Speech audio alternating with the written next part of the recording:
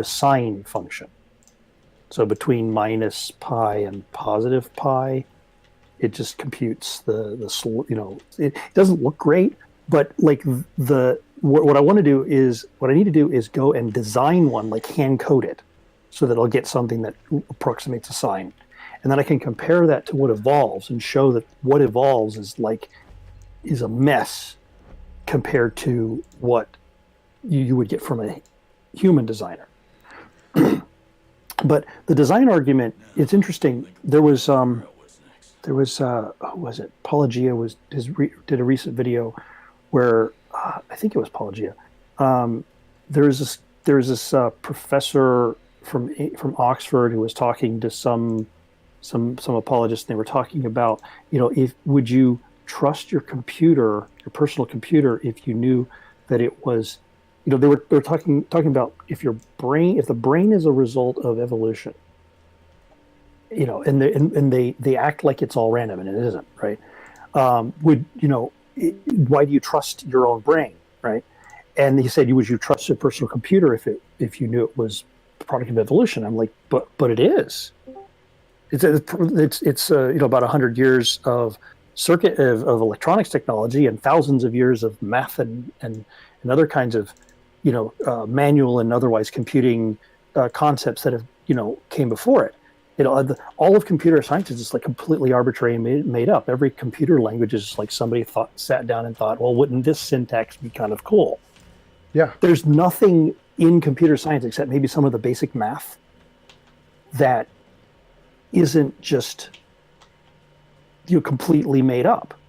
And then you've got operating systems and the mouse and the pointer and stuff. There's no laws of physics that say we need menus to be there and windows to be this shape. It's just all completely made up, and it's totally a product of human cultural evolution in the domain of industry. Yeah, formal languages, right? Even formal languages are still kind of human language is the product of evolution. And all of these things, you can describe a lot of these things in a rigorous mathematical sense, or using a rigorous mathematical formulation, but they're descriptive. There's nothing, and there are always exceptions, especially in human language, right? There are always exceptions to every rule. So I'm sure you're familiar with Gödel's incompleteness theorem, right? Yep. Yeah. So both of them. this kind of thing applies to computer languages too. Two, right? There's Gödel's incompleteness theorem 1, Gödel's incompleteness theorem 2. Sorry, say again? There's two Gödel's incompleteness theorems. There's two of them, right? There's the first one, which says that there's certain statements that are unresolvable, and the second one that says that any formal logical system can't be shown to be internally inconsistent without reference to an external logic or something like that. Okay, so it's been a while since I read Gödel Escherbach, but yeah, it's the one what I'm thinking of is probably fits the second one better. That is something along the lines of that a mathematical system can't be both complete and internally consistent at the same time. Yeah, something like that. Yeah, Gödel Escherbach, like the 800-page just manuscript, ridiculous. Oh, I love that book. And I wouldn't have time to read it again, but I read it a long time ago.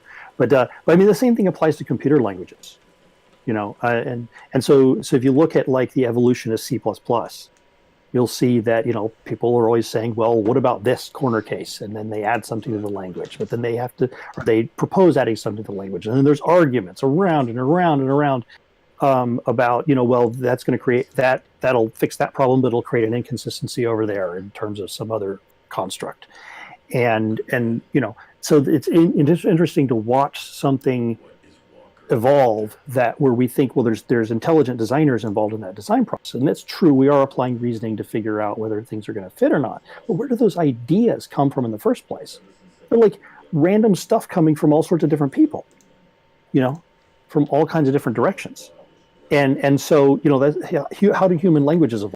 Well, people are born and they learn their language slightly different from their parents, and that sort of enters the culture as somebody's idiolect, which some of those quirks of the way they learn the language may enter the vernacular, over time and things like that. And so all of these things are random mutation and some kind of selection force, right?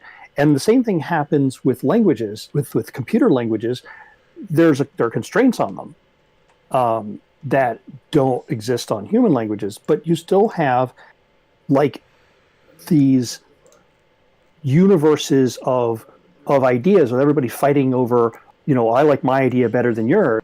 And then eventually, based on, consistency and other kinds of selection pressure, something gets adopted. And then you see that there's this evolutionary progress that resembles biological evolution in a qualitative way.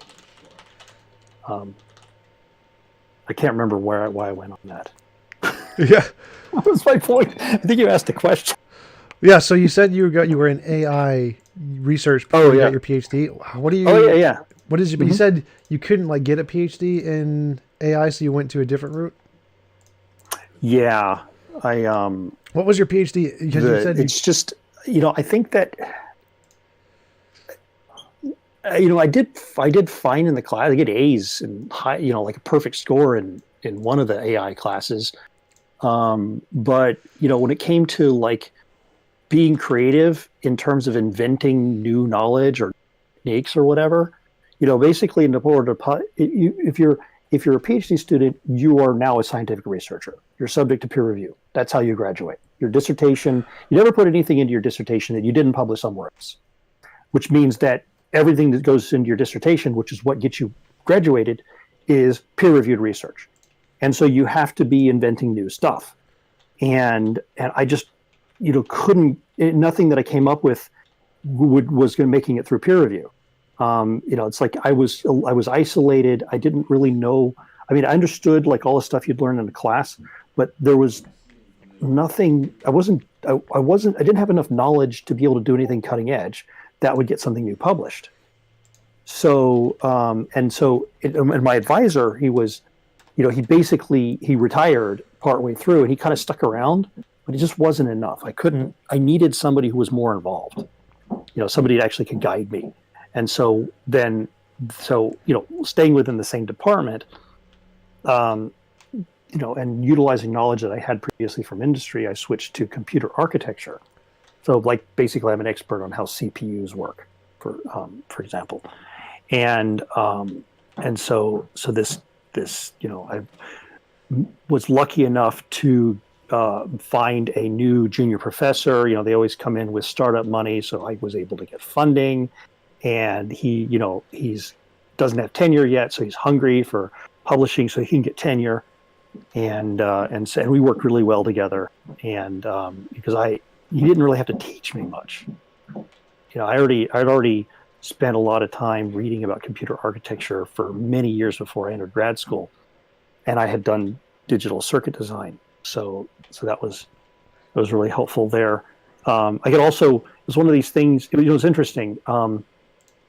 When you get to higher education, PhD level, you're not smarter than anybody around you. Okay, so how there are people who are like, I'm smarter than everybody else.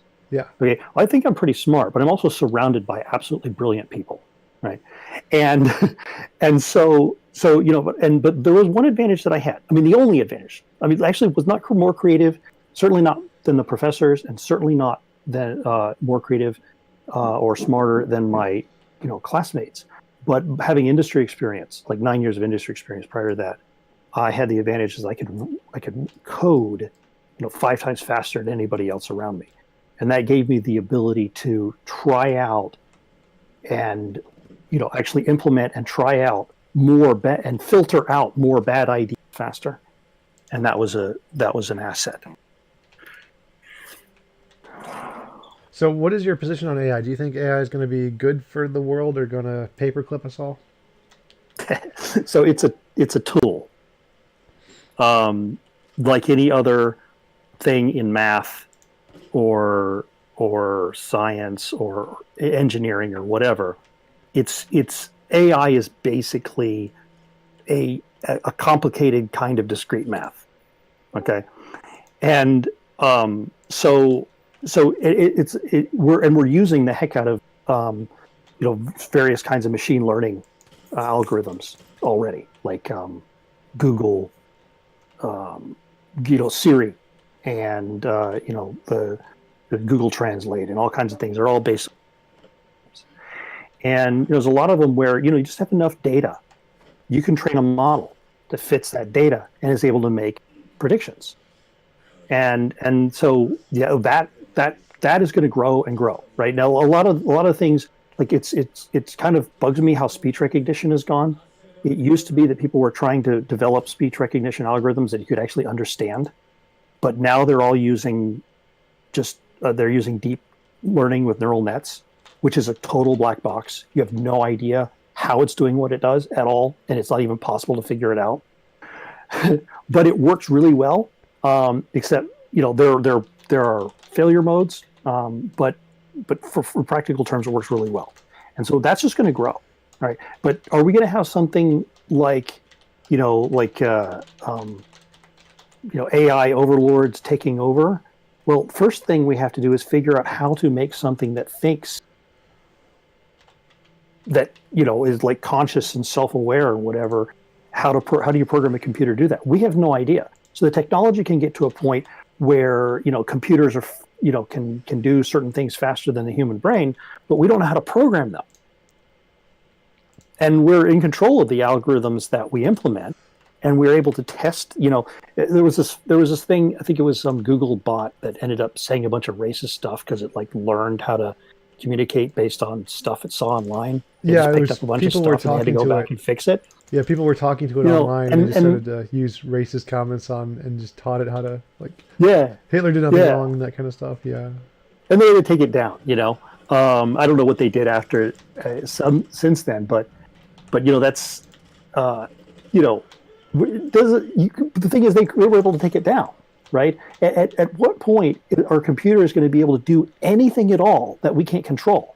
I mean, maybe like if you could imagine like a virus that infests computers and spreads into everybody's PC and can't be shut down because it's in the cloud, it's spread out. Yeah, exactly.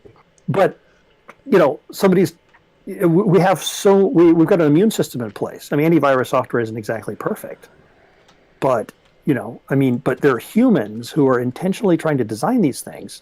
And yes, until you get something that is able to evolve itself beyond what we can comprehend, then we have control. And the question is, when are we even going to develop something that is able to evolve itself in such a way that it's able to escape a control environment? I mean, we can, if you're really worried about it, you can do these things in virtual machines that are completely isolated. It's not that hard. So I just don't see it getting away from us.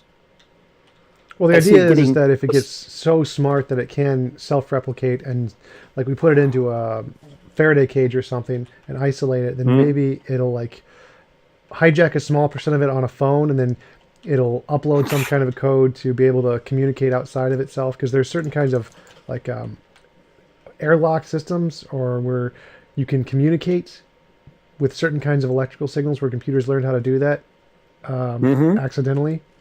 And so it could potentially get out if it was smart enough to do that. And if it can learn that fast and try to maximize whatever utility function it has, it may end up doing it in such a way that is bad for humans.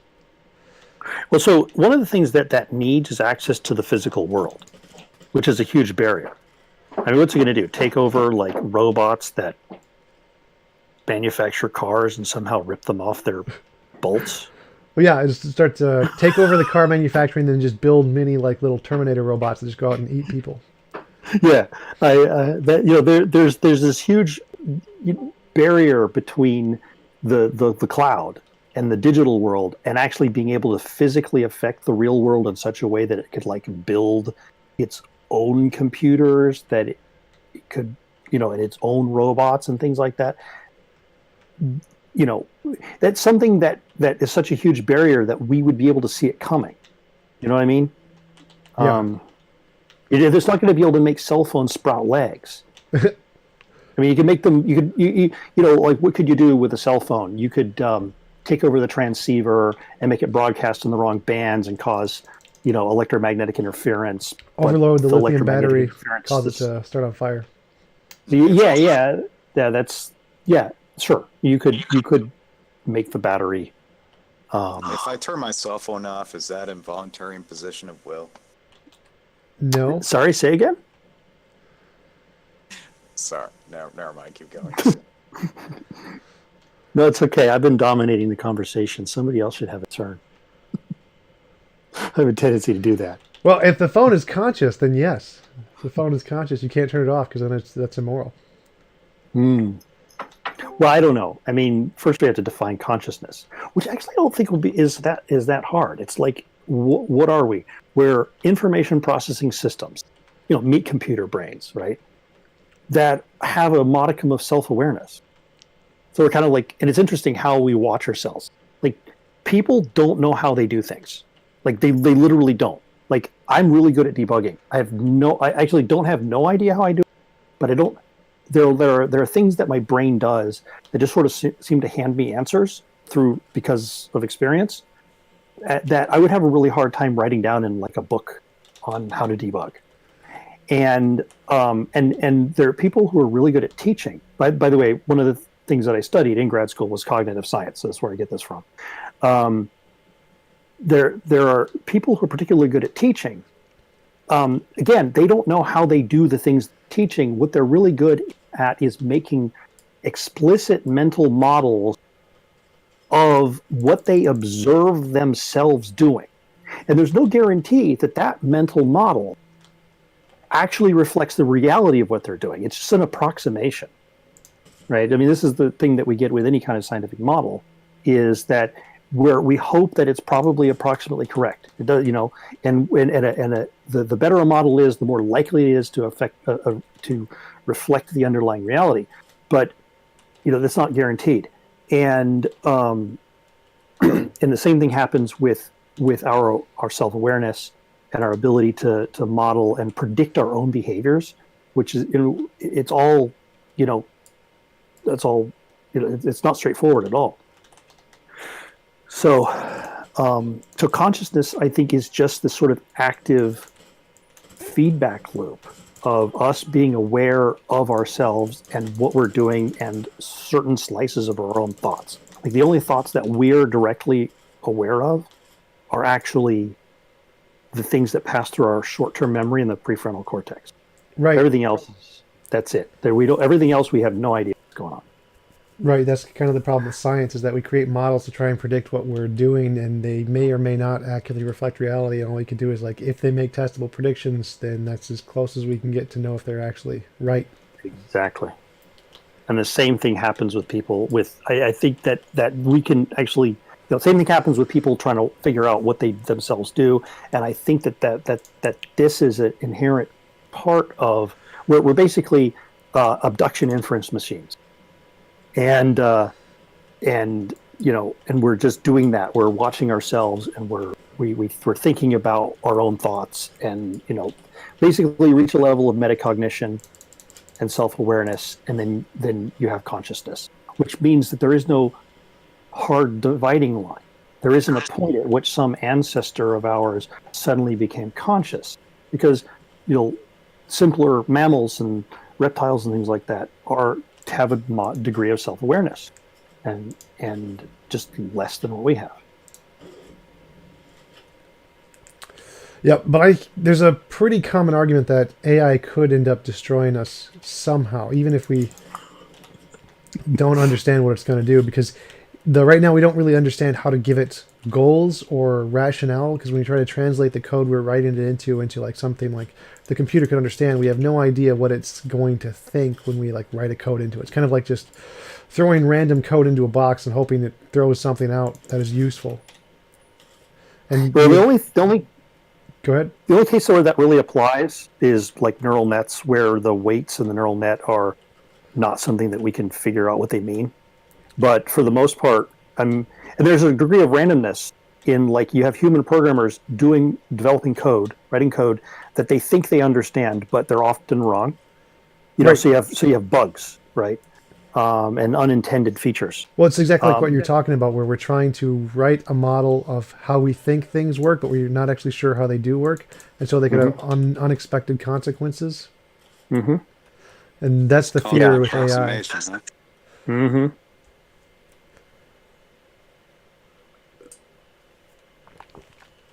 But yeah, that's the fear with AI, is that we're going to write a code that we think does something, but it ends up doing something completely different. Yeah, that's what would have to be the case. Yeah. So, Tom, we might have to have the off switch with us at all times. Well, that's one of the big. If it acts out, I guess we might have to impose some involuntary positions of will. Well, yeah, but that's the big concern, is that even with an off switch, the first thing it's going to learn how to do is how to evade the off switch to achieve its goals. Yeah, well, maybe if it even knows about it, and we don't have anything that sophisticated, anything anywhere near that sophisticated. That is a long way off, and somebody would have to intentionally design that in. You're not going to accidentally get self-awareness or consciousness or anything like that. Well, I think that's going to happen by accident. I think that's how it's going to have to happen. Is that it's going to happen It'll get by away accident. from us by accident, but the underpinnings, the underlying functionality that would have to be part of an intentional, research project, which is happening. So that is happening all over the place. It's AI is active research, and people really want to do some amazing things with it. So those underpinnings will happen. Okay, and so then we just have to figure out how to, we can push off the AI apocalypse, better as we think about avoiding unintended consequences. And fortunately, there are people on that. Yep. So my solution to the AI problem was if we made it like just run for 5 minutes and then stop, and that was kind of like its main goal, and then we could just give it more feedback to try and get it to run in a different programming direction every 5 minutes, and keep giving it more feedback, and that seems to be my solution. Well, yeah. Hang on, I'm switching devices. So who else is in the room right now? I'm here. I'm keeping myself muted, though.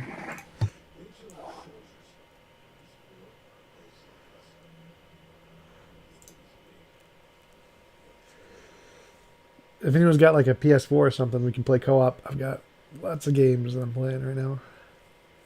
So maybe what you should do, Tom, is get together a panel of people who are interested in AI, robotics, things like that, and just have this sort of, like a big open discussion, kind of like an after show, but not after. Yeah. Well, I actually have that. I have philosophy groups that meet up around Minneapolis where I live, and we have conversations like that all the time. I've been thinking about asking them to come on like Discord or whatever. Yeah, that'd be cool. Are they a bunch of old people? No, they're not. They're a bunch of my age. You're lying. Nope. You can actually find the meetup groups on Facebook and see like all of the people in them. It's like the Twins. What is it?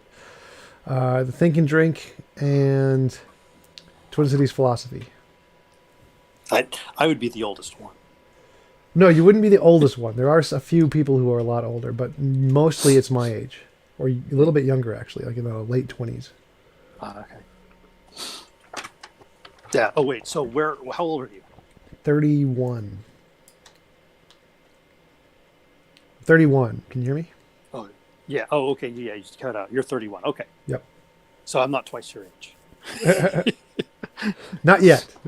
Yeah, I'm 46. So you were twice my age when I was 15-ish? Sure, something like that. I can't do math. What? A computer scientist who can't do math? Yeah, because I rely on computers to do it all for me. I tried that excuse in high school. It didn't work. Like, I'm just going to be able to put this in a computer. Like, nope. You got to do it by hand. It does kind of help to understand what you're doing, or being able to figure out what you want to do.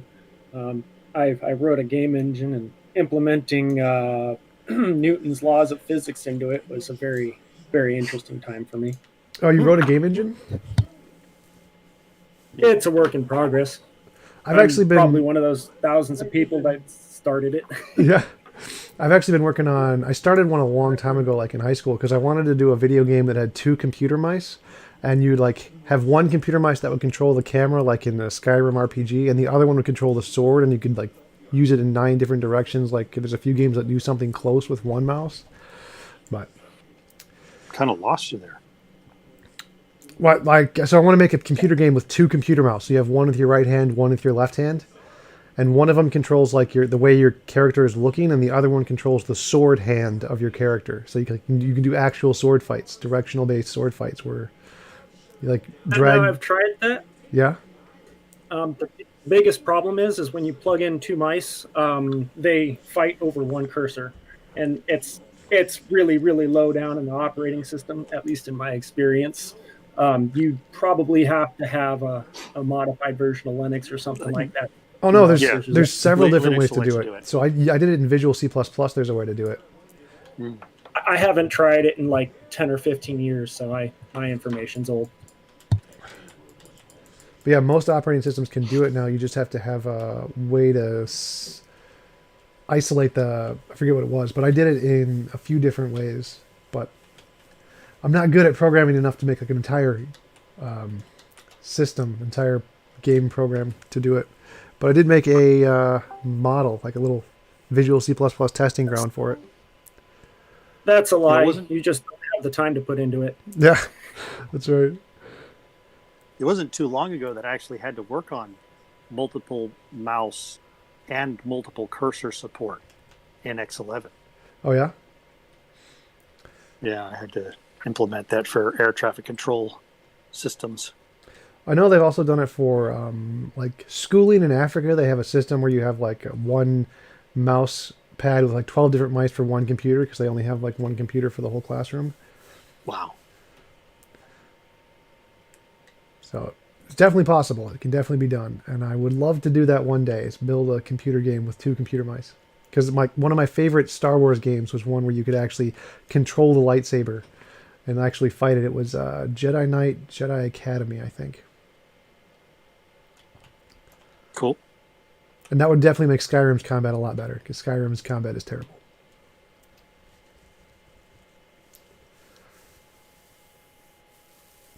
So what are you guys up to?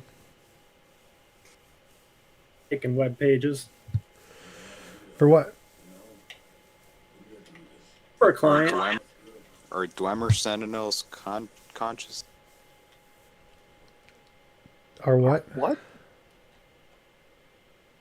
Like the golden robots that live underground built by the dwarf. Oh, probably. They're probably conscious in Skyrim. Yeah. They attack you like they're conscious. Like, do you think the spiderish ones are conscious? Man, I forgot what they were called. I don't know. Maybe they have like a hive consciousness where there's like a machine controlling them somewhere.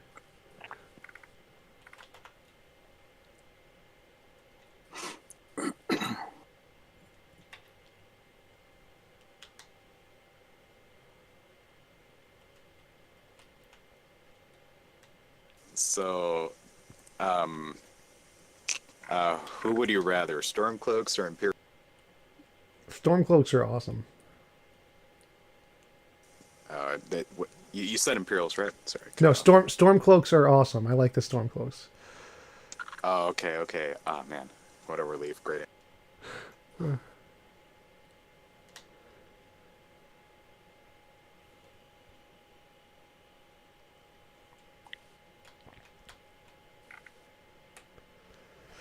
I'm not a big fan of VR. VR is not my favorite.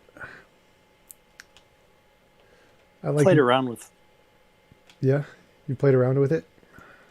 I played around with one of these Oculus things. Yeah. Thought it was pretty good. I was terrible at Beat Saber, but I was okay at the Fruit Ninja. Fruit Ninja. Yeah, we went.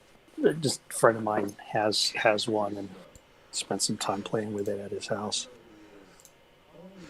So are you guys on any part of like big theist debate discords?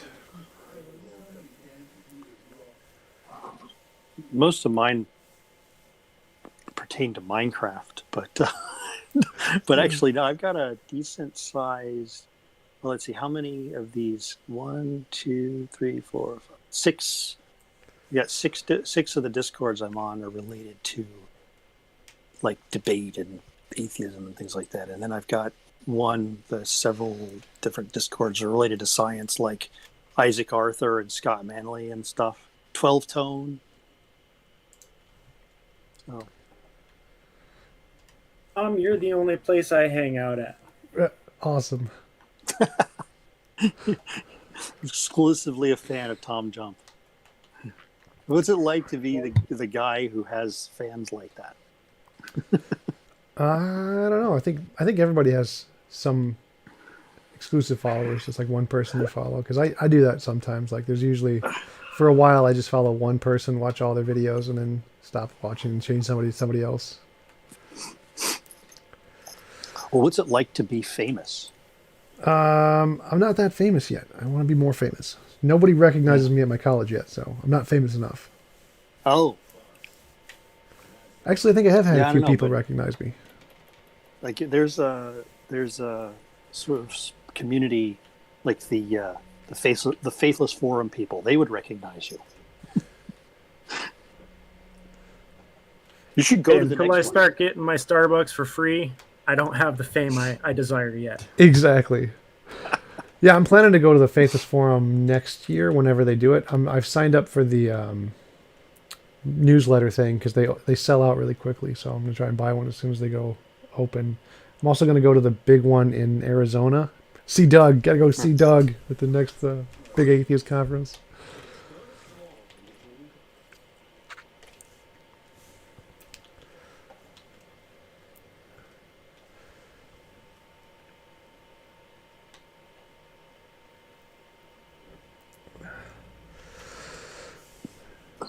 Jack Angstreich.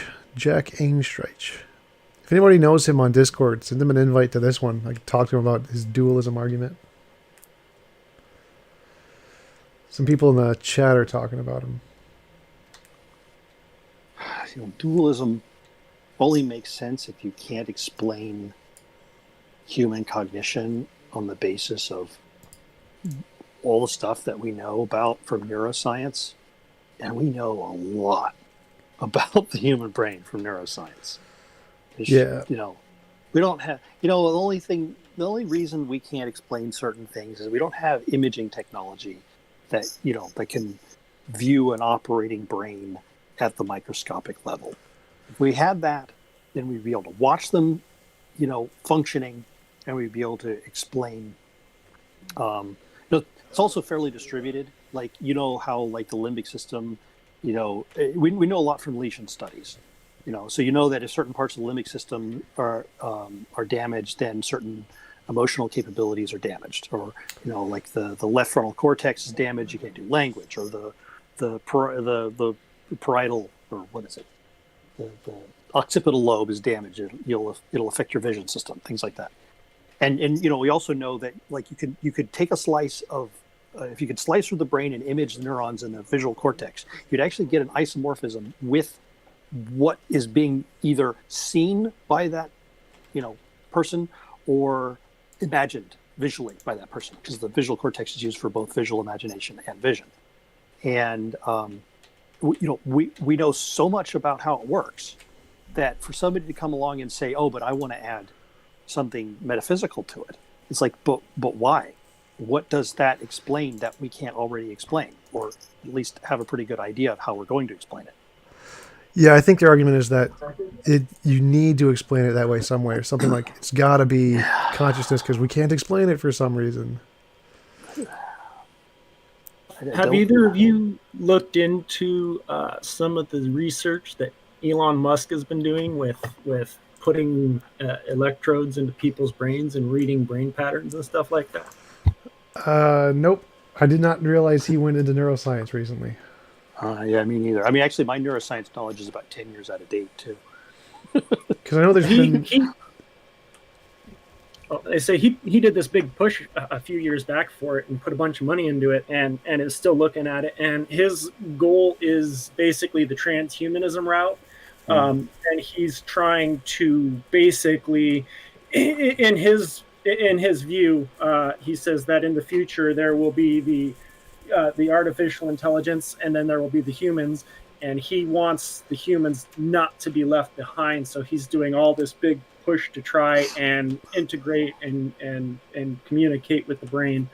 And I read an article a few weeks back that they can do some pretty interesting things. They can control they can control a cursor, and I mean that's not super new, but like they're actually kind of getting to the point where they can actually read parts of the brain and figure out what you're thinking. Yeah, I've definitely seen the studies on the 7 seconds where they can predict what you're doing beforehand. Yep. But yeah, I think there's a big problem with the integration, because even if we do find a way to integrate computer systems with brain systems necessarily operate slower because the biochemical process in the brain doesn't go nearly at the speed of light like the silicone systems do. And so we probably will not be able to match the speed of the AI. Even if we do integrate, it will not give us that much opportunity. Yeah, but the major goals for like phase 1, it would be to have the computer interface read what you're thinking. And so if you were thinking something that you didn't know, how do I bake a cake or whatever, the brain computer interface would pick that up and retrieve that information from the internet and attempt to basically make it so that you could have that information like it was your own thoughts. It'd be like that's kind of phase 1 they're trying to get to. It's like, whoa, I could do kung fu now. Yep. Exactly. But I mean, I think the reason Elon Musk is... If you imagine a pink unicorn, where in the brain is that pink unicorn? It's in the visual cortex. It's in actually lots of parts of the brain, because the brain uses, like when you're imagining something, it activates every part of the brain that would be activated when you're actually experiencing the thing. So the visual cortex is usually the place where it's mostly active, because it's a part of, that's what you're imagining is it's the way it looks. But if you imagine like the way it like feels or something, then it'll activate your soma sensory cortex. And if you imagine the way it smells, it'll activate the olfactory sensation. So it just, the part of your brain that's active when you imagine something is whatever thing you're doing to imagine it, because it just activates the same areas that would be active when you're actually experiencing it. TJump knows his neuroscience.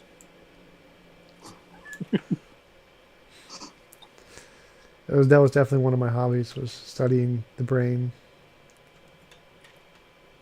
It's trying to live longer.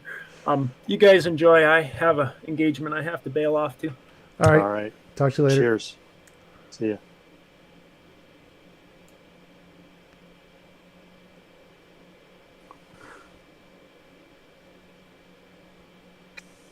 But if I were to dissect your brain, would I find a pink unicorn in there? So you would be able to find a spatial isomorphism between neuron activation and the shape of the pink unicorn. The shape of the pink unicorn? Yeah, like you would be able to. It'd be kind of distorted, I'm sure, but the image that you're visualizing, okay, there are, I wouldn't necessarily. Well, the brain more or less has pixels, okay. Although by the time it gets to the visual cortex in the brain, there's been a massive amount of vision processing going on, like edge detection and all kinds of stuff that happens actually in the retina, and there's processing that goes on in the optic nerve. But in any case, you end up with a So if you're seeing like, say, a picture of a pink unicorn or a model of one, then you would be able to measure neural activation in the visual cortex, it is the shape roughly of that thing that you're seeing. And then if you close your eyes and you imagine that, you would be able to measure the same thing in the brain.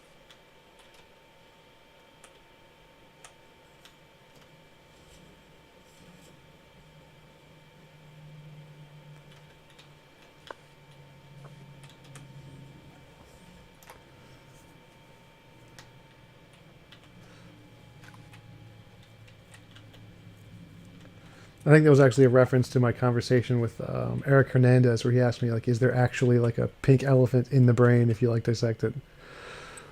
Like an existing pink elephant that pops into existence in the brain. I think that was such a stupid question. I didn't even understand it. Well, the answer is, yeah, kind of. In terms of which neurons are activated, you get something that shape. Yeah, that's what I was thinking. Was asking too, but no, he meant like, is there actually a pink elephant that materializes in your brain? It like pops into existence from nothingness, like an existing pink elephant. Like, oh, it was such a dumb question. I was like, how I couldn't even understand it. I could see a dualist thinking that maybe that there is some kind of metaphysical reference to a Platonic instance of this, pink unicorn or whatever.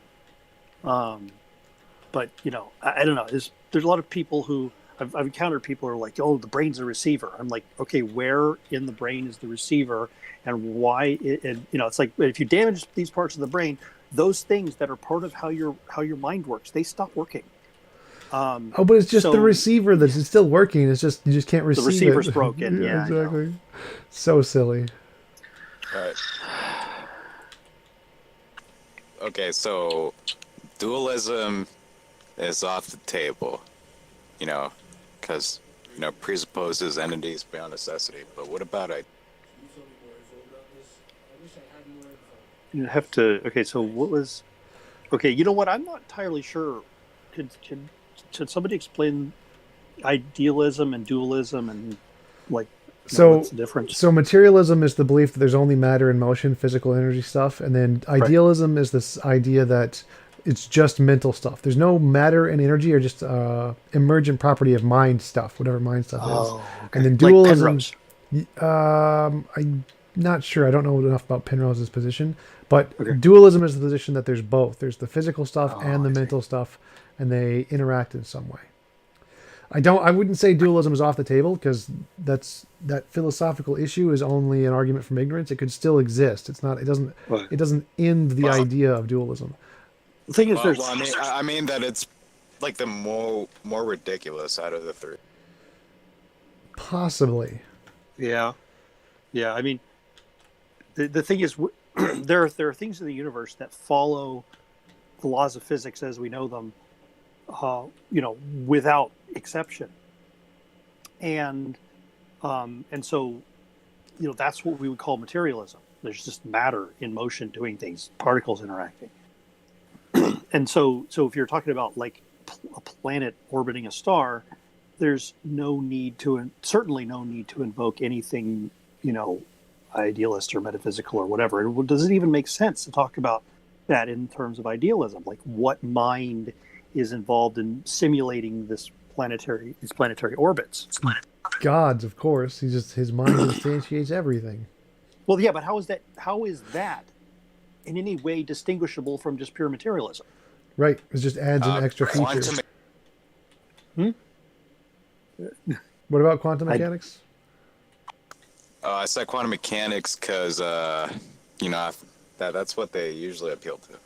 Because, what was it? The uncertainty? No, I think it's wave functions don't collapse. Oh my God, I'm so sick of it. It's just everything is a quantum system. When you have I'm just going to say this. Okay, when you have a detector, some kind of measuring device, detect a particle. He's doing it. What? With the echo?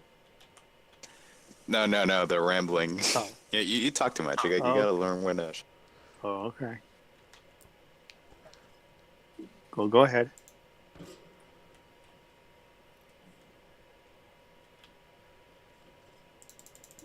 Well, the argument is usually that there's a similarity between the equations used in describing quantum mechanics and consciousness, and therefore they're the same thing.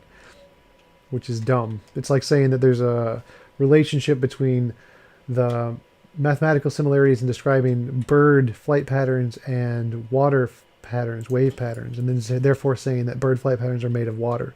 So it's not really a good argument.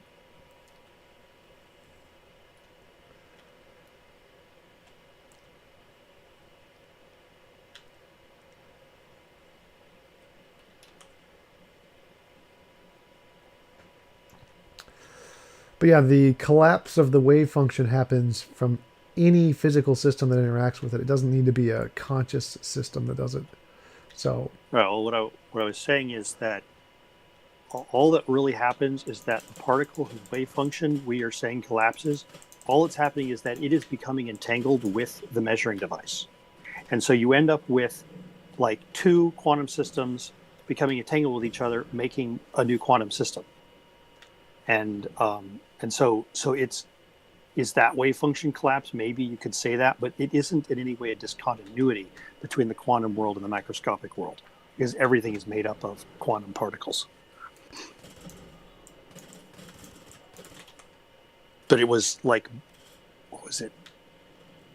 Who was the physicist that pushed the Copenhagen interpretation? Bohr, Niels Bohr. Yeah, and he was like, no other physicists didn't agree with him, but he was really pushy about that being the model that should be adopted. So that's what people adopted. But it's it was him and Einstein were debating whether it was the hidden variable model like what Einstein was proposing, or if it was just the quantum randomness that Bohr was proposing, like randomness as being fundamental to reality. And then there was an experiment done, the delayed quantum eraser, which showed it wasn't the hidden variable thing, or showed it good evidence that it wasn't the hidden variable one. And so then Einstein's was out, and the other big one was like the Copenhagen interpretation and Bohr's model. So that's why his won out, because of those kinds of experiments that showed it probably wasn't the hidden variable one. Right. Wasn't a proof, though. It could still be explained by the hidden variable. It just needs a modification to get the theory to work. Right. Yeah, I'm not sure how to resolve it. I still think that my understanding is that Bohr's interpretation of this was that the wave function collapse was like a real thing, not like an effect that we observe or that we interpret that way, but that there was actually a collapse of a wave function, which, as opposed to just two quantum systems becoming entangled. Right, that was his interpretation. And since his interpretation made the better predictions, it's now the majority, because nothing else has made newer predictions or better predictions yet. They all just explain the same predictions. I thought that things like the pilot wave, for instance, doesn't add anything new. It's just an alternate way of interpreting the data. Yep. But it doesn't. You can't distinguish whether pilot wave or many worlds or one of these other interpretations is better, because there isn't any test that we have that can distinguish between them. Right. It was just or am I wrong about that? No, that's correct. They all explain the same predictions equally well, and none of them make any new predictions. But since the Copenhagen was first to be able to accurately make the predictions, it's currently the most supported, because in science it's whichever one comes first that can make the newest predictions, that's the best model. And in order to overthrow it, you need a new one that makes newer predictions. And since nothing's come along that can make better predictions, the Copenhagen interpretation is currently the leading accepted model in the field of physics. So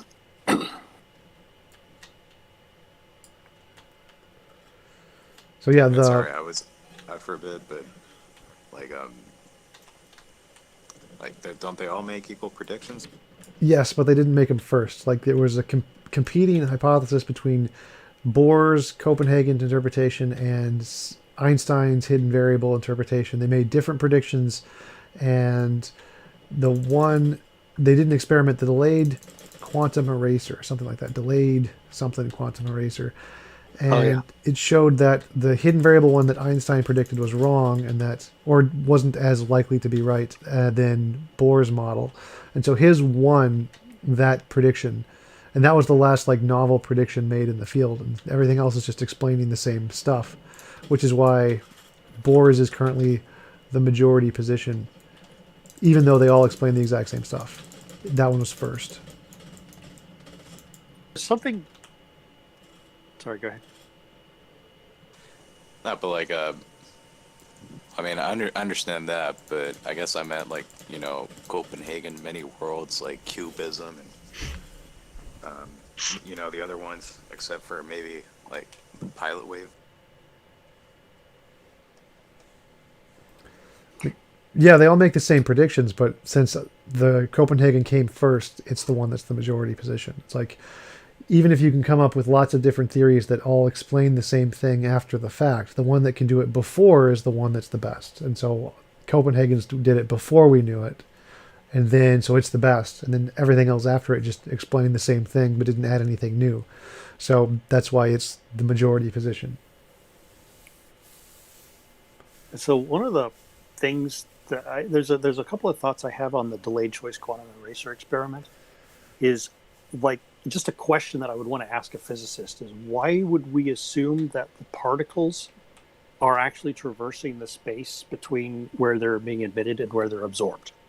Because if you make the assumption that you've got a particle or, you know, whatever wave packet traveling through space, and then you make this choice that alters, you know, whether or not it's being measured, and then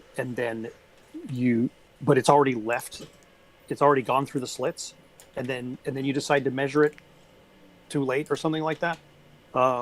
It seems to like reach back in time, but there's an assumption being made that the waves are actually traversing that space. Now, it seems silly that they wouldn't be, but it's one of the assumptions that's being made that if you question that assumption, might make it easier to think about, you know, what's going on, where you end up with this quantum system that is sort of resolving to a consistent state, but the particles involved in that system that's resolving to a consistent state are actually spread out across time. Okay, I just... Well, I mean, they take two entangled particles and they shoot them in different directions, so I'm not sure... Mm-hmm. So they would have to like go at a different speed, or which is unlikely. So we assume they have to have traveled the distance just because of the amount of time and the amount of speed that they're going. And since they don't really have anywhere else to go, they've probably traveled the distance. They just don't know where they've gone. So how would that work in your model? Your explanation? Yeah, I don't know that I have an explanation. I just have questions that I would ask. The retroactive.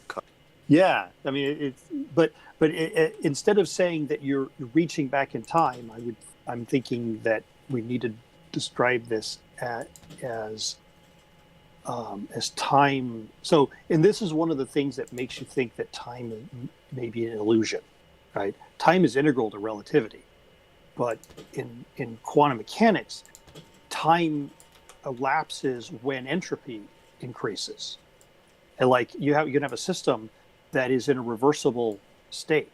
And so with the quantum eraser experiment, you have something like that, where you have a state that is able to become consistent across time because because nothing has occurred in the experiment that is irreversible until something does occur that is irreversible, at which point entropy occurs and time elapses, so that time is a function of entropy as opposed to the other way around. But that's not entirely consistent with some other things that we know from quantum physics, like how the weak force seems to operate differently depending on the direction of time. So yeah, it's a mess. I don't know. Have any good answers. Leave it to the physicists. Whichever one makes the new novel test of predictions, that's the one I'm going to go with.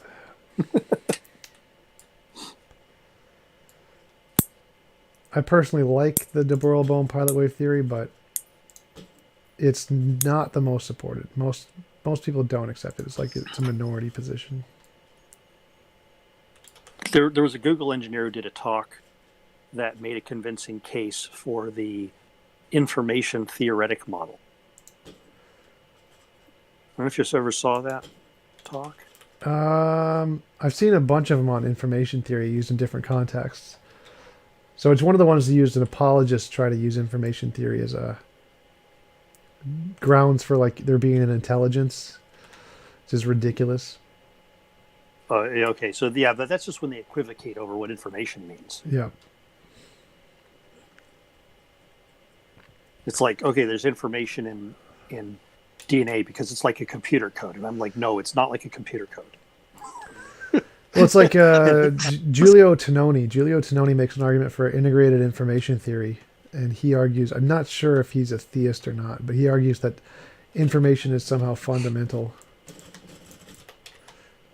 Well, so I could almost buy that, but that only in the sense that maybe like that physics, like how the universe represents where things are and what they're doing and what their states are, is the same thing as information, or like that and information are the same thing, and you can describe physics on the basis of information theory, which is kind of where I get this idea from, that you can explain logic on the basis of physics, as opposed to just being a purely descriptive thing about how our brains reason, but that there is a fundamental logic to the way the universe works, that information theory can be derived from quantum mechanics and logic can be derived from information theory. But I mean, I don't think that there's like an necessarily underlying information theory per se, but that physics behaves in a way that's consistent with information theory, but probably mostly because information theory arose from the universe with those laws of physics. If you were in a different universe with different laws of physics, then the information theory would be a different information theory that conformed to those laws of physics. So just so what do you mean? What do you guys mean by information? Things like particle spin, energy states, So it's like another word for. Yeah, pretty much. I mean, people use information in vague ways that correspond to all kinds of different things. So, well, I think information in physics is just the things that's required to describe the system. That's it. Yeah. Because it's one of those words that it's used in a couple of different ways. Depending on the context, like it's used in one way when it comes to computer science, and another when it comes to molecular biology, genetics, and another one when it comes to... The usage in physics and the usage in biology are very different. The usage in physics information is usually just something having to do with entropy, whereas the usage in biology is something to do with novel patterns of entropy. Like, okay, what codon codes for what protein, right? Like, well, it's essentially there's a pattern. Like in biology, the kind of information used in the Shannon information theory says like crystals don't have any information because the pattern is consistently the same, and to have new information has to be a difference. It has to be like a random change of some kind for it to have any new information, essentially. Well, if it's completely random, then there's no information. So information is somewhere between total order and total random. Yeah, it's a measure of change in biology. But in physics, it's just entropy, just any measure of the entropy. So like if a crystal falls into a black hole from, what's it called? The holographic principle, the information from the crystal is not lost. It's still on the surface of the black hole. So information in that sense in physics is just entropy, any measure of a system. Whereas in biology, it's a change in patterns of entropy or something like that. Yeah, and in discrete math and AI, we talk about things like information gain. Like if you're making a decision tree and you have some way of taking a set of entities or measurements or whatever and dividing them into two sets, what does that do to the sum of the entropies? So you have the entropy of the original set, and then you've got the sum of the entropies of the subsets. And if there's a change in the entropy because you've created a division, right? then that's the information gain. Yeah, that's like the biological definition. Well, it's also a lot like a physics definition. Well, the physics definition I information doesn't require any change. Like, for example, the information in a crystal exists. Anything that falls into a black hole still contains information.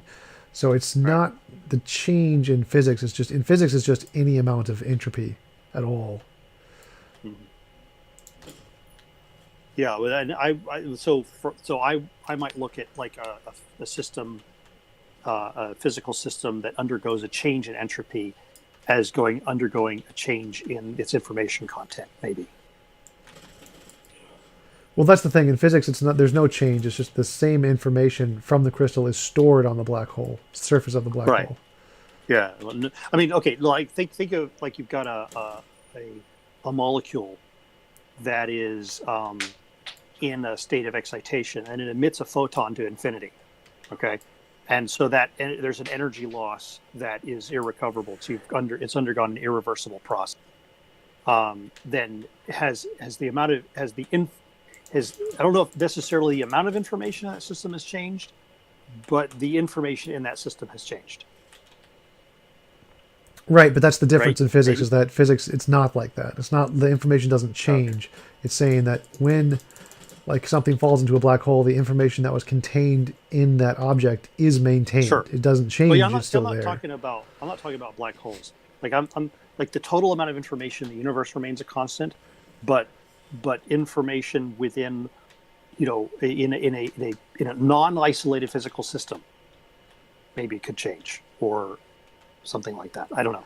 All right, but that's the right. In physics, information doesn't change like that. It's just a constant. It's just anything that describes the system.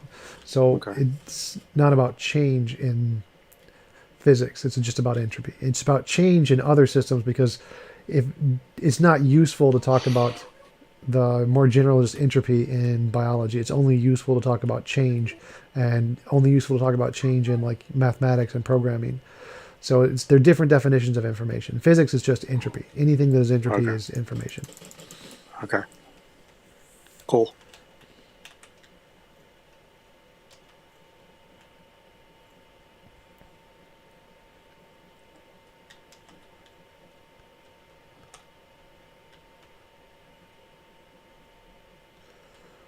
But how can the universe exist if there's no one observing?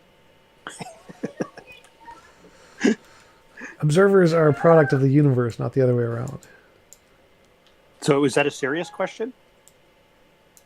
Or Well, are you just making fun of people who ask that question? I'm partly trolling, but at the same time, though, like I am interested in some of these like new quantum theology arguments. So an observer is just a physical system that interacts with another physical system that causes entanglement between those quantum systems. That's what all an observation is. So if a rock collides with another rock, an observation occurs.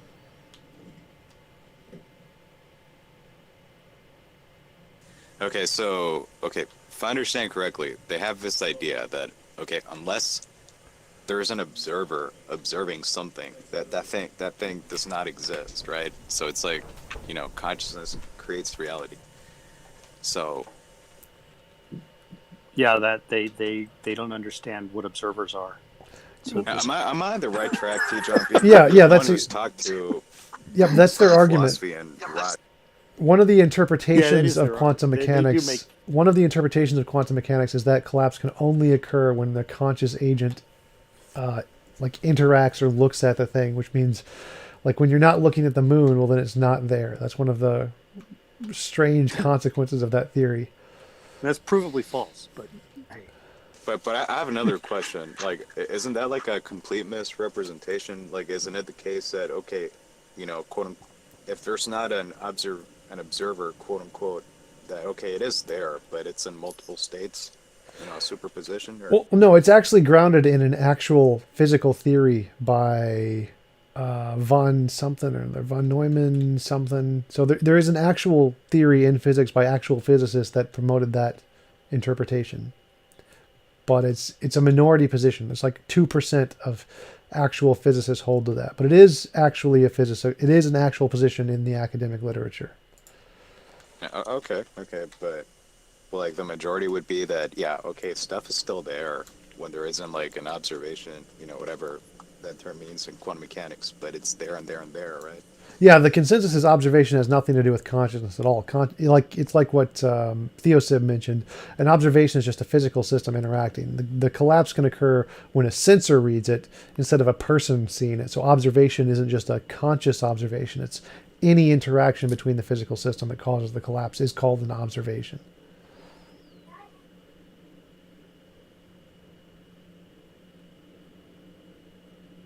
Anything that causes a quantum system, like the nature of a wave function describing quantum system, anything that results in one of those changing, that's an observation.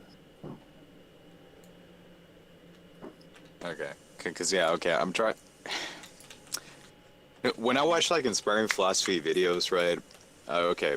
Yeah, I love the guy, but his physics is all wrong. Like, I guess I want to understand their positions more, because sometimes they'll make these arguments, make all these claims, and I'm like, well, I mean, I'm not sure if that's true or not, because it's not like I've been spending my time studying quantum physics. Yeah, their theories are grounded in a few interpretations that actually exist. That they just don't do anything. They're not useful. They don't make predictions. The guy who actually started it, I'm pretty sure his name is von Neumann. I'm not sure. You can just von Google. Neumann was a computer science person, but maybe he did some physics. I don't know. Consciousness collapse. It's von Neumann-Wigner. The von Neumann-Wigner theory is what it was called, and von Neumann actually said that he was wrong to apply quantum mechanics to the macro scale, and that it doesn't apply in the way that it's being used. So it's definitely a real theory in physics, but it's not the consensus. And you can definitely interpret things that way, just like any of the 24 different interpretations, but it doesn't accomplish anything. It doesn't do anything new. Okay, so basically, like these people, like the quantum apologists, they're being selective, right? On the scientists they quote and the papers they cite, right? Yep, they're just cherry picking the ones that support their position, which are not the consensus. Like the highest authority in science and philosophy is the consensus, and the consensus goes way against their position. So yeah, like inspiring philosophy doesn't have a degree or knowledge in any of these fields, but the guy who I had a conversation with, Johannes Ratz, he has a degree in physics and a degree in philosophy, so he actually knows about the fields.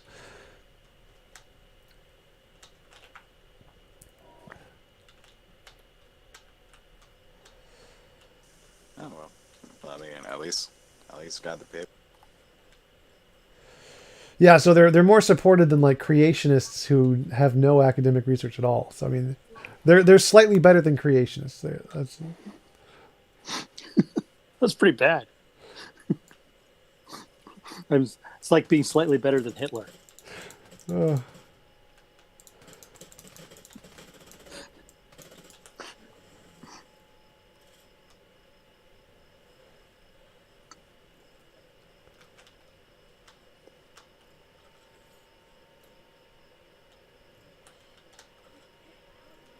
Okay, so my main problem with these people is basically, like pretty much most theists today, they're positing a mind unlike any of the ones that we know from experience in science. Yeah, that's one of the better arguments against idealism is that you're arguing for a mind that doesn't exist physically. That's like arguing for a dog that doesn't exist physically, or spaghetti that doesn't exist physically. Like, we have no examples of that. It makes no sense. I mean, even our thoughts exist physically. And they argue that, no, that's not the case. Like, what? Well, I mean, I guess at that point, they're being irrational if they cannot produce an example of the contrary. So, I mean, yeah, that's not an objection to an inductive argument where, yeah, we don't have an example to the contrary. Well, yeah, they try to give examples. They give arguments that they think indicates consciousness being non-physical, like saying that, like the one that Eric Hernandez used, where, well, if you imagine a pink elephant, there's no pink elephant in the mind, therefore it must be some other kind of a thing, like a non-physical thing. But I mean, if he said that to me, I would be, I will pretend dualism is true. I will assume it for the sake of conversation. It's still the case that we don't have a mind without a physical body, even if the mind itself is like a separate substance, right? A spirit, whatever. Hey, you still don't have an example of a freaking spirit without a physical.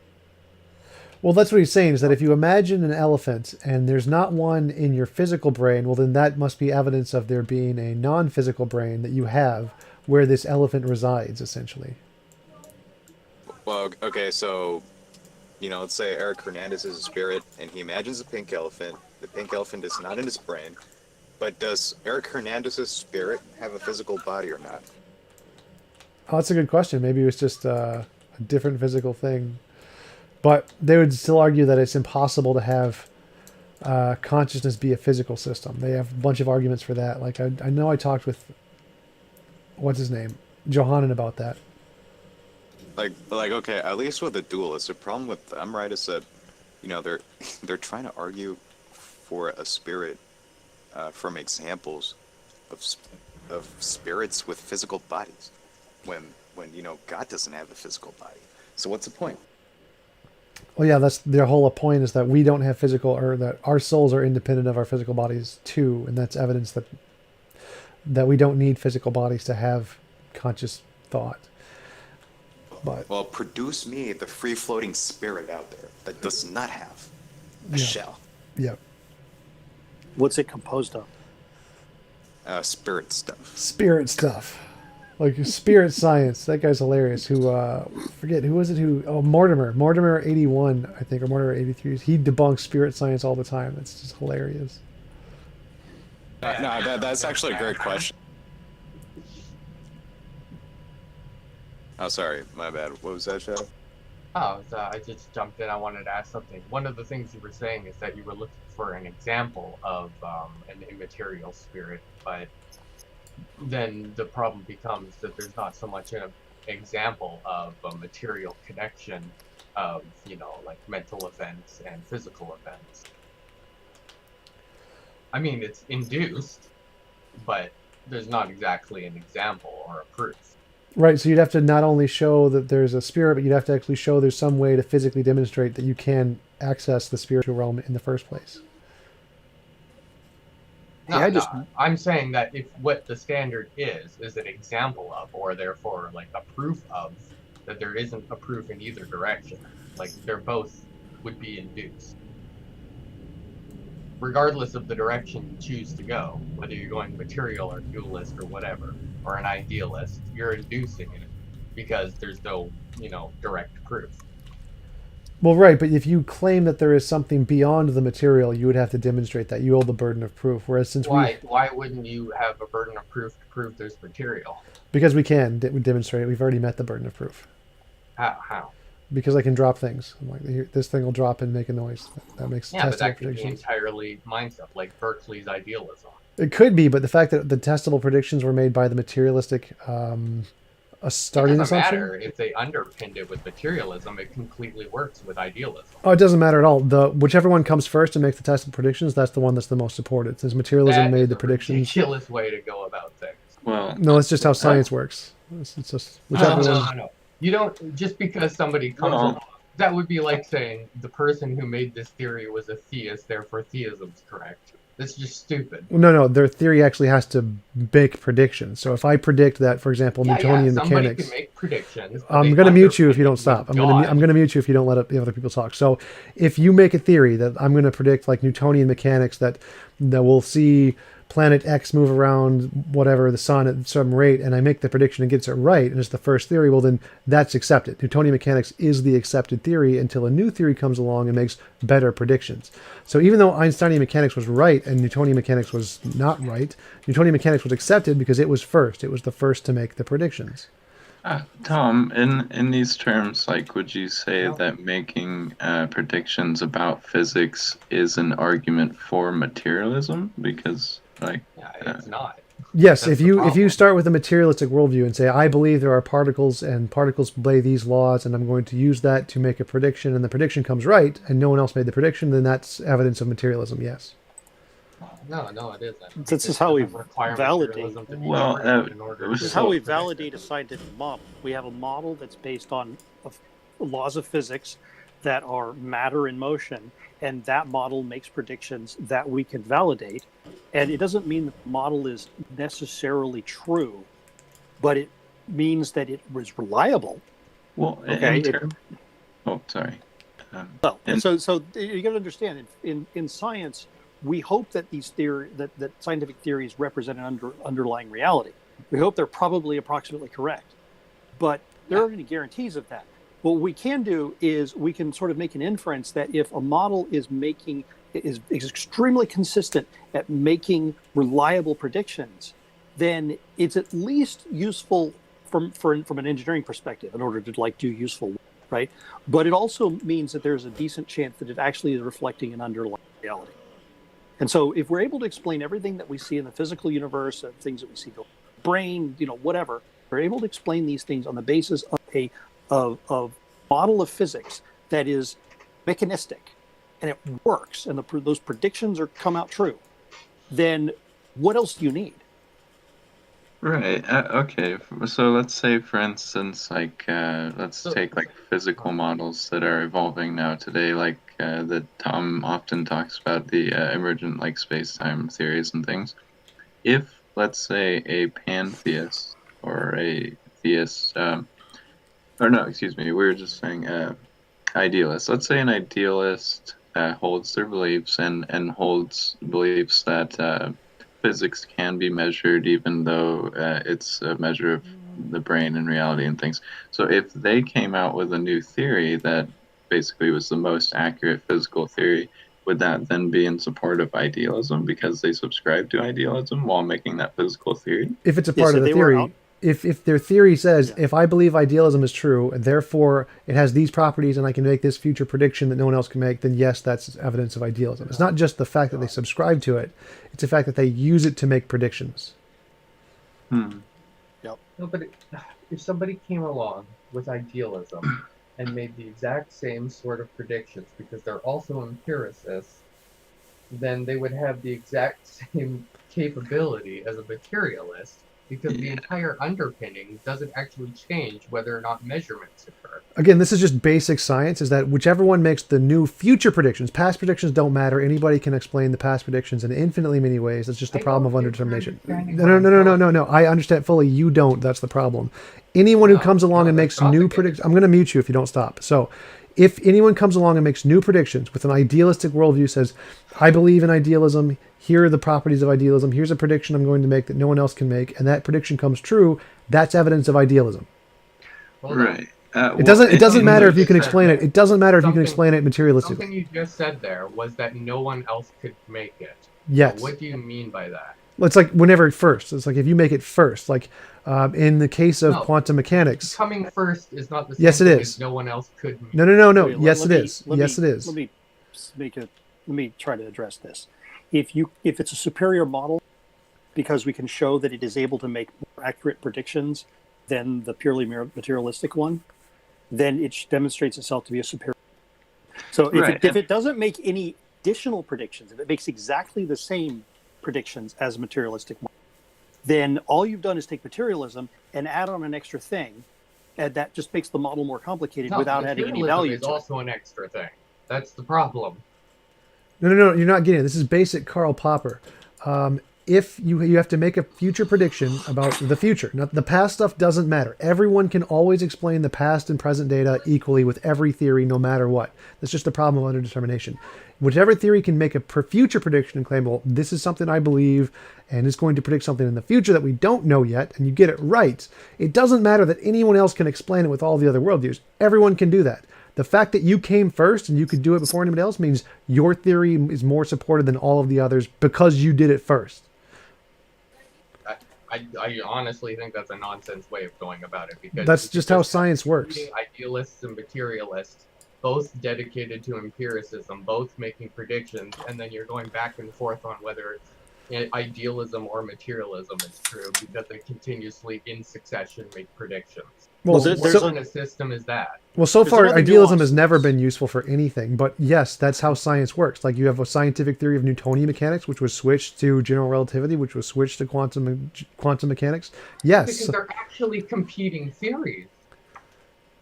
They can But all. Tom, by predictions, you mean like predicting future observations, right? Like, okay, like you have this model, and it predict if we make this observation in the future, it's going to be like this. If not, it's not going to be like that.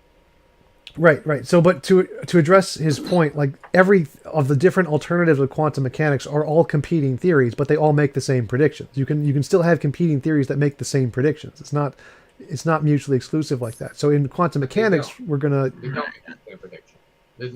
no, they all make the same Tom, predictions. One of your points to measure here has been like that the predictions have to be specific so that like it can't account for like multiple hypotheses. Basically, it has to be specific. So my problem is in understanding. No, it's like they have to be specific. They can't be vague. Like you can't just interpret them in infinitely many ways. Like if I said there's going to be Bob is in some direction X, there could be infinitely many places he could be. Or if I said something so vague like there is some object X in that direction, like that's not specific. You have to say Bob is exactly this distance. But no, it can always be interpreted by infinitely many theories. The problem of underdetermination says no matter what kind of prediction you make, it can always be interpreted by infinitely many theories. So that's not a part of it.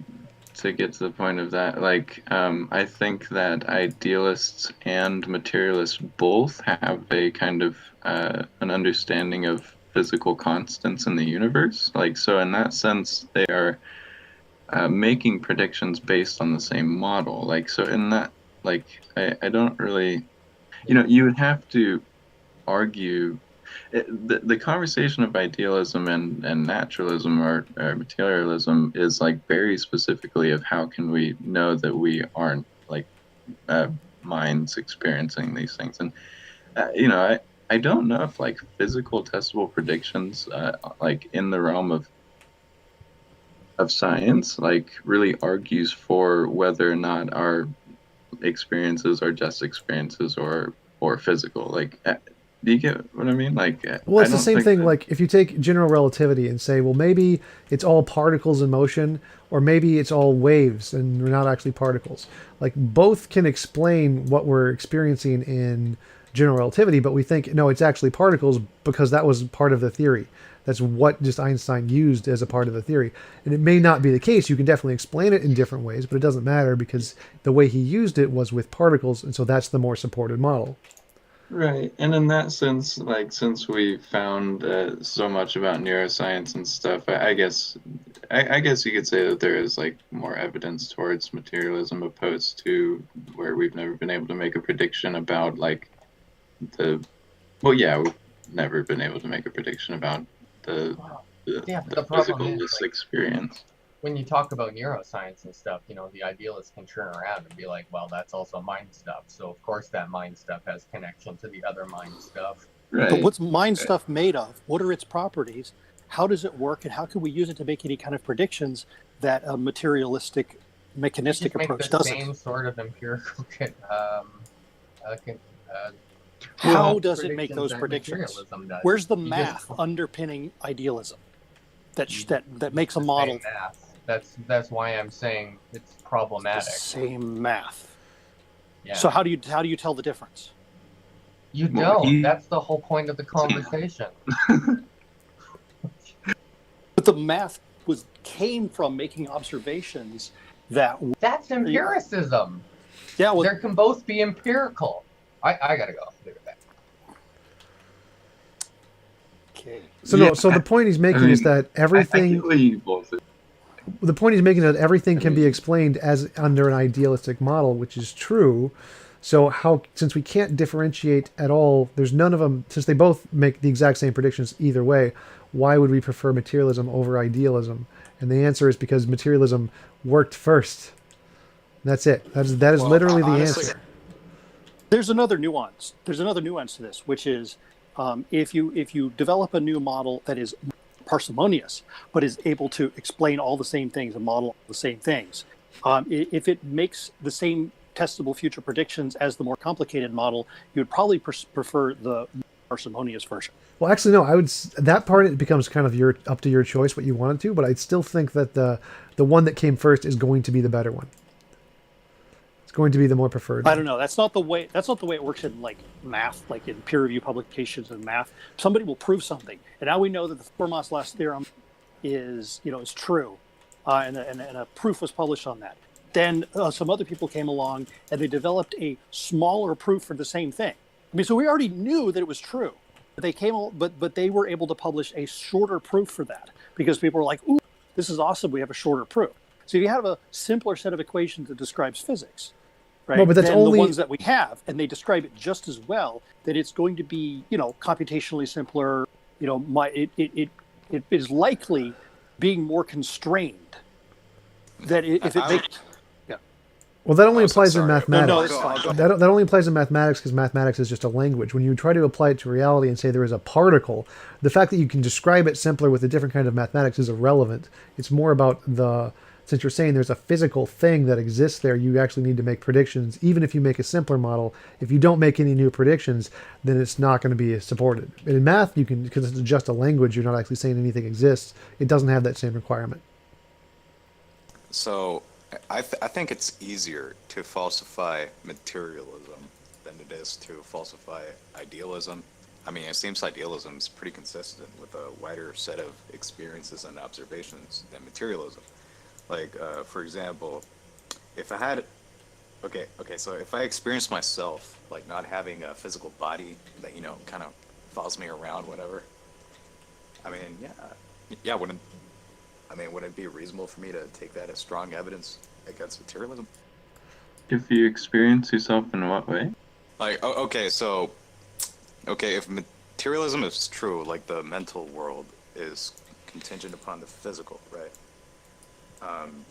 Yeah, I mean, if I experience myself not having a physical body like the one I do, I would not be a materialist.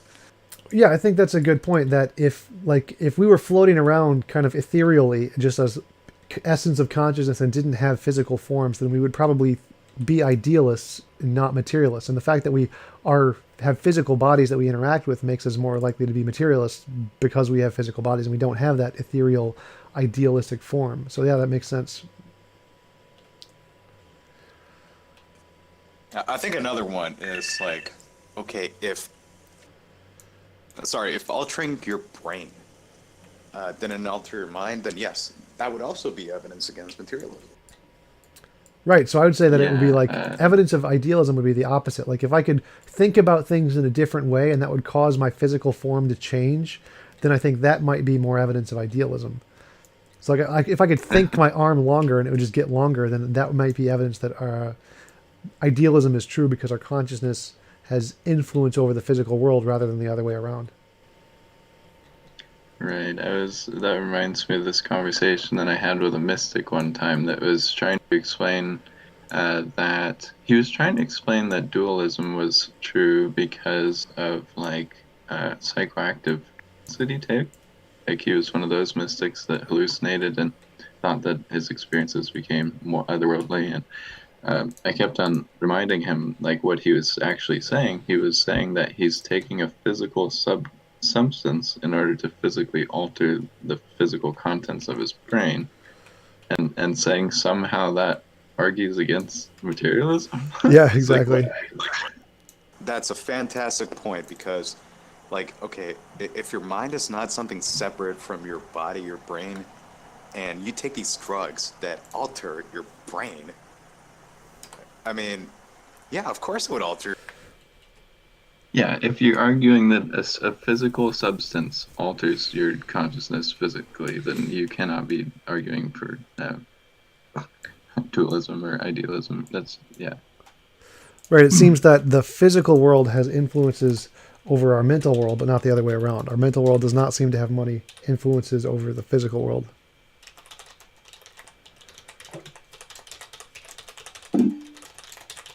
Right. And what was that?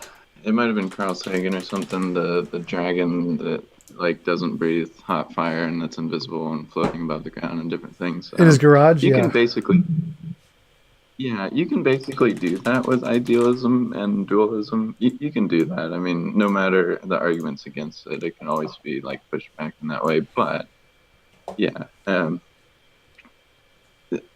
yeah. I mean, it's basically a pointless conversation, in my opinion, because you can make those theories unfalsifiable, but like you said, like materialism obviously makes more actual like predictions than any other view. You know, I think another one is like, okay, where there is mind, or sorry, where we find, okay, wherever we see like evidence of a mind, we see, you know, some kind of physical body, but not the other way around.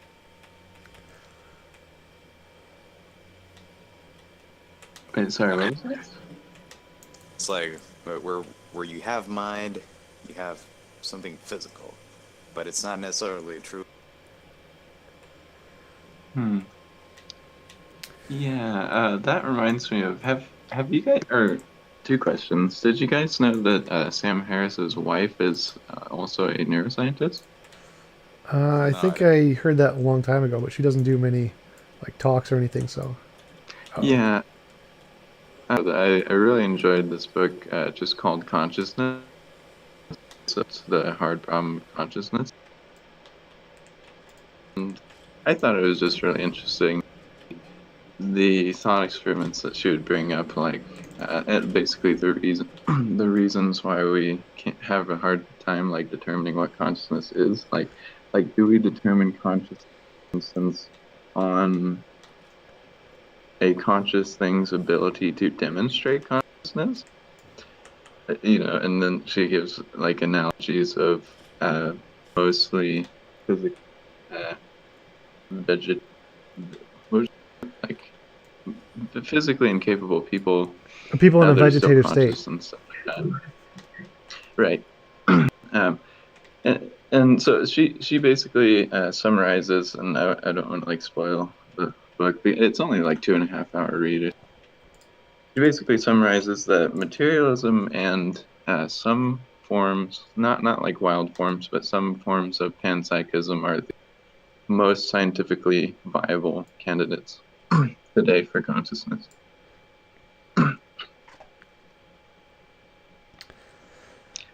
Yeah, my take on the hard problem of consciousness is that it's like trying to measure a ruler while using the ruler to measure it. You're always going to get the same result no matter what the distance is, and so there's no real way to the hard problem of consciousness is a measurement problem, not an ontology problem.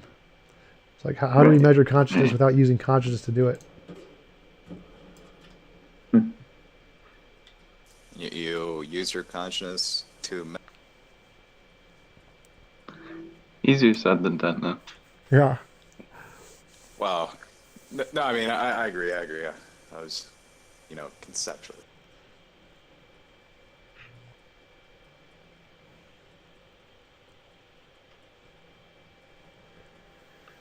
So, do you guys get much traffic in the server? Like, Tom, did you just recently make it?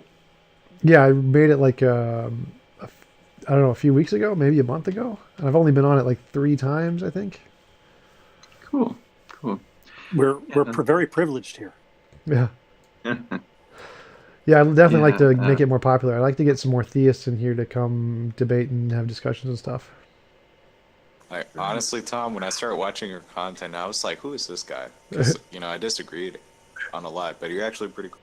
Oh, thanks. Are you from Ask Yourself Discord? Well, I mean, I have interacted with those people, but I'm not a part of that crap. That's okay, because I actually want to get them on here too. So it the Discord that I mostly go on is the academic criticism channel? Did you or biblical academic Biblical, yeah, criticism yeah, I'm a channel? part of that one. The one that's like the white Bible page icon, white Bible Yes, book. yeah. Scott Preston and Cam Spires and those fun guys. Yep.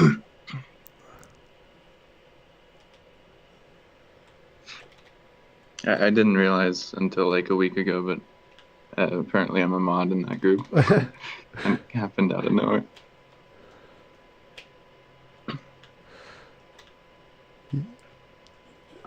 Yeah, I don't think I've put in any mods for this one yet because it hasn't gotten big enough to need them. Honestly, save yourself the trouble. Well, it's only mods are only nice. For instance, like if channels do get popular in the daytime and the nighttime, there's there can often be one or two rowdy, really ugly people, and that'll just shoo everyone away. And if you as an admin aren't there, then that's where mods come in. Like we get occasional spamming raids. I don't know why people do this, but sometimes people come in and start like spamming the N word and things like that, and so it's nice to have some moderation, like when those types of things happen. Yeah, I've been lucky enough that I haven't had that happen at all on my like YouTube channel or my Discord, so I haven't had to worry about it. Yeah, that's good. Hello, I'm back. Hey, Okay, so do you want to continue on the Sure, so- materialism, idealism thing? sure. So just to go back, so a scientific theory, like there's lots of scientific theories that make all of the different quantum mechanical theories all make the exact same predictions. They all explain all of the same data in the same way. But the one that's the majority is the Copenhagen interpretation because it was first. It was in a war with Einstein. The hidden variable interpretation and the Copenhagen interpretation were in a war with each other, and the delayed quantum eraser supposedly indicated the Bohr's Copenhagen interpretation more than the hidden variable, and so right now it's the majority in physics. Just because it came first, it made that prediction. Every one of the other ones also make the same predictions and can explain it. Some of them are simpler and more elegant, but the Copenhagen interpretation is the majority position because it was first. And that's it. That's just how science works. The reason Newtonian mechanics was before Einstein, just because it was first, and that was it. So even though they may have made the same predictions at some point, Newtonian physics before Einstein is a different thing because they're going to be able to make slightly different predictions.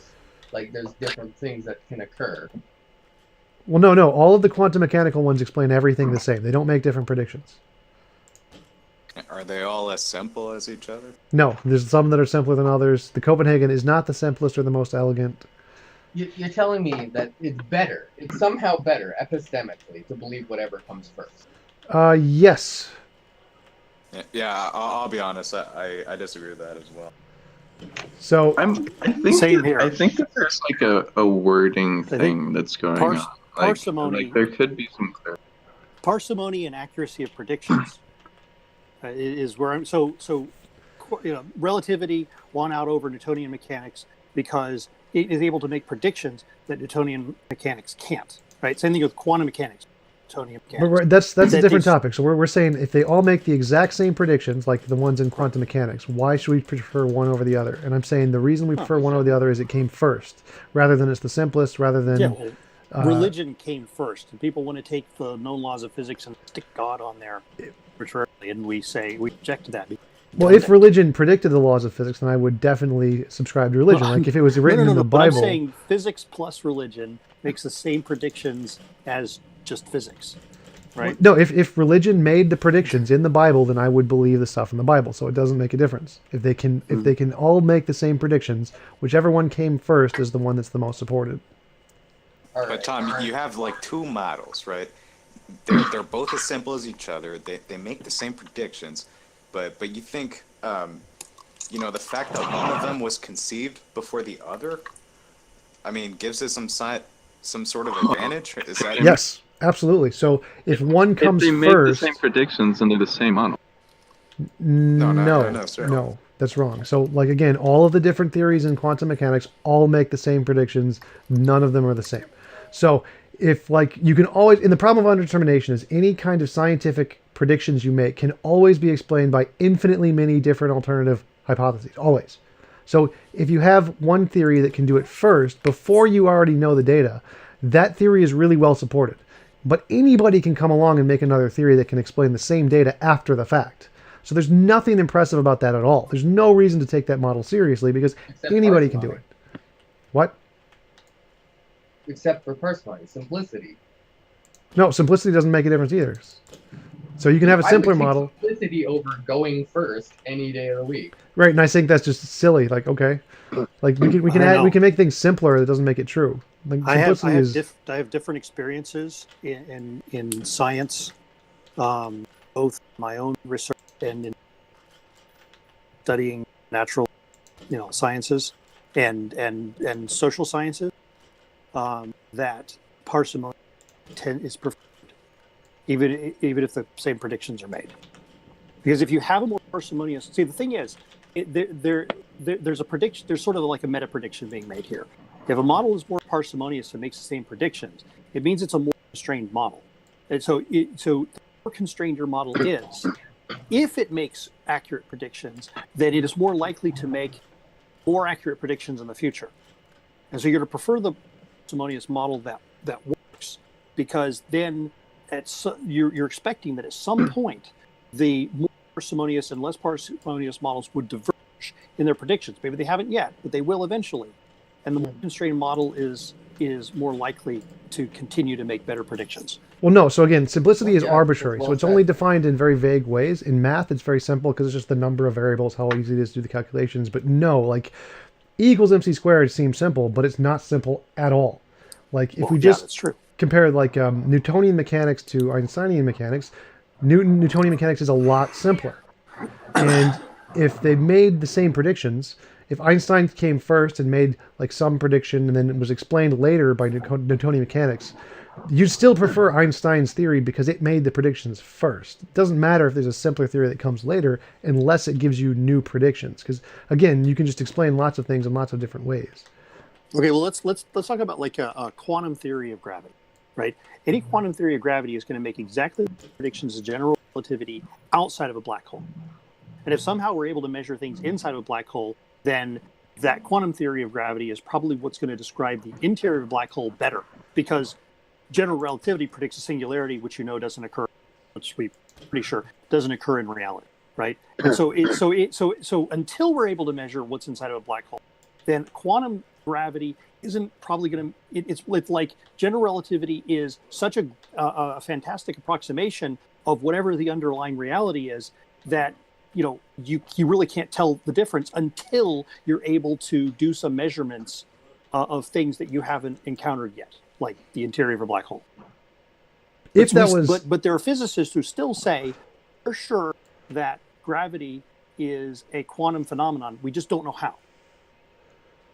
Well, so if that was the case, then yeah, we would just all prefer general relativity, but it's not the case. Like we can actually measure differences in quantum mechanics that general relativity can't predict. Like it gets it wrong. Like we have measurable instances where general relativity is wrong. Well, they're predicting different things. Right. I mean, they don't. It's not like general relativity and quantum mechanics are competing. They're dealing with different things, except in the cases where they do address the same things. In which case they do. Well, we don't have a quantum theory of gravity, so we really don't have a competing model there. Right. So general relativity doesn't make predictions about certain kinds of quantum mechanical things. It can't be used to do that.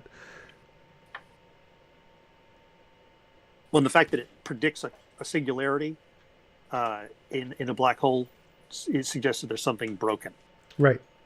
Exactly. So I think the disagreement here is whether or not you think coming first or parsimony is the more stronger epistemic principle, and I guess I just straight up disagree with you, and I'm pretty sure science does as well. No, because simplicity is arbitrary for the most part. You can define simplicity in lots of different ways. It's just not a relevant criterion, except in things like math, where you can actually like describe what simplicity fundamentally is, which is like how easy it is to do the calculations. You do have a point there. If parsimony is too nebulous, then we don't have a basis for deciding that something's more parsimonious. If we did, then maybe we'd have something to argue. Right, but if we had a way to like actually determine what simplicity fundamentally is, then it would probably also correspond to reality, like initially anyway. But I mean, if we had a physical model of, I don't know, like orbital mechanics in a galaxy, some people, like what is it, quantized inertia versus dark matter. Now, mind you, we all know that dark matter makes predictions that QI doesn't. But let's just say that we didn't know that yet. Then dark matter postulates some matter that we can't measure, whereas quantized inertia is based on known physics about, universe-sized wave functions. Okay, and so it actually is a more parsimonious model because it has fewer variables, fewer things that have to be measured empirically in order to make the same predictions. And so if it consistently, under all circumstances, made the superior predictions, then we would switch to that model because it is a simpler model that has fewer arbitrary things thrown into it. I think that one concept that one of the guys was trying to like get to earlier, and just you guys can criticize that. This is what I gathered. Like, if a materialist, idealist, dualist makes predictions based off of empiricism, their conclusions aren't arguing for or against idealism, dualism, materialism, because empiricism is compatible with all three. That's true. Right, but it doesn't matter. It's the same thing with the Matrix. Like, we can say that we make predictions about light coming from the sun. We could still be in the Matrix, but we just don't care. Like, it's just not relevant because the assumption is that we're not. Well, that's where I fall. I don't care, but at the same time, I do tend to consider those three views, like materialism, idealism, dualism, like just, yeah, exactly, like brain in the vat type things where that we can't know, essentially. Well, that's rejected in philosophy. Like in materialism is an extra posit when you say, when I stop experiencing, there's still stuff there. Or I could just remain silent on the issue and say, well, that's all I'm willing to talk about is just my experience of it. And I'm not willing to posit any objective thing outside of myself. Well, no, the same thing applies to like saying we're not in the Matrix. That could also be considered as an extra assumption of the hypothesis that is unnecessary, but it's totally fine to make that. That's because it's descriptive of reality. To posit a matrix and then to negate it is obviously more than just to say nothing about it. Right. So no, we're saying we're not in the Matrix. The world is the real world that we're experiencing. We're not in the Matrix. That saying that the world is real is essentially like saying it's material. What? What do you mean by the world? Are you talking materialistically? No, I mean like we could be in the Matrix, or the world we're experiencing may not be a computer generation. It may be the real thing that actually exists. The real thing that actually exists. Okay, so it's you mean just this experience is the only thing that exists. I mean, we're not in the Matrix. This has nothing to do with materialism or idealism. We're just saying there's the option that the world we're experiencing is a digital hologram that isn't real, or it's a physical world that's made of particles that is real. Yeah. So saying that the physical world exists and is real and is not a computer program is an additional hypothesis, because you're saying it's a thing. This is a kind of thing that we're saying that what we're experiencing is. It's the real stuff, and it's not. You think negating a theory is an additional thing? Again, no, it's the exact same thing in both cases. I don't know where you get this stuff from. It's philosophy, just the field of philosophy. Well, yeah, I'm not sure where the confusion is coming from, because like in philosophy, like there are no basic presuppositions that everybody holds to, so I mean, sure, yeah. So if somebody brings up a hypothesis, they're arguing for its truth, and that has the same burden as arguing against its falsity. But the idea that saying that like there isn't fairies controlling me is an additional statement over than just not saying that. No, that's completely wrong. So if I say the reality we're experiencing is a thing, and it's not like a different thing. There's two different things here. There's A and not A something else, a B. So I'm saying it's not just the negation of the fact that we're in the hypothesis of that we're in the Matrix. It's saying that it is a different kind of thing. It's the not Matrix kind of thing. We're going to call that reality. But those are two different positive claims. One is there's this reality non-matrix thing, and the other is there's this non-reality matrix thing. These are two independent theories. It's not just the negation of the matrix. So it is a positive claim. The negation of the matrix should lead you to nothing but your own experience. Right, and that's not the negation of the matrix. That's the point. We're not negating the matrix. We're saying there is a positive claim of reality, which is not the matrix. It is a separate thing. It's not just the negation theory. It is a positive claim about what reality is like. That materialism would be, but if you're literally just talking about your experience and nothing else, then the matrix and not matrix, that dichotomy, the not matrix, would be the more parsimonious. No, again, you're totally missing the point here. So all you're doing is reducing it down to just your experience. Again, you're totally not positing another reality. Again, which has nothing to do with my point. So you're just missing the point completely. So in philosophy, everything that we can see around us can be explained by several hypotheses. One, we're in the matrix. One, we're in a material world. We're a brain in the vat. All of those different positive hypotheses can all explain all of the data. We reject the matrix. We reject the brain in the vat. We accept that reality is as we see it, the material world. That is a positive claim of the material world that rejects the other ones, but it is the most supported given fallibilism in philosophy. The same thing applies to materialism versus idealism for the exact same reasons. No. Yes. Like I'm with you to halfway, but then there's a jump you make at the end that's problematic. Okay, like when you say supported by fallibilism, when you say supported by fallibilism, I would say that that's where we would just need to hear why it is supported by fallibilism, and then that might clear it up. I would suggest Googling fallibilism because that's super complicated. No, I do understand what fallibilism is, right? But why, for instance, would we negate those other hypotheses due to fallibilism? I don't know. You would have to Google that to really understand more about fallibilism because I just started researching it a few months ago for my debates with Ben Fisher and Randall Rouser and you're super confident, and then you're just telling me you Googled it not too long ago. Yeah, go ahead and Google it because it's the consensus in philosophy. So go feel free to do it yourself. I'm sorry, dude, but when you say in philosophy, do you mean your philosophy PhD? No, I mean the academic literature. Fallibilism is the consensus position. No, I'm asking you, do you work in philosophy? No, I work as a YouTuber. Great. Okay. Which is common knowledge, which is irrelevant to anything. So all of my points are still valid. You're still wrong, dumbass. Nice point bringing up an irrelevant point. Good job. So everything I said is still correct. Next. So you're getting to ad hominem because I brought this up. Yes, because you're trying to use it as an ad hominem to negate my position. You're done. Get out, dumbass. Oh my god. Oh man, he left. Good. He's still drugs, Malpass, come on. As an actual scientist, I can say that TJump understands these things really, really well.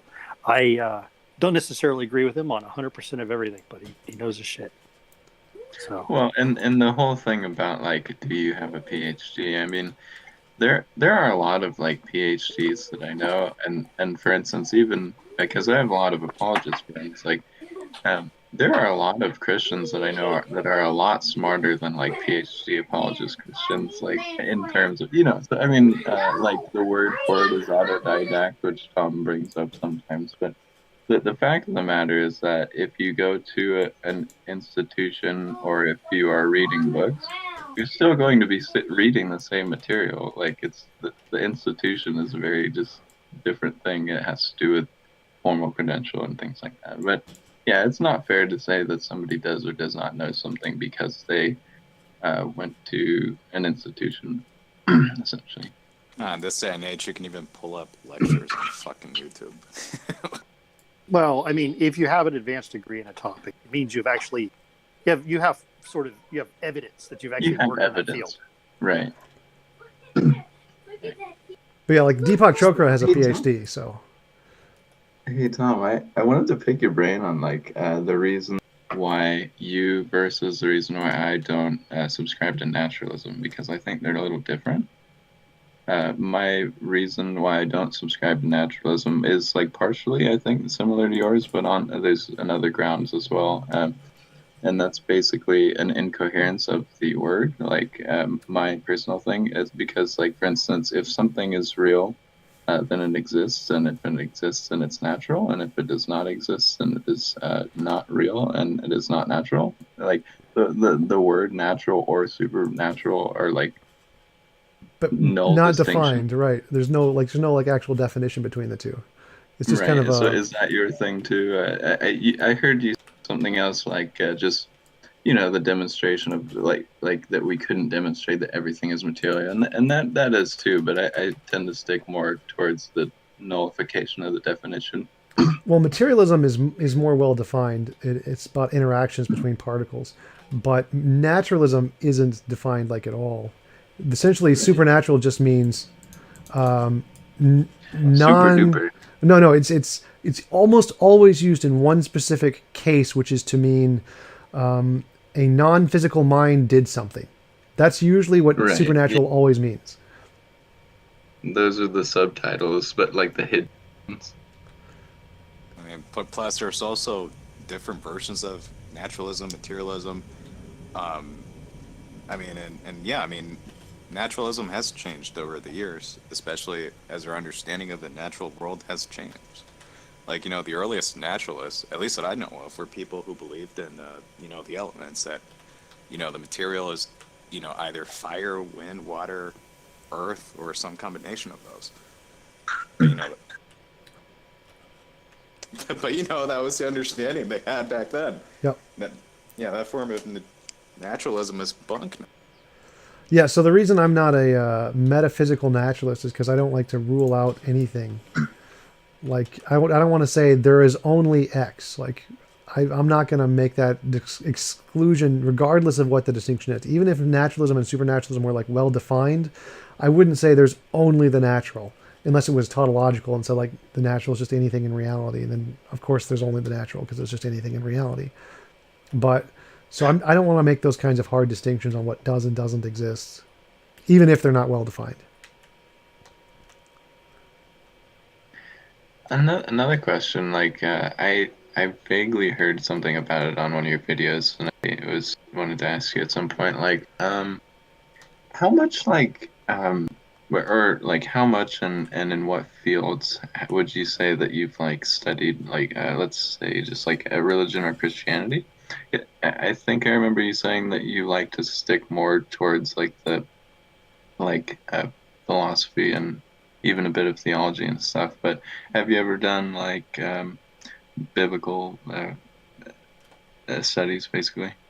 No, I usually get away from the Bible because I consider it to be so super vague that even if you do like really detailed research into it, like Dr. Josh, Scholar Fiction, Paulogia, they do a lot of research into like the Bible and biblical history. But because it's the natural ambiguity of language, you can interpret words to mean a whole bunch of different things always, just as an inherent part of language. I think is kind of pointless because they can always just interpret it in a different way and say, well, your interpretation may not be correct, and that's like the end of the debate. So it's not really. I don't find it productive to go into really detailed debates about the historicity or the meaning and interpretations of the Bible. It's not a productive discussion from my perspective. I agree to a degree, like unless somebody goes wholesale into the topic, like for instance, if you can argue with like on a historical basis about like things like dating or things like the intentions of authors that can be demonstrated by like cultural practices and education systems of the ancient Near East and things like that. I mean, there are a lot of like leeways and ways that you can change at least a theist belief. Like for instance, like Cam and our friend Scott. Or have you met Scott Preston? Maybe I'm not sure. Yeah, they've both been working on like this mimesis map of Mark, which Mark is presumably everybody thinks that Mark is the first gospel. And mimesis in the sense where like it can be demonstrated in the text that the author of this gospel is writing in direct accordance line for line with different narratives, like using Paul in some instances using like the narrative of Jesus Barabbas and using like Second Kings and different things. So it can be demonstrated that what he's doing is not a historical retelling of events. And so, there are certain things like that that are valuable that Christians will say, what the hell, I had no idea. And Well, I mean, they're... do you think they're actually going to say that about if they take a look at Cam's model, or even someone like a professional academic like Bart Ehrman who can do the same thing? Do you think the Christians are going to look at that and be like, oh yeah, sure, I totally take that seriously? Or are they going to just say, well, that's just your interpretation, and I think your interpretation is wrong and my interpretation is right?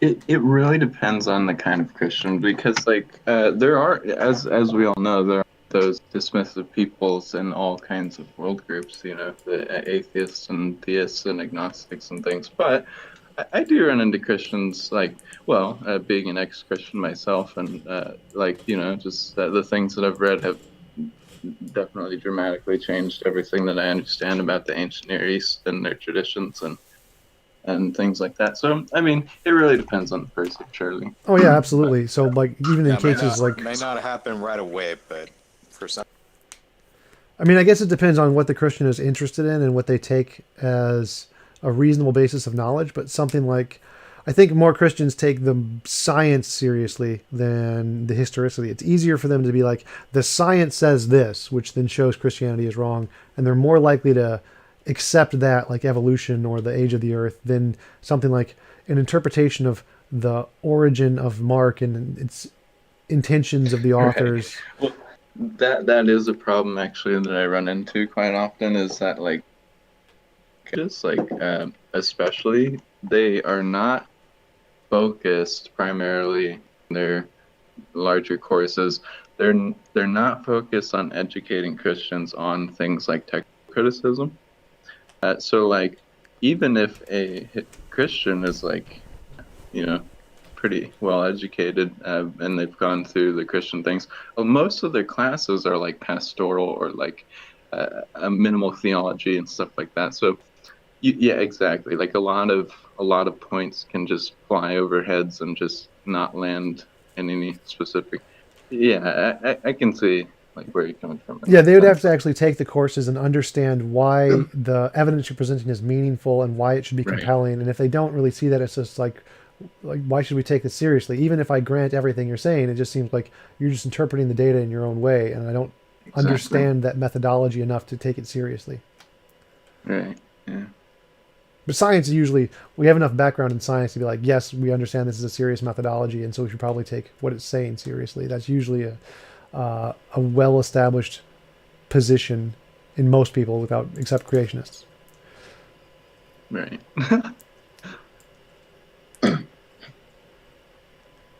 How are you doing, Tom? Hey, Brenda, I'm doing good. How are you? Moderately okay. Moderately okay? Oh. Oh, sort of jokingly, I was talking to some flat earthers this morning. Oh, wonderful. So moderate. I mean, I get yelled at and called, I'm delusional because I believe the earth is round. That's interesting. Well, duh, everybody. I think I'm delusional too, then. Yeah, every flat earther in America needs to go to Lake Pond. Did you guys watch that funny Netflix movie about like flat Earth people? Oh yeah, they don't like that movie. Beyond the Curve. I thought it was like terribly charitable though. I thought it was so funny that one scene was my favorite, where like there were some actually like decently smart flat earthers, and they like did that experiment where they proved that the Earth was spherical. Oh, that's interesting. Like, wait a minute. Yeah. So they proved that the Earth was spherical, and they're like, "Oh shit!" Like I can't remember. They might have not like they might have rationalized it, and then like gotten away with still being flat earthers. But it was a really good movie. I'd suggest. They just did a curvature like experiment, like with a light and different, how high off the ground do we have to shine this light type of thing. Yep. Yeah, there's two experiments conducted. One with a fiber optic gyroscope, which proved that the Earth rotates, and the other with lights and some I think it was, I don't know what they had, pieces of wood or pieces of styrofoam with the holes cut into it. That Yeah, the interesting thing about that is how powerful um, I don't know how to put it. Preconceived notions, ideology, orthodoxy, just Bias. Interesting. uh, just their, yeah, all those things can be, because I don't think that the people shown in that movie are particularly stupid people, but they are deeply committed to a false narrative about how things work, and it's very difficult for them to let go of that. And when confronted with conflicting information right in front of them, they're not willing to let go of their preferred. Right. And that's just, I mean, it was a really good demonstration in that sense of like all people groups, just groupthink in general. Like it was just giving demonstrations about affirmation culture, like people getting together and to like rub each other off, basically. Yeah, yeah, What's it? yeah. Circle There's something. there's also the there's also the phenomenon of it's very difficult to convince somebody um, that they about the truth of a situation when their income depends on them believing in something that isn't true. Yeah. Because these people make money. Shit. I think because there's some cases where that happens though, like the pastor thing. The shoot, I just was talking about it with Anthony Magnabosco a little bit ago. The one where the pastors are become atheists. The clergy. Yes, the Clergy Project. Yeah. Thank you. There have been flat earthers who have converted a number of. So I could throw out some names, Tom. Sci-Man Dan is the name of a channel, and that's his what he kind of goes by, Sci-Man Dan. Like Science And he SCI. has a fairly it's just Sci-Man Dan. It's like SCI And Sci or SYE Sci, like Sci Tim S Ruben King. S SCIMANDAN, all one word. All right. He has a fairly large YouTube channel, and he debunks flat earthers and conspiracy theorists. There's also conspiracy cats, cat CATZ, who does those things, who does more educational things. He teaches independently and stuff like that. Um, they have talked to people who have come out of flat earthers. It is kind of a cultish kind of thing. It's heavily dependent. It's very strongly on two aspects, which is a religious orthodoxy, a literalism concerning the Bible, and also conspiracy theorists who believe it, for whom flat Earth is the ultimate conspiracy to believe in. Yeah, I mean, it's definitely a groupthink kind of a thing. Having people who you agree with makes it easier to believe anything. But I've been debating with people in flat Earth for quite some time, and I've come away with several conclusions about it. Mainly, it's those two groups, the conspiracy theorists and the religious fundamentalists. But a lot of the people in the flat Earth are simply, well, toxic people. They're assholes, and this is a way for them to have some sort of community. Um, Also, many of them are cognitively um, disadvantaged. Various people with various cognitive issues that that's just the polite way of saying they're not the sharpest tools in the workbench. They're not very bright people. They're uneducated, religiously fundamentalist or conspiratorial in their thinking. And then there are trolls who prey on those people, whom I have convinced are do not believe in the flat Earth, but you know, get donations, Patreon money. They sell coffee mugs and T-shirts and paraphernalia and stuff to those people, but they know perfectly well that Oh yeah, the Earth is round. Mark Like- Sargent does not believe in a flat Earth. No way. Yeah, and I think we get the same phenomenon with creationism, and quite frankly, in the political realm, I'm sure that that's the same phenomenon. There are people in creationism, you get the same thing. I'm sure there are prominent creationists who know perfectly well that creationism is bunk. Um, in the political realm, I think that there are people um, who know perfectly well that Q is not actually a real person, and the conspiracies surrounding Q um, are not real, but people prey on them anyway. A lot of gullible people out there are easily manipulated by other people, and that's why critical thinking is such an important skill to have. Yeah, that's like the foundation of most religions is people taking advantage of other people. Like Mormonism, I think, is a pretty good example. Oh yeah, excellent example. Dianetics. Oh yeah, Christian. Scientology, Dianetics. In Christianity, they convince these people that this guy rose from the dead. Just before I go, yeah, it was so funny. I'll have to put the links in the chat later, but I was reading Joseph Smith's legal records the other day. Super, super funny to go through. Just like all the time incarcerated for like seeing scams. Yep. Like, and that was a pretty popular Bank at the fraud, time. bank Where fraud all you'd the time. I'm not familiar with. Yeah, it was kind of an 18th century popular scam, basically, where you'd have magic rocks that would tell you, where to find treasure, or like they would tell you where to find your next love and things like that. Oh, he would like But- hold it up to his eye and he could see into the ground and see where the like gold was. You're right, yeah, and it's so funny because he got incarcerated so many times, like for this offense, like on multiple occasions, and then he found a super stone with the words on it. It's just super funny. Okay, so you guys. Then he lost them, and then he got different Right. stones, and they had entirely different words. Yep.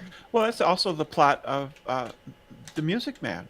We got trouble right here in River City. We got trouble, I'm telling you. We got trouble. Yep.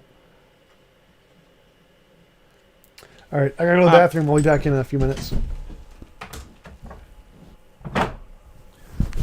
Has anybody heard about, also mesmerism back in the 19th century? It was a scam. Vaguely, but yeah, there's been the scams all throughout history.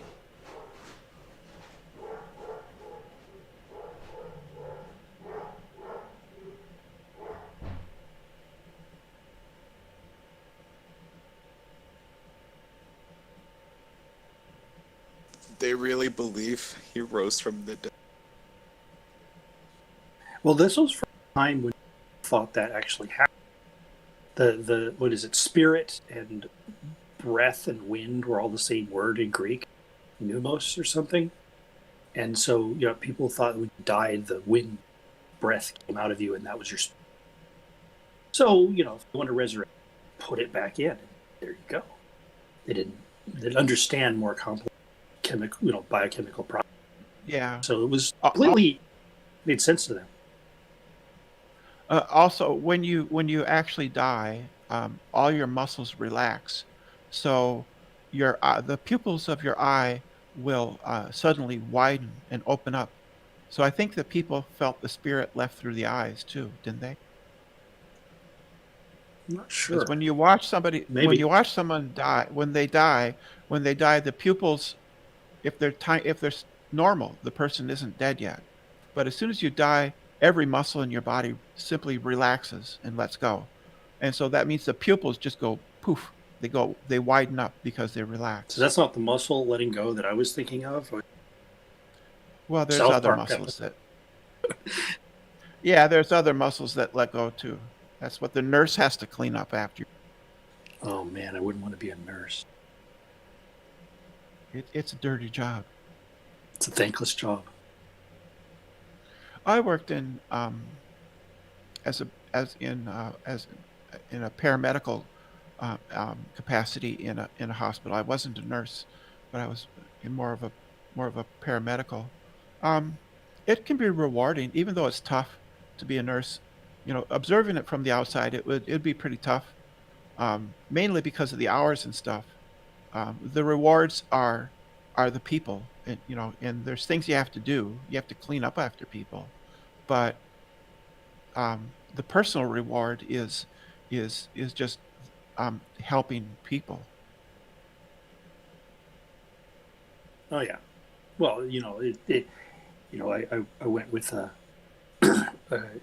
church group to go clean up a community center in a community, and it was just to go do something to help people in a community, and so just there is a reward that you feel when you go and you help people, like the Well, saved yeah, lives.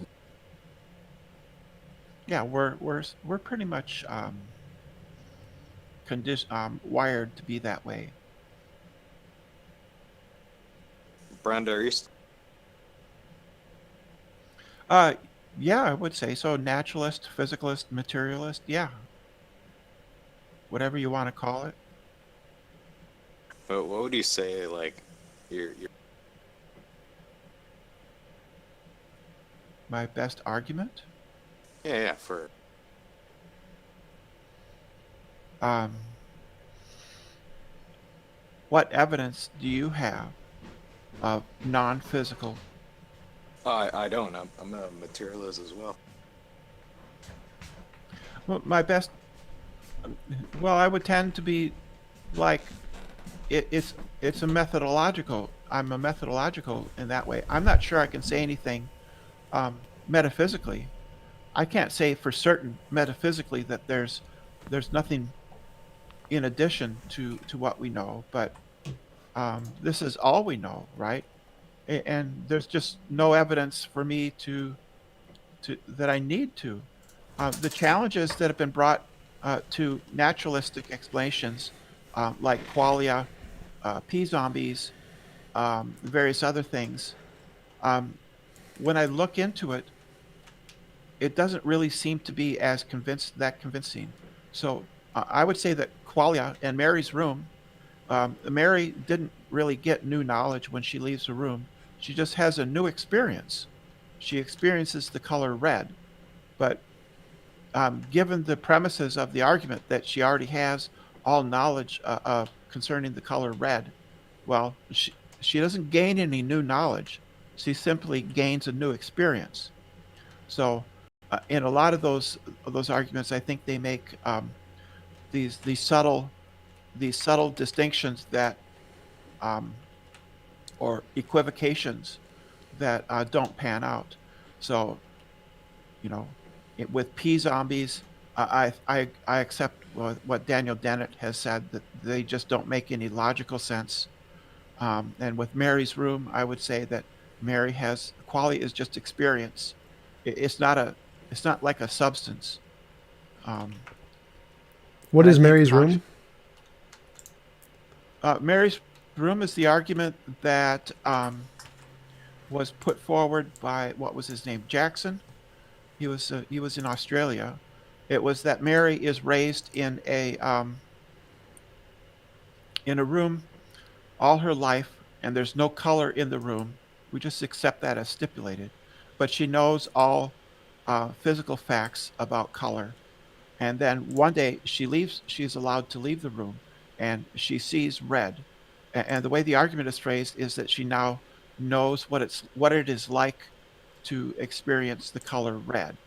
And this claim is that she now has new knowledge, and this contradiction says that there must be something about qualia that is non-physical, because prior she knew all physical facts about the color.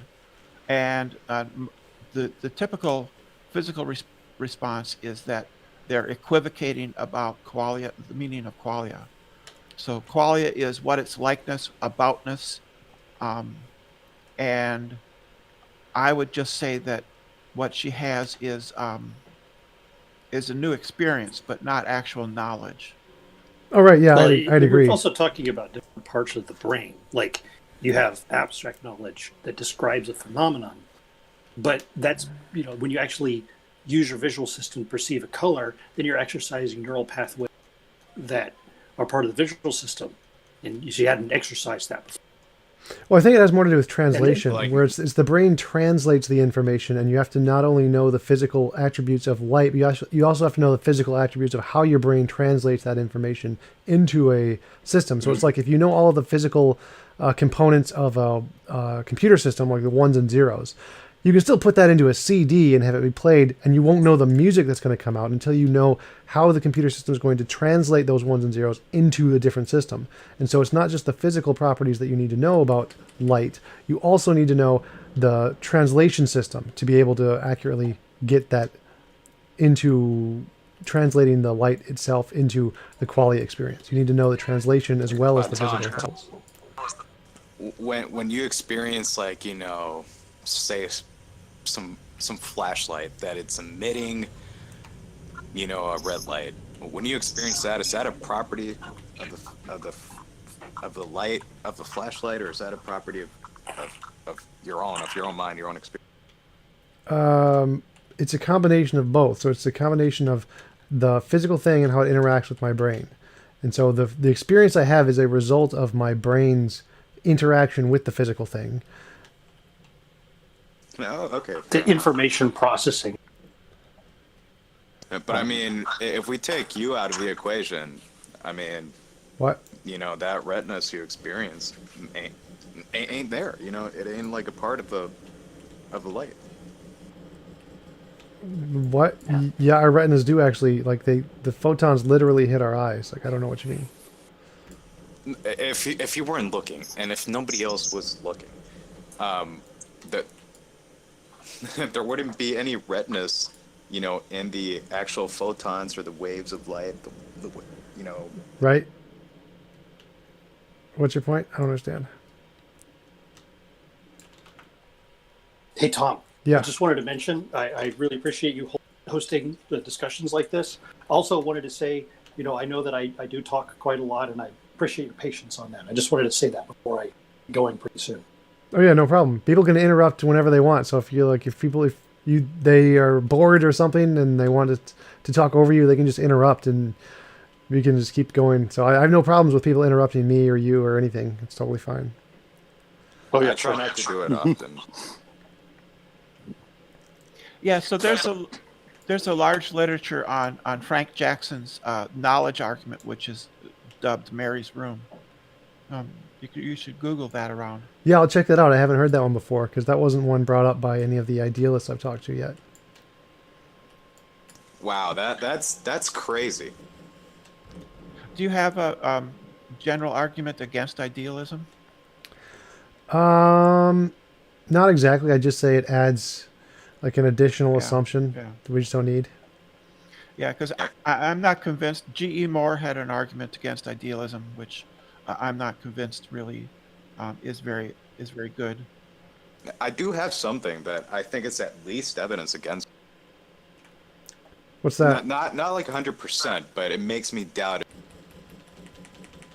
What is it? Why is it that wherever I find mind or traces or evidence of a mind, I find some kind of body there, and it's not necessarily the other. Right. I would use the same argument that the physical bodies seem to have an influence over the brains, but our brains don't seem to have an influence over the physical bodies. So it seems like the physical is more primitive or more important. I mean, if you meditate, yeah, that affects your. Well, no, I mean, like, I can't imagine myself growing 10 feet tall and then grow 10 feet taller. But if I damage my brain, I can, like, zap myself and cause myself to imagine I'm 10 feet taller. Okay, I understand. So I want mutant. Yeah, there are I want mutant brain powers. from zapping Yes. my brain. Yeah, if we were like Professor... there are certain things your mind obviously does not affect. Right. So, but if we were like Superman or like, what was it? An X-Man who could like psychically change things, then we would have a pretty good reason to believe that idealism might be true. Because if our minds can just literally change the physical world how we want, then it's reasonable to believe that the mental stuff is more fundamental than the physical stuff. So that would actually be a good argument for idealism if we could psychically do stuff with our minds. It's like if the world we experiencing is contingent upon our minds, or minds. Brains, yeah. I-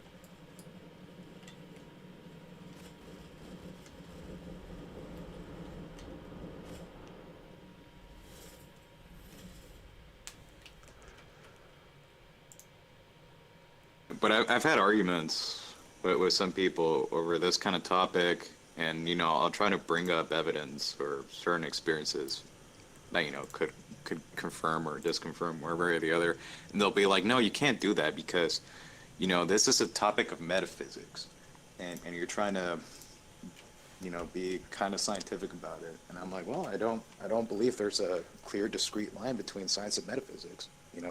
Sometimes Right. I think it's that argument is essentially, well, we don't have absolute certainty, therefore it could be otherwise. That's essentially what they're saying. Is that science doesn't give us absolute certainty, and you need absolute certainty to rule this out. It's kind of what they're saying. Yeah. I want to be able to measure the metaphysical before I start taking it really seriously. Well, metaphysics is just Beyond modal physics. logic. Well, it's just modal logic. It's possible. It's possibility. A necessity. Yeah, necessity and possibility. But how could science and like topics about the nature of being, or what is real, not overlap? Well, it's like because we could be in the Matrix, and so everything we experience about science may not be real, and what is real is something completely different.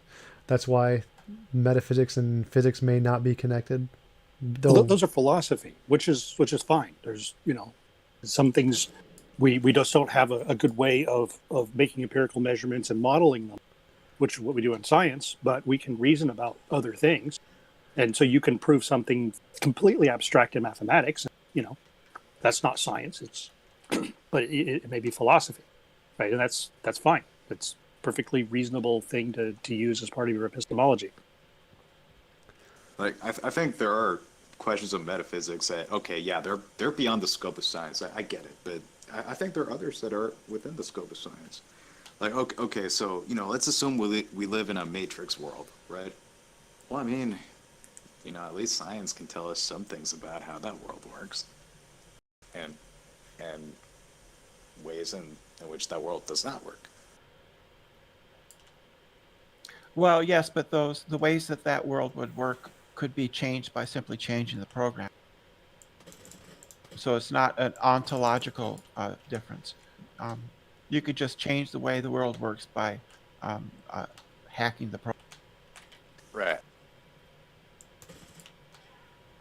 And that's metaphysics is dealing with the fundamental nature of reality. Ontology is a branch of metaphysics. But there is an argument against against the matrix. I think it's attributed to Kripke. I was reading it on Alex Malpass. It's the argument from duty or obligation. I don't remember that one. I remember the one about the hands. Like you're supposed to, if I have hands, then I'm not in the matrix. I know I have hands, therefore I know I'm not in the matrix. Let me see if I can remember it correctly. My understanding is that the argument goes something like, and I could get this wrong, but the argument goes something like, when I'm dreaming, we do not say, for instance, that if I kill somebody in my dream, that I have committed murder. So normally, you wouldn't say of somebody who is a perfectly good human when they are awake, but every night when they go to sleep, they kill people in their dream. You wouldn't say that person was a murderer. And nevertheless, so there is a kind of a difference there. Let me pause and think here. So we don't have obligations to the objects of our fantasy life, of our dreams. We do have obligations to people in everyday life, and therefore there's a difference there between dream life and everyday life, which is we have moral obligations to the people around us, and therefore we have a distinction there that we can say that the one is different than the other. Right. Actually, Ozzy brought that argument up against me when I said there's no difference. And my argument was that, well, what if people died in dreams? If you dreaming about killing somebody actually did kill them, well, then it would be just as immoral to kill someone in a dream as it would in reality. And so that I don't think that argument necessarily works. You'd still be morally obligated to not kill people in dreams if killing people in dreams actually killed them. So I would not count that as a difference.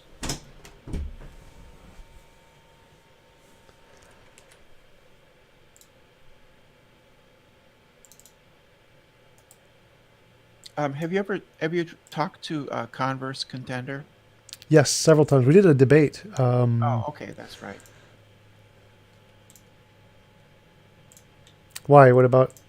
Yeah, I was just wondering. I'm trying to think of people you might not have interacted with that you would be interested in interacting with. Well, someone in the comments mentioned S.J. Thomas. Yeah, I've done several debates with SJ. We did one on abortion. That one was pretty good, actually. Okay. How about Apologia? I had him on like last week. Oh, okay. I don't get I get notifications, but I guess I miss them. Can't watch every video. Yeah. So I would like to get Jack Angstrich, whatever his name is. He's on Discord. Get him. Wait, I did see that one. So I want to get Jack on here. Jack is. I don't know. He's somewhat enigmatic in that way. He just he would have to be interested, but some of the people around him might. There's a number of people around him. Well, I've actually Aaron Ra. Aaron Ra would be good. I've had him on. I've had Aaron Ra. Oh, okay. Yeah. Matt Dillahunty? I've met Matt. I haven't had him on my channel yet. I haven't invited him on. I probably will, but I haven't done that yet. How about Objectively Dan? I think I talked with him for a little bit in Texas, but haven't So really. you had Inspiring Philosophy, and you've had Peter Enns, right? Yep. So that was great. I watched that video. When I heard Yeah, that one was one of my favorites. Hello, How about everyone. Sci-Tech? I just jumped in. Hi. I just jumped in. Sorry, go ahead. I wanted to ask a question because you were saying that the brain doesn't affect physical matter, or right? That's what you're saying. That you're saying that matter has more of an effect on the brain. Yeah, I can't brain has an imagine effect on things matter. into existence. I can't imagine a unicorn in front of me and then have it appear, or imagine a gold brick and have it appear. So the brain doesn't. So are you ignoring the fact that this placebo effect is a real thing, and not just that, but the act of observation changing that which is being observed? So the Are act you, of like, not taking observation. that into consideration? The act of observation has nothing to do with the mind. It's just a physical process, and placebo effects are just physical processes. That's not your brain actually doesn't change anything. It's more the physical process in your brain causes a chemical reaction which changes something. You said the brain has nothing to do with observation. Is that what you said? Correct. That's a physical process of matter. It's the collapse of the wave function has to do with any physical system that interacts with the particle. It's not consciousness. It has nothing to do with consciousness. Observing something or taking note of it, right? Being able to calculate or observe it, being able to, what would you say, interact with it, right? The collapse of observation in quantum mechanics is just a measurement of a system. It's literally a sensor. It has nothing to do with consciousness. The consciousness doesn't affect anything. Yeah, a The brain's not a sensor. photoreceptor is considered an observation when it records a photon hitting it. Wave Okay, function so now collapse. Wave function collapse Sorry, go is ahead. just a macroscopic system interacting with a microscopic system. It's kind of an imaginary thing, because the macroscopic system is also made of quantum is itself just a large quantum system. So all it is two systems becoming entangled. That's it. Because they had, that's okay. Sorry, go ahead. But isn't it the case that the one being quote unquote observed goes from a superposition of states to, No, Yep. it's just that's the output of the measurement device.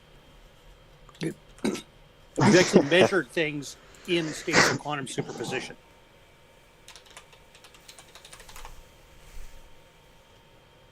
Okay, and then the last one was what do you have to say about the placebo effect? That's a lot less complicated. How are you gonna get around that one? The placebo effect isn't our imaginations doing anything. The placebo effect is change in our system due to like things we imagine. So like if I imagine I'm being chased by a zebra or having a nightmare, then my physical body will react to that by changing like Yeah, and that's your surging brain with doing that, right? adrenaline, surging with adrenaline, which will Changing shut down the immune system. That's all the placebo effect is that the way you're imagining things changes your biochemical response. That's it. It's just brain function, normal brain function It's like- changing your system. The more relaxed you are, the more your immune system works, the more you heal. It has nothing to do with your imagination doing anything. Imagine somebody gives you a really great back scratch and it causes a production of dopamine. Okay, a placebo can cause your brain to produce neurotransmitters that have an effect. That is, but what caused it? Something purely psychological. Or like holding a puppy. Exactly. Actually, and that's actually something that has a real effect. Introducing, you know, cuddly animals like puppies and kittens has a real effect on people. Yeah, there's actually a horse therapy, equine therapy, where if you like, if you have depression and stuff, you go and spend time with horses. I What's don't your know what that definition would of be. what's your definition of science? The methods we use to differentiate imagination from reality. So it's not the natural processes that are occurring. I have another definition of science. So, say- so I do not limit it to natural things. I say anything that can differentiate between imagination and reality is science. We just the only things that we Anything know in that do reality, anything in What? reality is natural. that. No, I don't. I don't define it that way. Natural isn't well defined, so it's just pointless to say that. It's just it's a tautology. Yeah, I agree. In this time and age that we're living in, people don't know the difference between normal and natural. Is there a difference? Yeah, there's a difference. Well, normal is just literally a norm, right? Yeah, natural is that which is naturally occurring in this universe, which everything that is under science obviously is, except for metaphysical because it's beyond time and space. No, so natural does include things outside of time and space and outside of this universe. So Natural does include things outside of time and space, you said? yes, like for example, the Can you give me an emergence. example? Yes, Emergent Space-Time by Nima Arkani Hamad or Sean Carroll, where in physics, space and time are both emergent. Space and time and matter are all emergent from more fundamental natural things. Like they're both naturalists. They're both physicalists. That's an idea, though, right? That's not a scientific fact. No, it's a That's more of scientific. It's a scientific theory. So it's theory. a combination Yeah, exactly. of. It's a combination of verified principles, particles, and laws in physics. So like all theories. So it's But actually it's still a theory. yes. So is evolution. So is gravity. So is the atomic theory of mass and germ theory of disease. Those are all theories. Everything in science is a theory. Well, not everything. There's definitely things that are verifiable facts that are like laws of physics. Those are called the laws, and then there's theories. No. Theories and difference. facts are things that build, or laws and facts build theories. Theories are bigger than laws and facts. They're more true than laws and facts.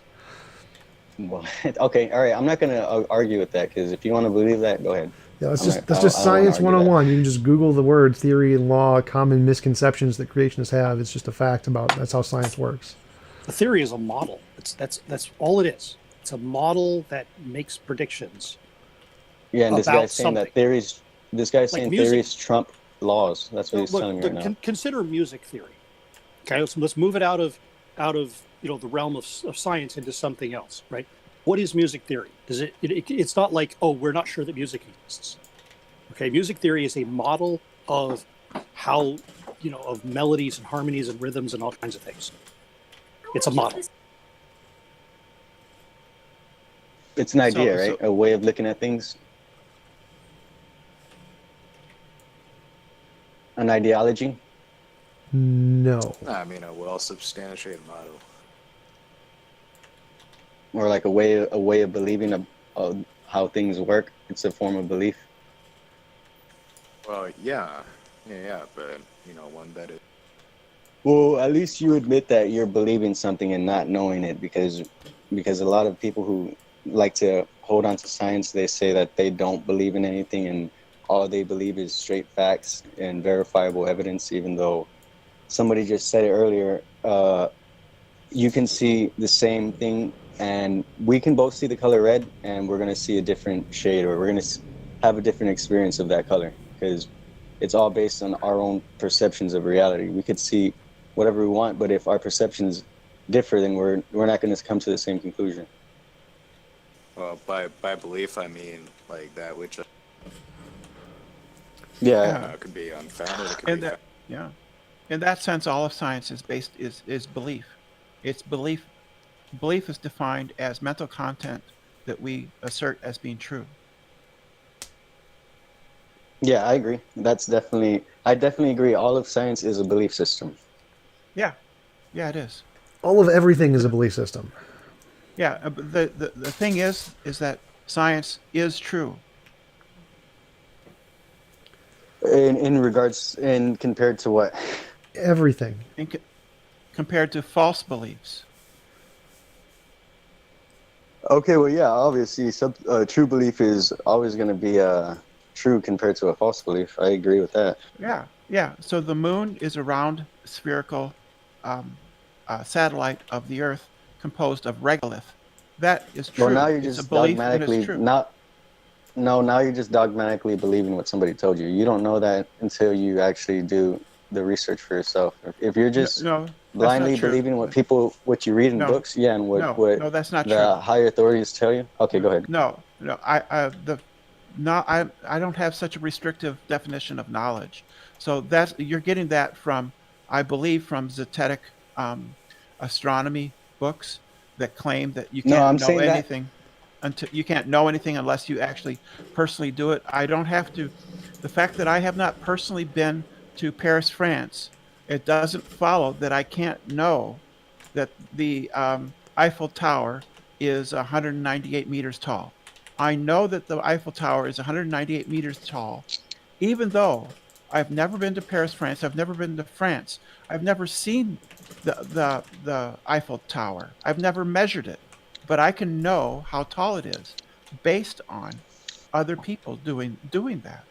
Yeah, exactly. I was gonna say that the difference between the Eiffel Tower and the moon is there's a very select few of people who can actually verify that the moon is what the powers that wannabe say it is. With the Eiffel Tower, no, there's no government official saying, "Hey, you can't come to this tower and you can't measure this thing." No one's doing that. So yeah, obviously, I want to know what made you believe that's true. The information you're telling me, what convinced you to believe that the moon is what they say it is?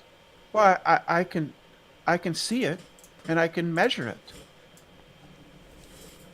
Okay, I mean anybody could see or measure anything, but it doesn't mean they're right. They're just because I have friends. Okay. I have friends who have measured the distance to the moon. They've done it independently. Based on someone else's theory, right? YouTubers. Based off of like somebody No. else's No. mathematical theories. No, how did they do it then? They came up with a whole new theory. They use simple. Look, it's totally fine to use their They just use methodologies. trigonometry. They use Red's rhetoric is somebody I sort of know even a little bit better than Tom. He and some friends of his have measured the distance to the room using trigonometry. What I'm trying to say is y'all are dogmatically following ideologies and methodologies, and that's it. That's And wrong. I'm coming not. to the same conclusion. I'm not. You just told me that you're using the methodology. In order to use the methodology, you need the ideology and methodology go hand in hand. No. Trigonometry isn't an ideology. The way you're applying it, dude, to reality, yes, it is. The way you're using it to perceive reality. I'm lost. TJump, take over. I don't know how to deal with it. No, a methodology is just Okay. a system of doing things. Now, whether the methodology works or not is independent of the ideology. Like, I can think that the world is made of cheese and do trigonometry. The ideology is irrelevant. The methodology works independent. No. So that's appeal to motive fallacy. The ideology is irrelevant to the methodology. I can use the methodology regardless of what I believe about it. Like creationists can use trigonometry and it works because it works regardless of your ideology. Creationists don't use trigonometry to prove that the Earth is, and that the moon is like so far away. The reason I say that ideology and methodology go hand in hand because you are saying this method will get you to this answer, and that's an ideology. That's you thinking that. Okay, all right. Well, hey, I'm done talking, but I'm going to listen to the conversation, and I just wanted to ask those questions. I appreciate the little conversations / debates that you're having here, and I do intend to join in more and probably be quieter. Okay, yeah, sure. No, please don't feel compelled to go away. You're definitely welcome here to continue having a conversation. But the way trigonometry works is that it's just a mathematical relation. It works regardless of what you compare it to. It works on a piece of paper, and it works in space, and it works in large distances. It works the same way no matter what, wherever you apply it. So if you apply it to, if you don't know how to apply that trigonometry to actual physical matter, then it's useless. The math is useless unless you know how to apply it to reality. And part of that is knowing how to apply it. That's part of what's your definition of ideology? Because you keep on telling me that it's not. Or you want me to tell you my definition, and then you can tell me yours. Go for it. Okay, my definition, and that's another thing about words. Like people want to be like, oh, it's not in the dictionary. It only can mean the way it says verbatim. You can only say that and nothing else. For me, what ideology means is just a way of thinking about things. That's it. To put it simply, a way of thinking about things. Okay, based on that definition, what isn't an ideology? What isn't an like ideology? Name something that's not an ideology. Yeah, and that's exactly what we were saying, that our thoughts make up reality. Our thoughts creates reality because everything is a thought. Everything is a way of looking at reality. If you want to look at things being a certain way, then that's how you're gonna see things bad. If you're gonna be perceiving things bad, that's not how it is. But you will create problems because you're thinking a certain way. It's not hard to understand. It's like simple. Well, based on your definition, everything is an ideology, and so it kind of loses all meaning. My definition, an ideology is a set of ideas, a way of looking at the world, which is different from a methodology. A methodology is a system of actions to instantiate something in the world. It's not a way of looking at the world. It has nothing to do with ideas or perspectives. It's completely irrelevant to that. So it doesn't matter how you look at the world if you're doing a methodology. Like everyone can do science the exact same way because it's irrelevant to what you believe. What you believe makes no difference to the science at all. So wait, what if I, dude, that's the whole reason why creationists and what is the other one called where they believe in the black hole, the Big Bang? What is that? What are they called? Old Earth creationists? I don't know. Well, creationists and scientism. Scientism. They both, yeah, like scientism is an actual word, right? Yeah, it is a word. It's definitely a word. But no, they're not looking at the same evidence. Like, so scientists and creationists do not use the same methodology. So they're using very different methodologies. So that's the problem. I thought they're using different ideologies because literally we both see the same thing: all creation coming from one place. Scientists say that it's a black hole that was nothingness. Creationists say it was God. No, the methodology is very different. So, like the scientific methodology of how we come to believe things based off of testable predictions, that is only used by science. It's not used by creationists. They don't use that at all. They make no testable predictions. If they did, then they would have a valid point. So the reason... Wait, can you repeat that one more time a little slower? Sure. Because I was trying to take it in, but you went... Sure. So science uses a methodology of testable predictions. We say, here's the evidence. We're going to look at this, and we're going to say, if this is true, then we can make a prediction into the future. And if that prediction is right, we have a good reason to believe this theory. Creationists don't do that. They do not use that methodology. They do not make predictions. Well, sometimes they do, but they come wrong. But then they're like, no, it's not a prediction. It didn't happen. I kind of wait. So what verifiable evidence does science have to prove the Big Bang? Like background radiation? Cosmic microwave radiation, the expansion rate of the universe, the amount of dark matter and dark energy, the density of the energy in the universe, the cosmological And constant. that all proves that God didn't make it. That it's just something that came out of nothingness, right? That No, like how does that evidence point to there being no creator? Because it doesn't. people like to say that this world wasn't created. It's not intelligently designed.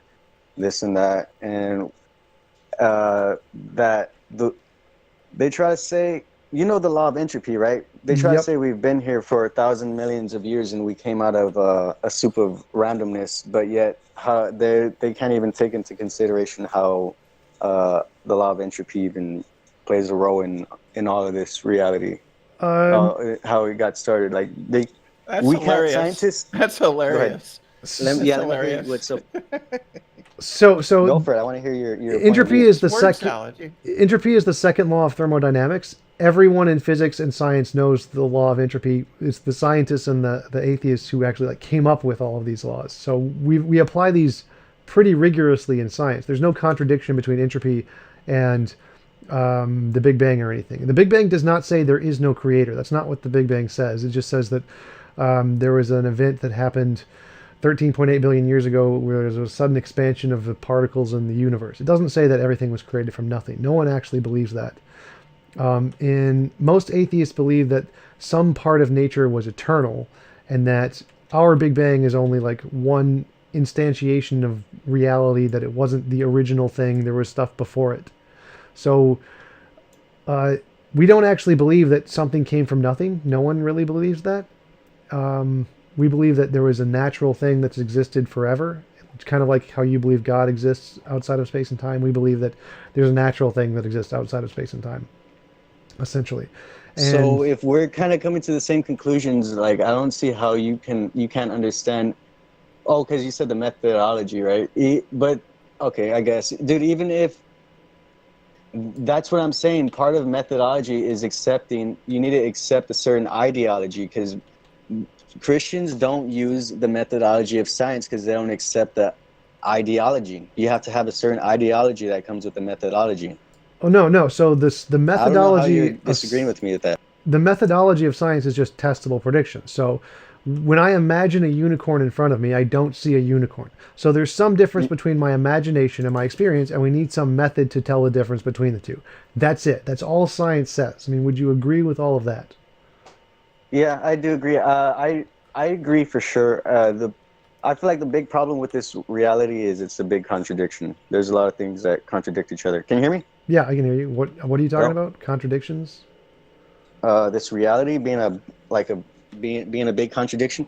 Oh, Before I start talking again about the law of entropy and how this reality got started, because that's dude, it's I wanted to say one thing I've noticed with people who don't understand and they want to act smart is they do like to throw that word around, a word salad, because I don't think I'm saying anything that's illogical. I'm literally responding and trying to share my point of view. But once you start talking about anything spiritual, people want to start calling you crazy.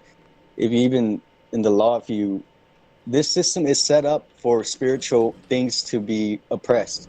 Perfect example is, if legally speaking, if we claim to believe in any kind of entity or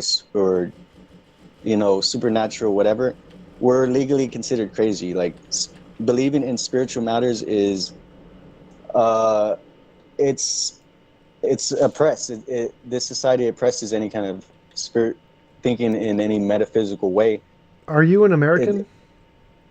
Yes, I'm in So- Texas. So in America, it's not actually considered a delusion to believe in spiritual things. So you're not actually oppressed, and most of the country is religious. So it's usually atheists are more oppressed. I mean, there was a poll done about who are the least trusted people in America, and it's actually atheists are most oppressed, and atheists can't really get elected to office. So atheists are more oppressed in American society than religious people. But what was your point? You were saying Because my point was that the methodology of science is only saying we need some way to differentiate, is this an imaginary thing or a real thing? And that's all science is how do we tell if it's imaginary or my real? point was just saying, once you get to a certain point of understanding how reality works, you will understand that there are a lot of things that contradict each other in this reality. And Like what? I mean, What do you mean? you didn't even address what I was saying. I literally said the law of entropy. You know how that works, right? It over time, things energy can't be contained energy always is going to be being dispersed. That you can't contain Right. energy in. Huh? Could you state the law of entropy? I'm saying it right now. I'm telling you. I'm trying to. You're not. It has to do with things breaking down. Like things can't. Over time, things break down. Things don't get more complicated. They break down. They lose information. They lose energy. It's that In a closed system. But if what you're saying In we're a closed trying- system, what are we in right playing now? snowflakes.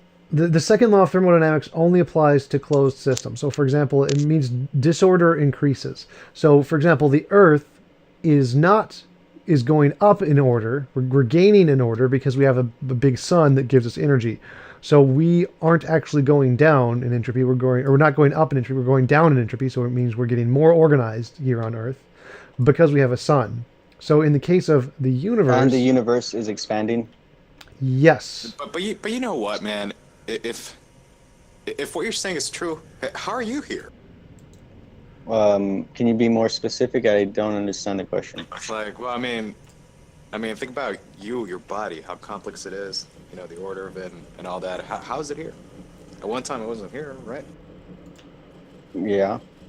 I think he thinks It's, that God did it. I think naturally occurring process. Yeah, there we go. So sometimes you do get an increase in complexity. You started off as a egg fertilized by a sperm. Look at you now.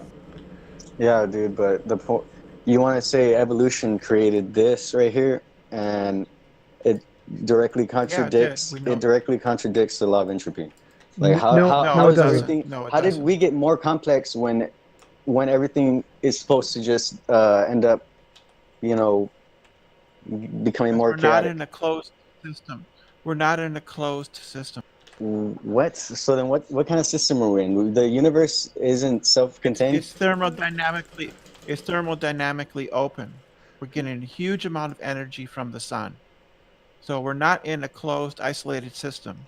We're in an open system in which there's a huge amount of energy being input. That energy is available to do work, which is, and by doing work, I mean increasing the complexity. Wait, the solar system and the Earth, that's part of one system. I don't understand how you consider that a open system. The Earth. Yeah, The Earth, and is an open. In the second law says that closed, isolated systems will tend to the availability of energy to do work decreases. However, the Earth is an open system, getting energy from the sun. Therefore, there is energy available to do work. By work, I mean chemical energy able to assemble complex molecules, complex life forms, and things like that. he's making a comparison universe to the is still expanding. Yeah. So he's saying Stars that are the still- whole universe is the whole universe is a closed system, whereas we know that the universe is just our universe, not all things. So our universe is not a closed system. It's just our universe. There's stuff before our universe. There's Who stuff- determined that? How do we determine that the universe isn't an enclosed system? How did you come to that conclusion? Well, no, you're assuming it is. That's the problem. It's like, why would you assume Well, the universe? I'm asking you, how did you come to that conclusion that we're here talking and having because throwing around the ideas. universe has a beginning. We know the universe has a beginning. That's why we know it's not a I closed thought you system. said it was an infinite thing. That's No. reality was Our infinite. universe had a beginning. Our universe is not all things. The universe is not everything. The universe is just our universe. That's it. So the universe does not mean all things.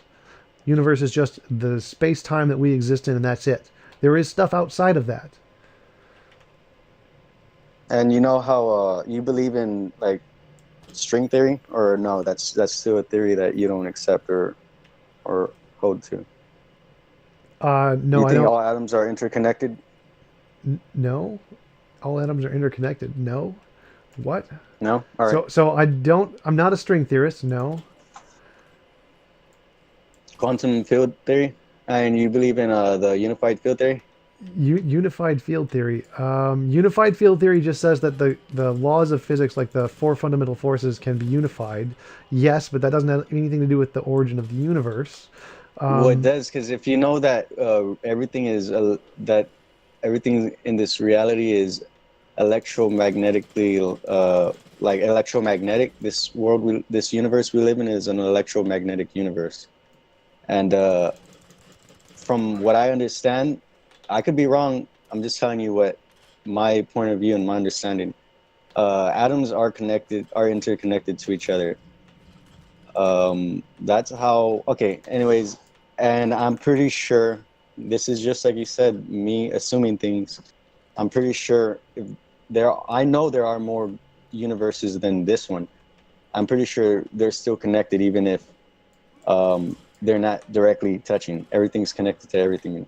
Well, I mean, I guess in that sense, I guess you could say they're connected. Like they're not in a completely isolated universe, or like they're not in a separate dimension or something. But what does that have to do with like anything? So yes, our universe had a beginning. We were talking about an enclosed system, and you were saying that every universe is their own enclosed systems, right? That's what you were saying, or no? No. Our universe is not a closed system. So a closed system is just an isolated system that has no connections to any other system. So our universe is not a closed system, which means it can definitely have a beginning and not. So the universes that the other universes that are around are somehow interacting with this one. Then, if this universe isn't enclosed, and you're saying that there's some outside interaction going on, right? Yes. With other universes. That's correct. So then you agree. That somehow this world and another world are connected somehow through some kind of way that we're unaware of, right? Right, but that does not mean that everything is applied to the law of entropy. The entropy only applies to our universe and things that apply to our laws of physics. So if there's a different universe out there, entropy may have nothing to do with it. So it may be an open universe, which means it could be eternal, no problem. My point in saying that was, obviously, if you're saying that this universe is connected to other universes in some way, shape, or form, then would that, if all those universes together, would that not be an enclosed system? And if you include everything within existence, even outside of this reality, all universes, if they're all interconnected, is that not one enclosed system? No. No? Why? See, it's your ideology. You choose to believe a certain thing, and you're just going to keep on looking at it. We can demonstrate in quantum mechanics that energy can come from the vacuum state. So it doesn't only apply in those states. So no, there are universes that can be eternal, that can exist eternally, no problem. So entropy is applied to a system given energy like our universe, only our universe. There could be other universes with other laws that entropy does not apply to. Entropy only applies to the stuff we currently know about, and that's it. It does not apply to absolutely everything, always, no matter what. So there could be another universe that entropy doesn't apply to. Okay, I agree. Hey, so with all that being said, I'm going to stop talking and let someone else take the floor because I've been talking for a minute. You agree that all this reality, all these laws of matter or science that scientists gathered up over the years, do you agree that all that can change with just a simple tuning of a vibration? Like you're saying a whole nother universe could have a whole bunch of different laws of physics. Do you think that's because everything's relative, right? No, it's because the laws of physics are determined by processes in the universe. So like they have a certain value, and the value could be more or the value could be less. It's not. Yeah, has nothing to do with. I said everything's relative. No, not everything is relative. No. Some things are relative. Not everything is relative. Like no, it doesn't matter if this whole universe. Oh, okay. Well, like it doesn't matter how many other universes are that are different ways. Our universe is still our way. It's still true. There's still one ultimate truth, which is whatever the truth is. The fact that universes can be different has nothing to do with relativism. It just means that laws can be different. Like the planet Earth has a different kind of a ecosystem than the planet Mars. Does that mean everything's relative? No, it just means they have a different ecosystem. The fact that universes can be different has nothing to do with relativism. My point in saying that is literally the only reason why things work the way they work is because of the vibration that they're at the moment. If you change the frequency of this reality, the laws of physics work differently. Like you can't light a flame if sound is being produced. You know, if the wave, the sound, what the hell is it called? The airwaves are vibrating at a certain frequency. You're not going to be able to light a flame in oxygen because the vibration of the air. Like everything is vibrating at a certain frequency, and that's what allows the laws of physics to work the way they do. When those vibrations change, the laws of physics change, and that's what I was saying. It goes back to your mentality, the way our brain is emitting electromagnetic frequency, and we do affect reality. That's it, and that's the end of my my thesis. So waves have nothing to do with the way physics is. It's not about vibration waves in that sense. It has nothing to do. Like maybe if you're a string theorist, that's how you see it. But most people are not string theorists. So no, our theory has nothing to do with the vibrating waves and like that at all. Like no, it's maybe if you're a string theorist, that's how it works. But well, I mean, you're completely ignoring what I just said. I said that you cannot light a flame in air if the vibration of the air is. If the air is vibrating at a certain frequency. Do you agree or disagree with me about that? Right, that's fluid dynamics. Yes, that's true. That has nothing to do with the law of physics. So you don't understand that you're vibrating at a certain frequency right now. If you were vibrating at another frequency, you wouldn't even be in this universe. Right. So I'm not vibrating at all. That's not what vibrating is. That's not how vibrating works. What? Okay. So. All right. You never seen a Flashpoint? Flashpoint? It's a joke. Okay, never mind. Forget it. Yeah, dude, that's how it works. But never mind. Yeah, no, we don't vibrate. That's not how things work. There's waves. You need to do some more research. No, I've done all the research. I mean, I've actually talked with astrophysicists and cosmologists and physicists on my channel. Like that's not how it works. No. Everything has a resonant frequency. I don't know what you're talking about. No. What is a resonant frequency? Because you're acting like you don't even know what that means. A resonant frequency is the frequency at which two things can vibrate at the same rate to cause like the glass to break when you sing at a certain vibration. But people do not vibrate. That's not a thing. Like there's no like vibration rate of particular objects like that. It doesn't happen that way. You can't like shake things in a certain way to cause particles to collapse in a way. That's not how it works. Vibrations are a result of interactions in physical particles, but it's not like a vibration is not like a fundamental part of the universe. That's not a thing. How can you have vibrations without stuff vibrating, man? Exactly. Anybody else? I could jump in. I'm done talking.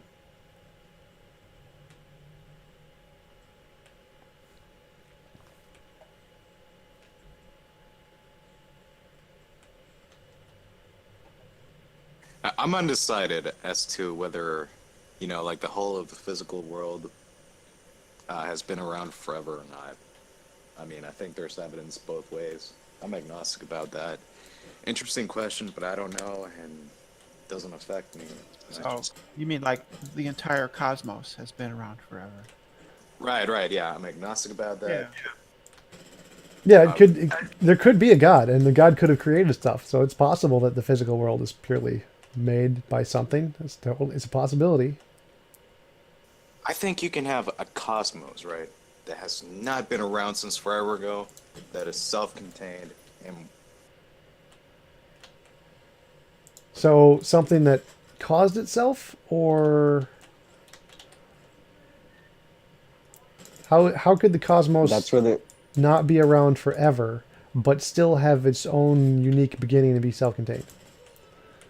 if it's been around since the beginning of time. Oh yeah, if it's eternal, that's not a problem. Contradiction. So if it's eternal, that's fine. But how could it have a beginning and be eternal? Well, not in that sense, but let's say time doesn't go forever into the past. Like, time has like a, quote unquote starting point. Oh yeah, And if absolutely. it's There been could just around be. since that, I mean, it's not even meaningful. I mean, the question of what happened before that's not even meaningful. So, Well, I disagree with that statement. So I think that you can have things that are before time or outside of time, and those can definitely exist prior to the Big Bang. And I think it's a problem of language to say that what was before, but I don't think there's any actual conceptual issue there. You can I definitely mean, say that. I think it's a contradiction to postulate things going on, prior to time.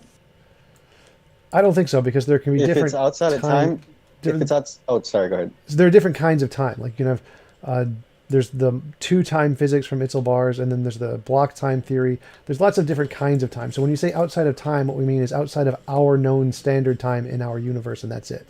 There could always be Okay, other sure. things, like other times. Yeah, I mean, I accept the black universe, like, things beyond that direction in this, at least four-dimensional block that we consider the past. But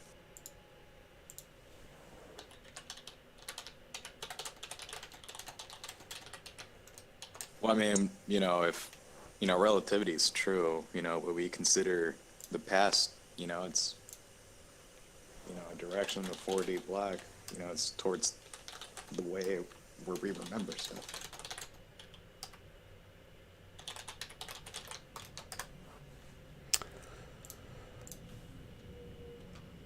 Oh,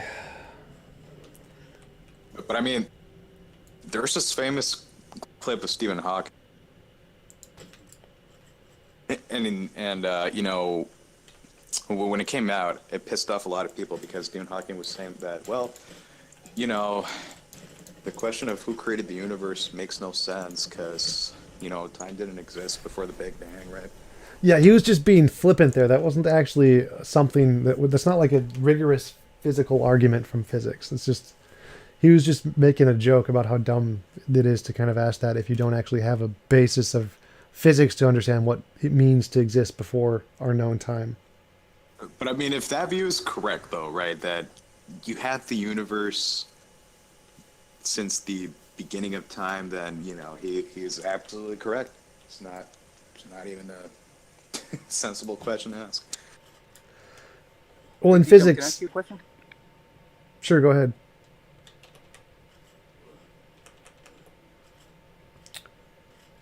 I'm on my phone. I don't know if you can hear me. Yeah, I can hear you. Testing. Sorry. Hey, in all your research, do you have like a preference, like in terms of the way you see the trajectory of cosmological research going? Do you see like a theory that you're like leaning towards as far as unifying GTR and quantum field theory, or just asking? No, like I mean, string theory supposedly does it, but string theory can just do anything. So, I mean, I don't. Right. I mean, I like the emergent space-time models. I like Sean Carroll's and Nima Arkani-Hammond's amplituhedron. Those are interesting. I mean, I don't see any reason to think any of them are more or less true. I don't see any progress being made in quantum mechanics, pretty much. But it's just interesting mathematical theories. Do you think the research projects are just kind of like working within parameters that are kind of stale right now? Pretty much, they're just utilizing the same old verified models and combining them in different ways, like playing with Legos. It's not really. I don't think anything new is going to happen from it until we get some kind of new kind of predictive power, which I don't know. I think we're pretty much done with that for a while in physics. Have you looked into Eric Weinstein's proposal? Eric Weinstein, the philosopher guy. Yeah, he's been out of the dialogue forever. I think Sean Carroll's wife actually chastised him pretty harshly in a publication, but I think he's proposing something like geometric unity, it's called, and he's kind of trying to think outside the box at least, but he was just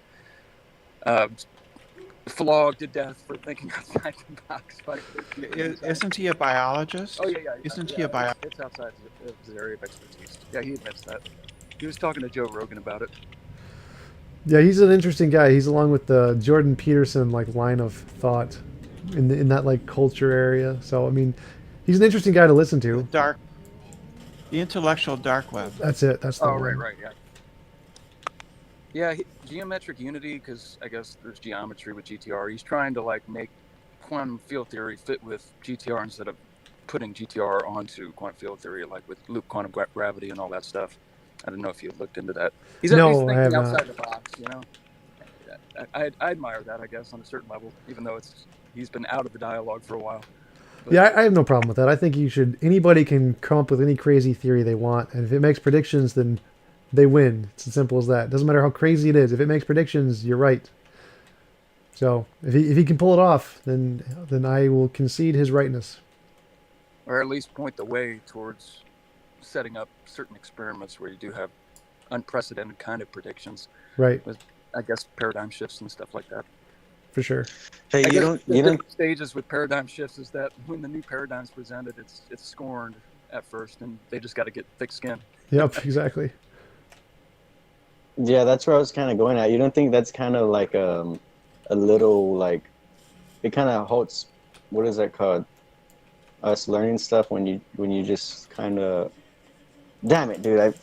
Never mind, forget it. I was trying to say something. I lost where I was going at. Already. Yeah, if you're not open to new ideas, no matter how strange they might be, then it stops us from being able to learn. So you always have to be open to new ideas and open to being wrong, even if they're really crazy sounding ideas.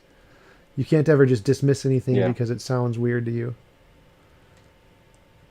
Oh, I'm sorry. I looked at his brother, by the way. I think it's Brett, not Eric. My bad. Yeah, Brett? yeah.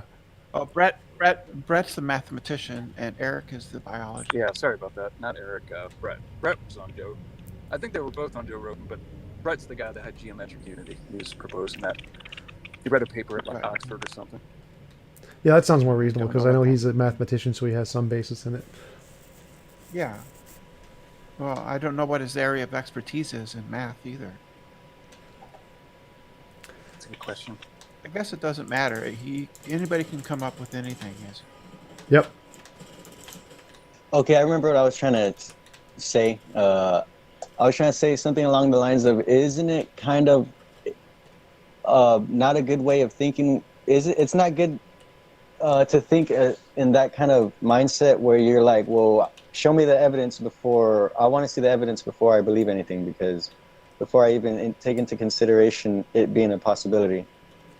In opposition to like the person who, you know, you share a theory with, and then they kind of like, you know, try to formulate like some kind of their own idea, or put in their own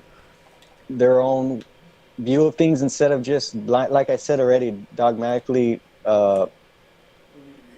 regurgitating the information that they've been told their whole lives. Like I just said earlier, right now it kind of halts not production but advancement.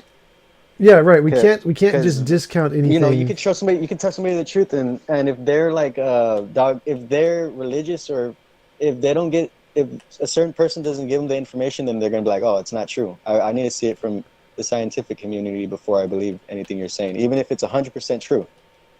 Well, you need Isn't evidence. that kind of not good way of thinking about? Okay, go. Sorry. So you need evidence for something to be reasonable to believe. You should never believe something without good reason to believe it, without evidence. But you can't simply say that you can't simply say you're not able to hear the truth just when it's heard. You don't know the difference from a lie and the truth. Right. No, you can't just hear the. Well, there's that analogy of when the clock is dead on the, like, it's still possible to look at it, and there's a really small probability that it might actually be the right time, but you can't actually reasonably think it's that time because you know the clock is dead. You know, like there's a difference. Like, yeah, you can really randomly stumble accidentally on true beliefs, but that doesn't actually mean that you are justified in believing those true beliefs. Exactly. Well, I'm not saying randomly. Having a conscious, like, you just have to believe in every proposition, and then you'll believe all the true ones. Believe every proposition. Right. Yeah. Hey, my phone's gonna die right now, so I'm gonna just say I'll be watching you on YouTube live stream. But yeah, my phone's dead. So yeah. All right. Talk to you later. I try to be honest and realistic, right? I mean, so sometimes, you know, there will be this idea, and you know, a person, you know, throws some fact or some argument that, you know, I mean, might not be compelling, but, you know, as far as I can tell, makes that idea, raises the probability of that idea. Right, but his like fundamental point is that we can't just say you're wrong even if you don't have evidence, because what you're saying, they could be right, they could have the truth, but it's not reasonable to believe them until we actually provide reason. So we can't just say that you're wrong because you don't have evidence, but we can say it's unsupported to believe you because you don't have evidence. Yeah, it's also improper to like negate without justification Right. as well. Tom, do you agree that sometimes absence of evidence is evidence of absence? Yeah. So if you specifically say I am holding a teapot, but there is no evidence that I'm holding a teapot, well, that's pretty good reason to believe I'm not holding a teapot. Yeah, it really depends on the question, like for sure. No, I agree. Sometimes it is, sometimes it's not. It depends on what the idea predicts, right? Yep. Like which one would expect to find if it's true. Yeah, like if I make a positive claim that there will be evidence in this one spot, and there is not evidence in that one spot, well, then that's evidence that my conclusion is false. So that's evidence against my hypothesis. Yeah, there'd be a difference between saying there's no elephants in my car and there's no police in my car. Yep.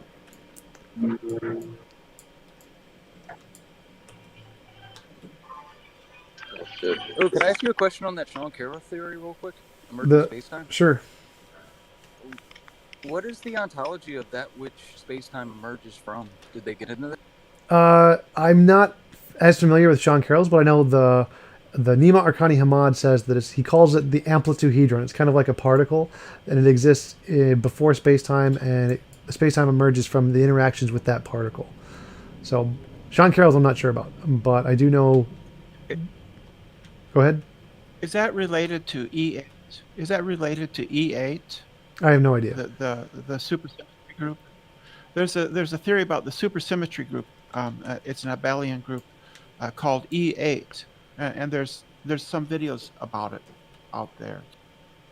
Oh, cool! I'll check that out. Our universe, or is it prior to like the mother universe that encompasses all the universe? Just ours. It's just the next stage in what we're discovering. It's not fundamental. Like nothing in science is ever the fundamental thing. It's always this is just the next thing we can think about. But it could conceivably apply, maybe if the what's that principle? The Vilenkin. Guth-Vilenkin? Guth. What's the third guy's name? Guth-Vilenkin. Oh, the PVG theorem. Like, if the mother universe were expanding, could that theory, I guess, apply to just prior to the expansion of the mother universe, maybe? So the Guth-Vilenkin theorem only applies to universes that have a specific kind of a geometry. And so any kind of universe that has a geometry that it applies to. But it may not apply to anything else. So Sean Carroll argues it doesn't apply to his emergent model or like a bunch of other ones he's also shown in his like debate with William Lane Craig. And he actually made a website showing all the different models that it doesn't apply to because they don't have that geometry. So the Guth-Vilenkin theorem only applies to the mother universe if the mother universe has that geometry, because it applies to anything that has that geometry, and that's it. Is it true that an expanding universe implies only a certain kind of geometry, or? It implies a certain kind of geometry for now, but it could have changed over time, so we don't know. Because I think the language they use is geodesically incomplete, right? Yep. Because a geodesic is how to measure the distance between 2 points on a curved surface. Yeah, it's like the path traced out by a photon or something. Yep.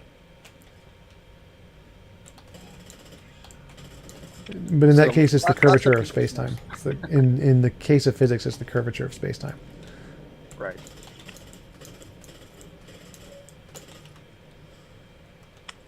So the ontology of it prior to our particular universe, does it have what properties does it have? Like, is it causally related to that which emerges out of it, or?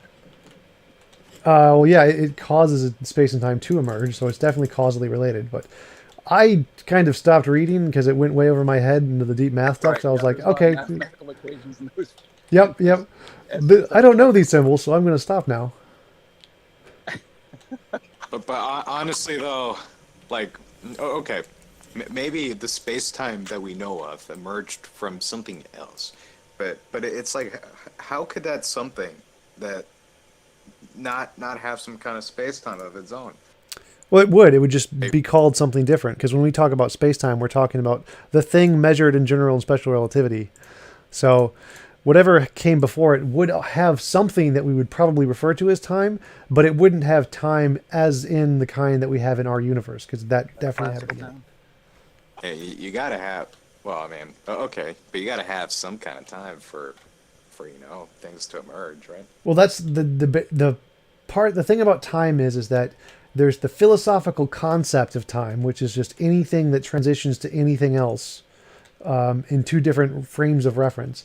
And there's the physical time, is in general relativity, where time is literally a physical thing in the universe, like a particle that exists in our universe. So the physical kind of thing of time is definitely not prior to the Big Bang, because it's only in our universe.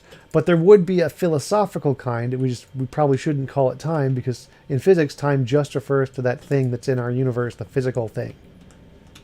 Got And it. you could interpret the transition phase like tensely or tense in a tense way, I guess. Sorry, Brenda.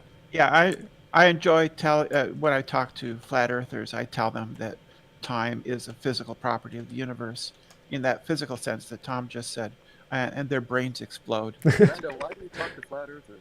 Because it's funny as hell. It's funny.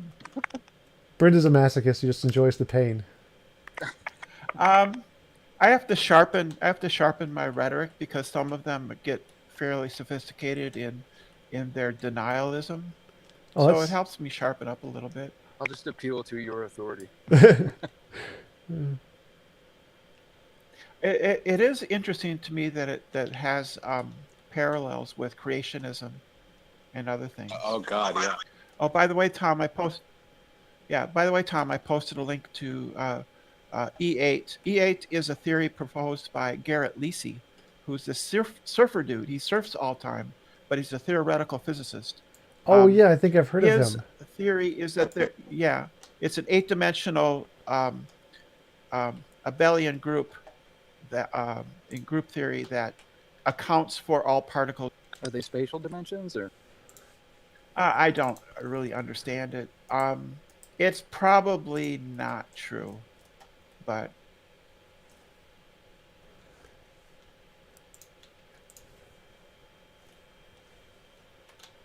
I was just wondering if there is a causal relation between the emergence of classical space-time and whatever concept of space-time applies to the thing that came before it.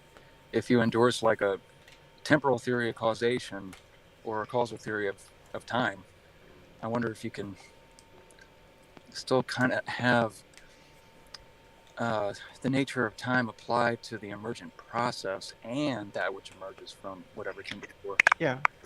Well, that's Tom was briefly mentioning that there's a philosophical notion of time, and then time as physicists use it.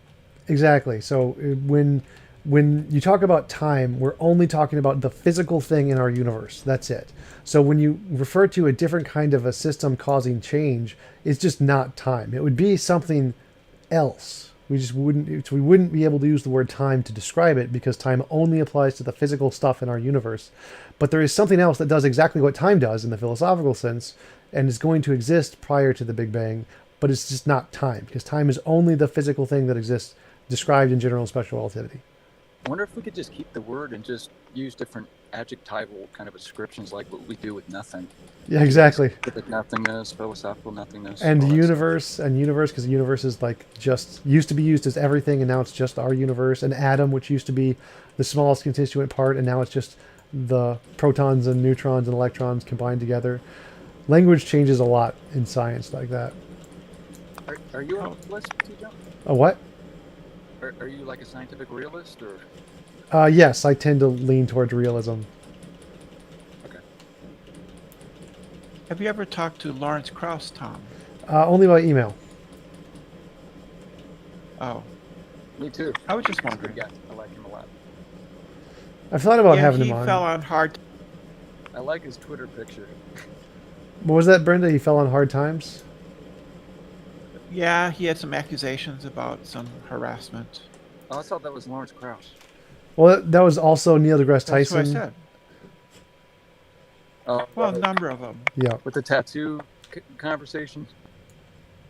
I didn't look into it. Me neither. I'm not really interested in that kind of stuff. I leave it up to the innocent until proven guilty. That's kind of just my ultimate stance on everything. I think that it would be interesting for you two to talk, because it would just Neil deGrasse Tyson would be interesting if you could get him, or get on his show, his podcast. That would probably be better for you to get on his podcast, because then you'd get exposure to that audience. No, TJump needs to go on Joe Rogan's show. Yeah, I would like that. That's not going to happen, though. You're not big enough for that. I don't think I'm big enough for Neil deGrasse Tyson show either. But I saw TJump's tweet to Kanye West. I thought it was epic. Yeah, that would be hilarious.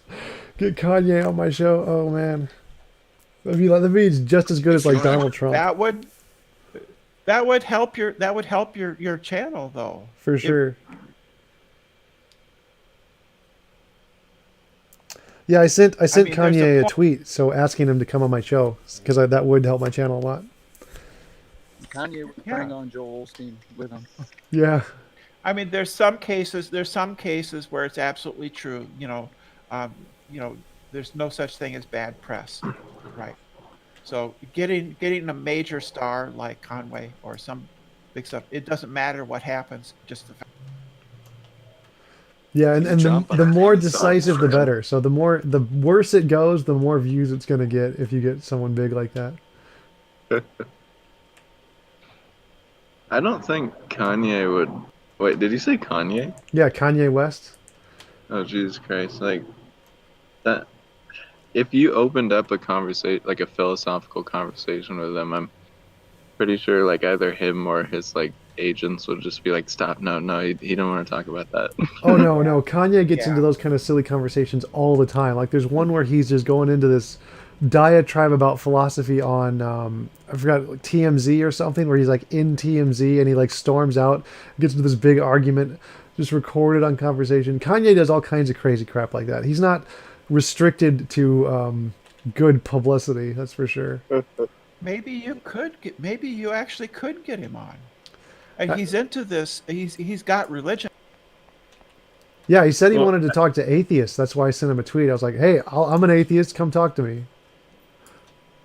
That's hilarious. Yeah. I have seen one instance where he was talking, like in a political interview, and like I don't know if they were friends or agents, but just people looking out for him. They actually like told him on set, like, you shouldn't talk about that because you don't know what you're talking about. And he was like, okay, I feel it. Yeah, that would be really fun. That would be a fun episode. I'd love to have Donald Trump on too. That would be so much fun. Ooh, that's not. Well, maybe you can interview him when he's in jail.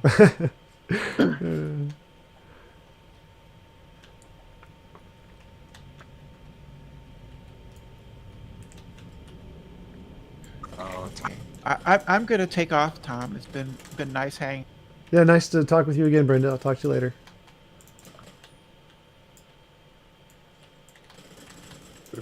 Hey, TJump, do you make a distinction between moral realism and moral objectivity? You cut out moral realism and what? Moral objective. No, I use them as being the same thing. See, I was reading a book the other day, and they distinguished them. They were saying moral objectivism is the thesis that moral propositions have truth value, and that moral realism is an ontological thesis that true moral propositions correspond to like entities or something, like queer entities, like what Mackie was saying or something. Well, what do they mean by true? And it sounded like you were kind of leaning towards that when you were bringing up the perfect triangle that you don't think exists. So it sounds like you're a moral objectivist without being a moral realist. Well, I think in most philosophical cases, they usually mean the same thing. Because for a statement to be true, what it means is like it corresponds to something in reality, even if it's not necessarily like an existing particle or something. So it can still be true and be the same thing. So moral realism and moral objectivism aren't exclusive in that sense. Maybe there's a guy I really like. His name's Jody Azuni. He's got a book called Deflating Existential Consequence, where he actually deflates singular reference and truth. And so he actually has this philosophy according to which you can have these true metaphysical propositions, moral, metaphysical, whatever, and they don't actually refer to like Platonic views or Aristotelian essences or anything like that. I thought it was pretty intriguing. What does he mean by true? How does he define true?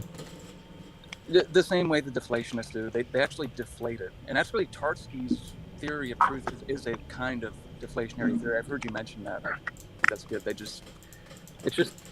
One strategy is just to use that disquotational principle and then provide some kind of analysis. Like, you don't necessarily have to be a fictionalist where you think the propositions are false. You could be like a figuralist or endorse like neutral theory with regard to the existential quantifier.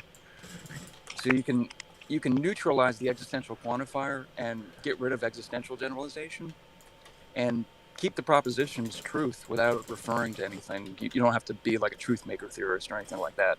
There's like all these different little anti-realist options I thought were really interesting.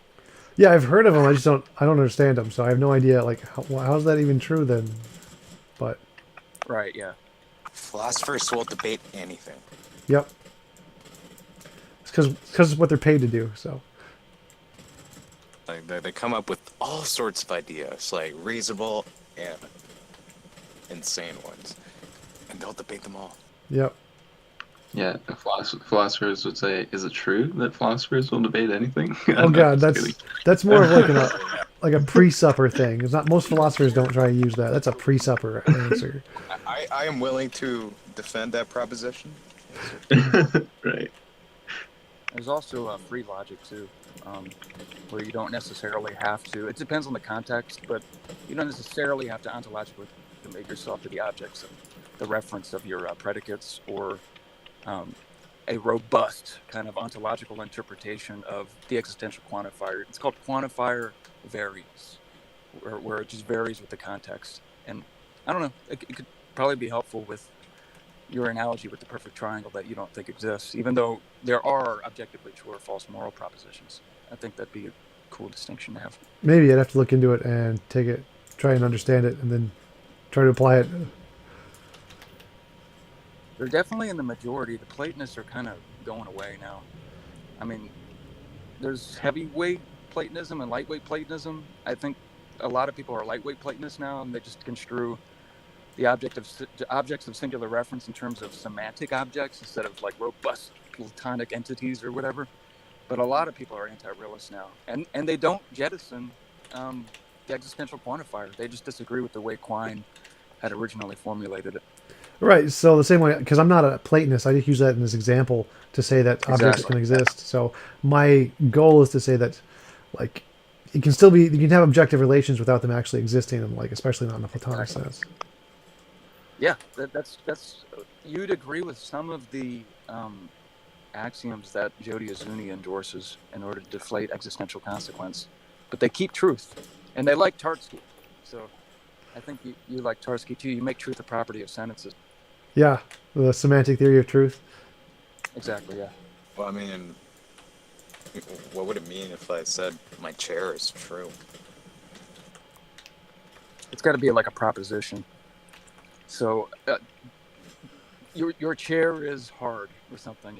Well, hard is weird because that's ambiguous. That's a vague predicate. So you need like tri-valued logic, indefinite, true and false. My chair exists. The chair is 2 feet away from me or something like that. Or exists. Yeah, that's a good one. But anyway, my stance on Platonism is this: your mind is a world of forms, in of itself. What does that mean? Well, I mean, like it has to do. The only place that I know of where concepts exist is in the minds of people. I don't need to appeal to this abstract, transcendent. Oh yeah, for sure. So yeah, I agree. I don't think that Platonism is actually true, or there are these like actual shapes that exist in some kind of metaphysical superspace. It's kind of a weird idea.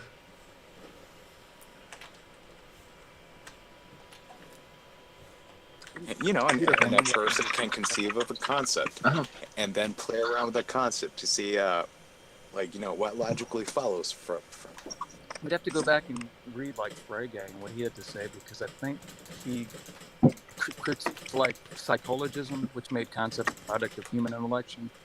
But it's been a while since I read that. I'm curious, like, just because this is one of my dark spots, I guess, like things that I haven't really investigated much into. Like, how specifically would you guys define Platonism? Like, if somebody were to say, "I'm a Platonist," what would that entail for you? Damn it.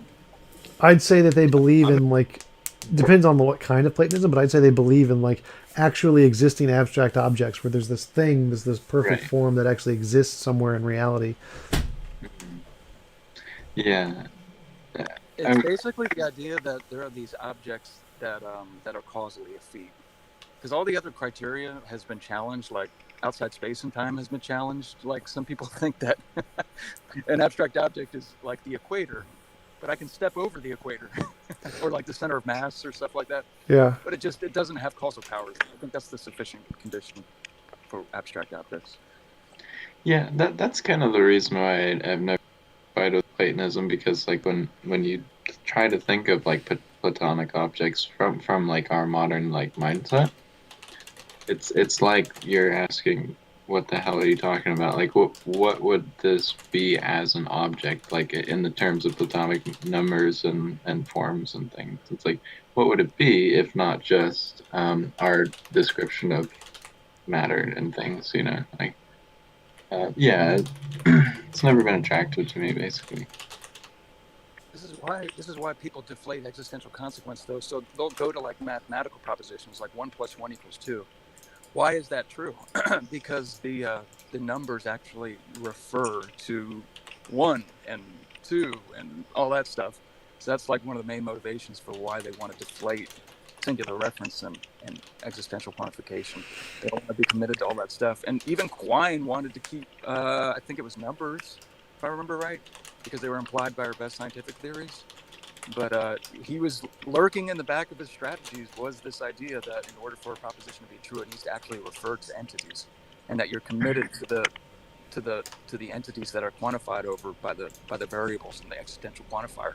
But people have since, messed with and tweaked with that quantifier such that that's not a necessary implication. But Right.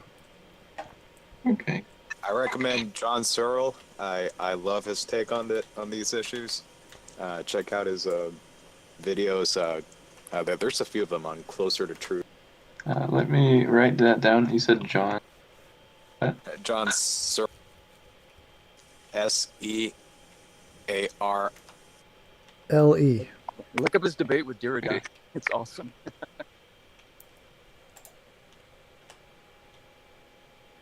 I love that guy, man. You know, he comes up as a no-nonsense kind of philosopher. Yeah, he's pretty good. Well, Searle responded to Derrida's postmodernism or whatever, and Derrida responds by talking about like the font that Searle uses in his response and the spacing between the words and the border of the journal. It's just like, what are you talking about, man?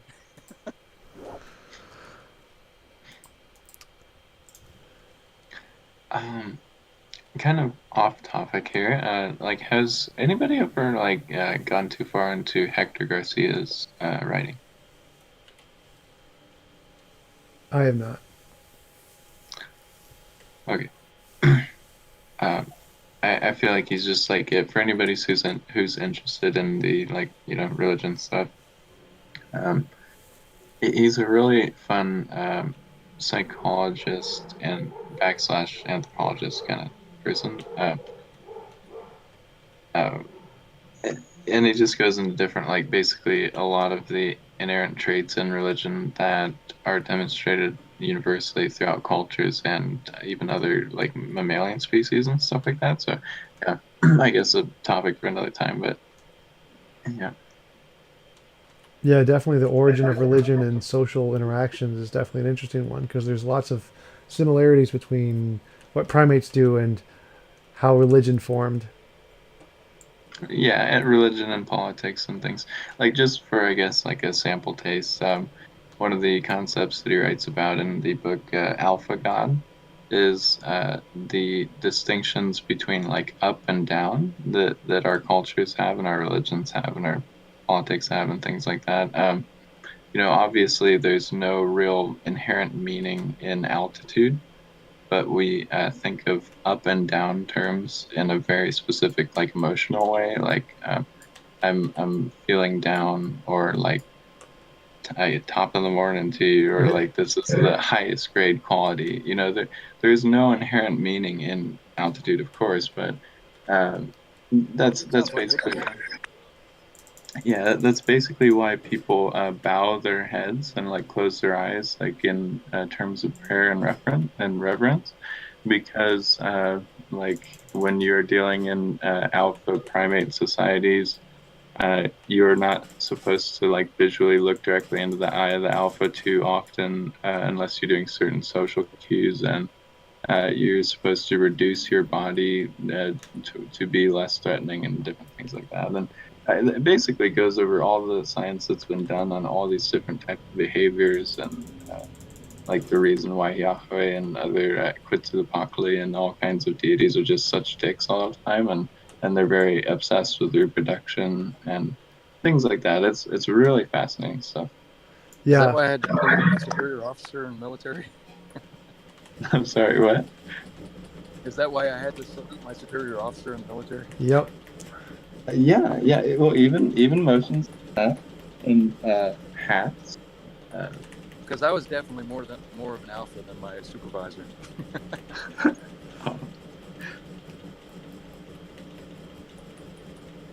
Yeah, one of the things he writes about is making your head bigger and having facial hair and divine artwork where there's like halos and chieftain headwear and different things like that. That's why Calvinists grow beards. Quite possibly. So I have a question. Could you elaborate more on your opinion on oscillating universe theory? Oscillating universe theory is like the cyclic model, like Neil Turek's model, where the universe grows and then collapses and then grows and then collapses, essentially inevitably forever. I think it's an interesting theory. I think it's a possibility. I don't think it's any more or less reasonable than like the multiverse theory or string theory or any of the other ones where there's just stuff forever. And Neil Turek's model specifically says that like dark energy could reverse at some point, because we know gravity reversed.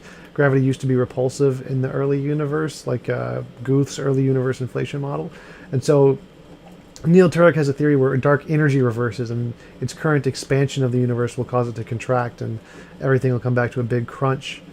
And then it'll all start over again, and that's essentially the oscillating cyclic universe model. It's an interesting theory.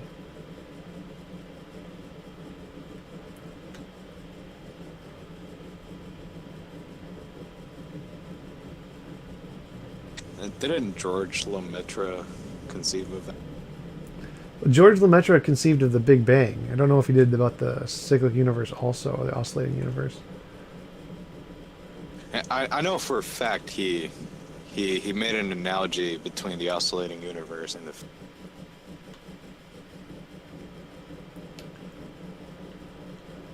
It's definitely possible. I don't know. I do not know who the person who came up with it first is. Probably some ancient religion 3,000 years ago came up with it first.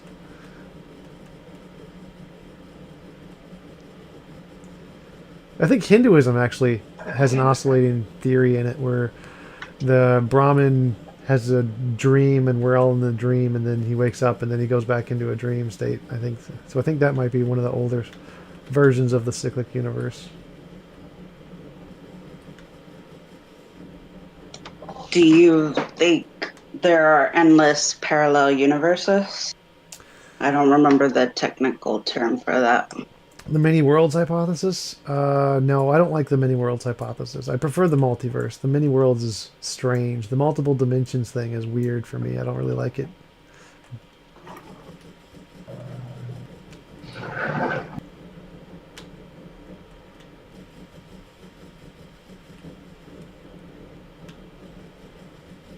I personally think there are. Like, infinite universes having the whole oscillating cyclic theory. It's a cool theory. It's no more unlikely than all the other physical theories of the origin of everything. So there's nothing wrong with it. It's better than the God theory, that's for sure. I was talking to some guy who gave me an inductive, it was like a neat inductive argument for the multiverse, and I thought that there was something. Wait, an inductive argument for the multiverse? How do you get an inductive argument with one universe?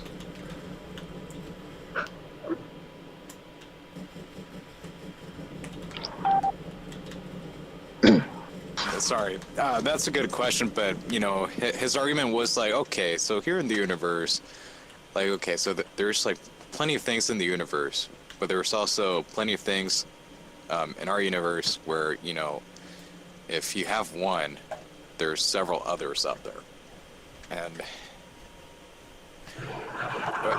there are several others like it out there, and I was like, yeah, I mean that's actually a good point. So he made the inference. Well, I mean, is it that crazy to postulate there being other universes? They might be slightly different or whatnot.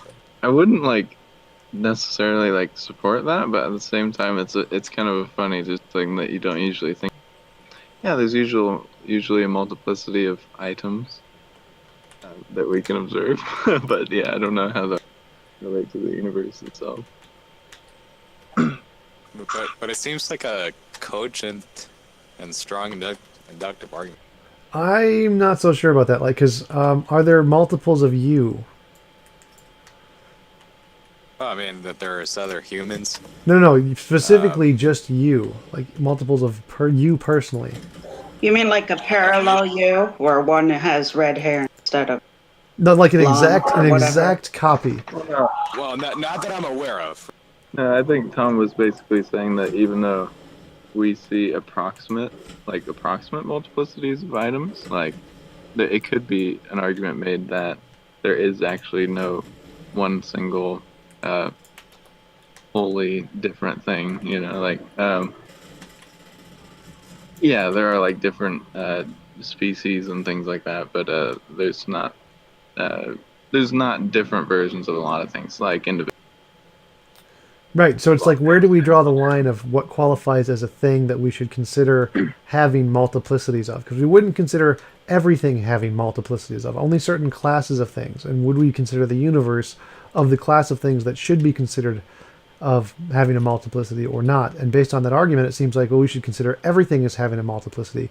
Since we see some things as having lots of them, well, then everything should have lots of it, right? So it doesn't seem like a very strong argument, because you could just apply it to literally anything, including things that may not have a multiplicity. If it's a class, it has more things, right? Like things that don't exist? I talked to him about it, right? And we were discussing how, that there are things in the universe where, yeah, there's other stuff like it that are basically identical.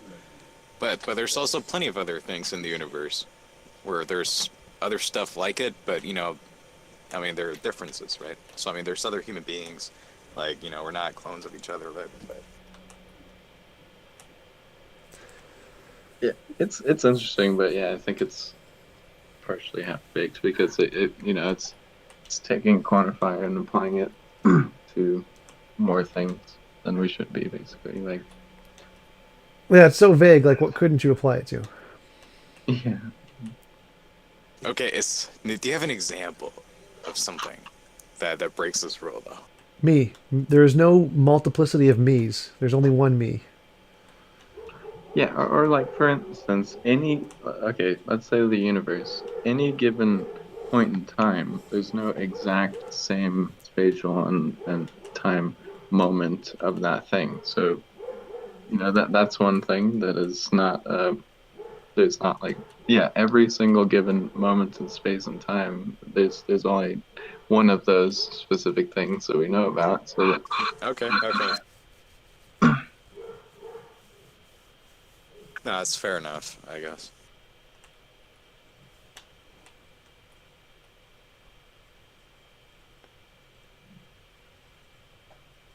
Because, if that wasn't the case, then I mean, I guess there wouldn't be any change going on. Exactly.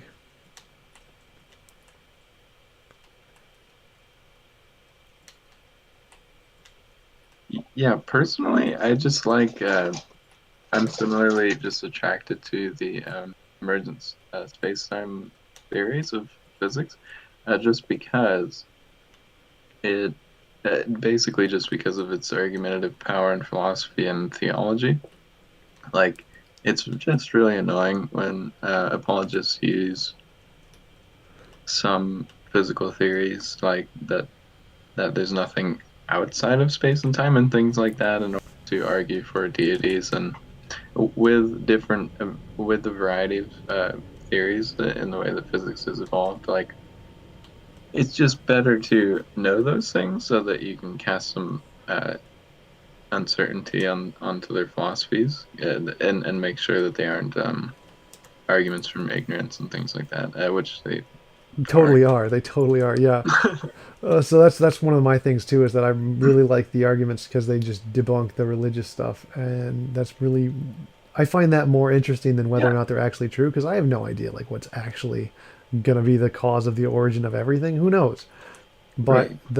the utility of the theories in countering religious apologetics is absolutely gorgeous, because we can make stuff up just like they make stuff up, but they're going to be like, oh, well, there's no evidence for that. Well, that's not a scientific theory. So we can actually present a scientific theory and show that we can scientifically make stuff up just like you do. Right. But even in a better way, because like you've mentioned, like we're using like understood variations of physics that we can demonstrate, opposed to using Made up um properties that have no basis in reality. yeah. Like what particular things from religious stuff that bothers? And sorry, I have like social anxiety. Don't worry Kind about of it. Take your speech time. Same problems. here, dude. So Like, what about it? Because you guys were like complaining about apologists. bagging on. Basically, they use an amount of letters like Yahweh or God or something like that, and then they say, okay, this amount of letters can do this thing. Like, so I'm gonna posit it as an explanation for something. So like, if we don't know how the universe was originated in its earliest form, they can say, okay, well, I'm gonna call Yahweh this thing that can cause the universe to originate in its original form. And so what's better about science is that like we don't just like kind of in that sense assign an ability to letters that that we don't know anything about, so physicists use what we understand about like atoms, molecules, and chemistry and all kinds of different things in order to form theories where it's not just ad hoc. Like, do you know what ad hoc means? No, sorry. It basically just means like it would be best if I looked up a definition, but it basically just means like positing an explanation for something for no justifiable reason. Explaining away an inconsistency. Adding I a property get to it. explain away an inconsistency. Right.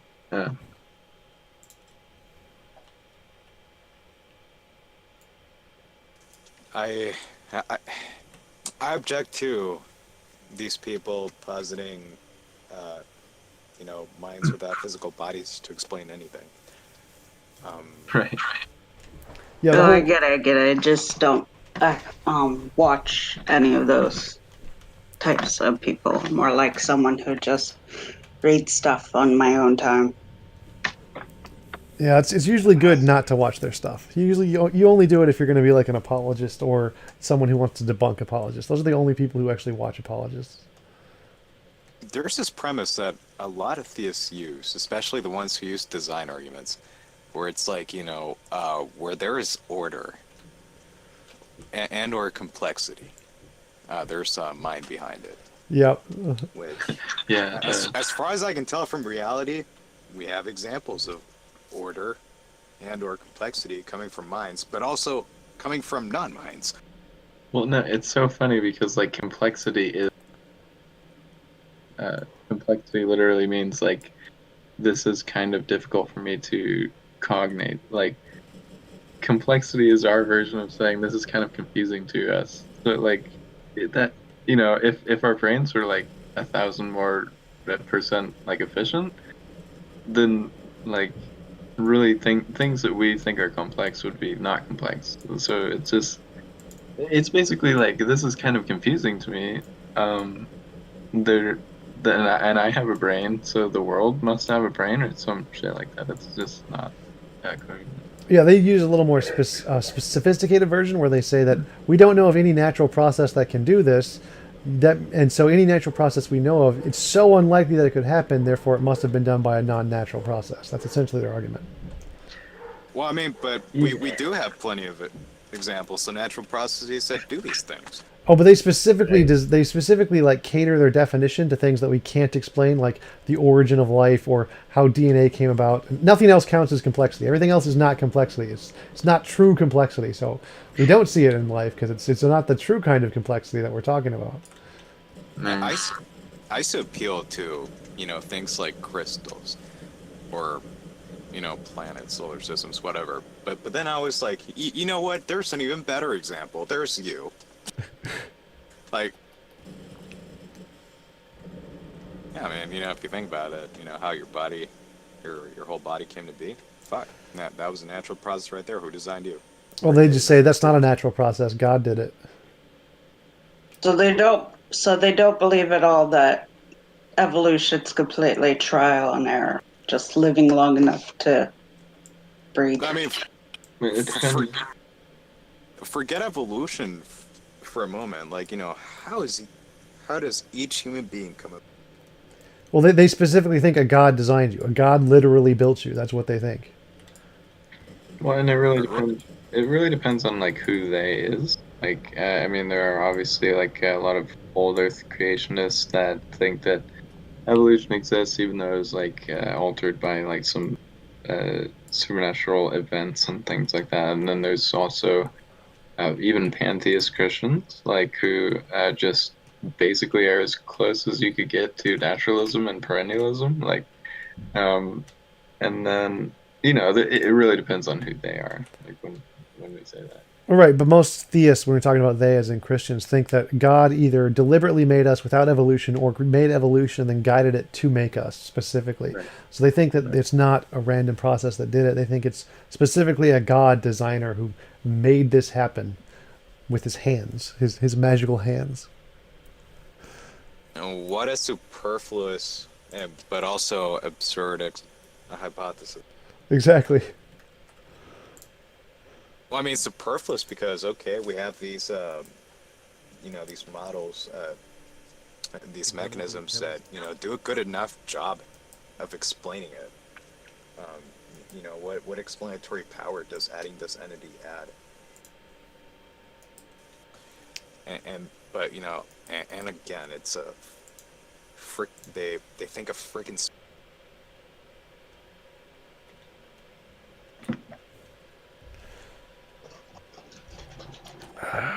Hello. Hello.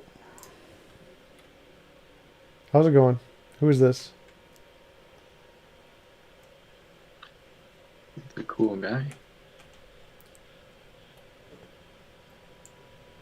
Somebody just said hello, right? So what I believe in is that there's endless parallel universes and they're all subjugating to the whole oscillating cyclic theory. So I think one universe eventually dies, Big Bang happens all over again, creating more multiple universes that are just endlessly repeating the cycle. That's what I think. That's cool. That would be cool. That would be cool, especially if it was in terms of like how DC Universe portrayed it, because I would very much like to think in one universe I'm Batman. That would be very cool. Yeah, the more wilder part I believe in that people have disagreed with me on, which is fine, is that I think if you go far, it branches out far enough to the point things that would be considered fictional would exist in that universe. Yeah, that's a part of That's what I think. multiverse. They think that too. Like you can definitely have a lot of things that would seem fictional to us that still exist. So it's definitely a possibility. Even things in this universe seem many things. Right? Yep. Like quantum mechanics seems totally unrealistic. I watched Doctor Strange too. Hey, what's up? Hey, who's this? When you said there was something strange about quantum mechanics, are you meaning the part where observing it changes the result? Because that always was the most wildest thing to me. Yeah, that one, and entanglement, where things can change based off of how they're measured in one space, faster than the speed of light, like infinitely far away. They can completely change, or how particles can be both waves and particles at the same time. How probability and chance seem to be like an actual fundamental part of the reality and not just a measurement of ignorance. There's lots of really weird stuff in quantum mechanics. How time and space can become emergent from other things that aren't time and space. Quantum mechanics is really strange. Yeah, I find that quantum mechanics really, really fascinating just because of that fact alone, the one where the results change just by viewing. Yep. Was Einstein being unreasonable by, almost rejecting this stuff, or at least, finding it impossible? Because I don't think so. I think Einstein was being reasonable, but he For rejecting what? rejecting things like entanglement or superposition, right? Oh no, he definitely wasn't being unreasonable. Like his interpretation was a real interpretation.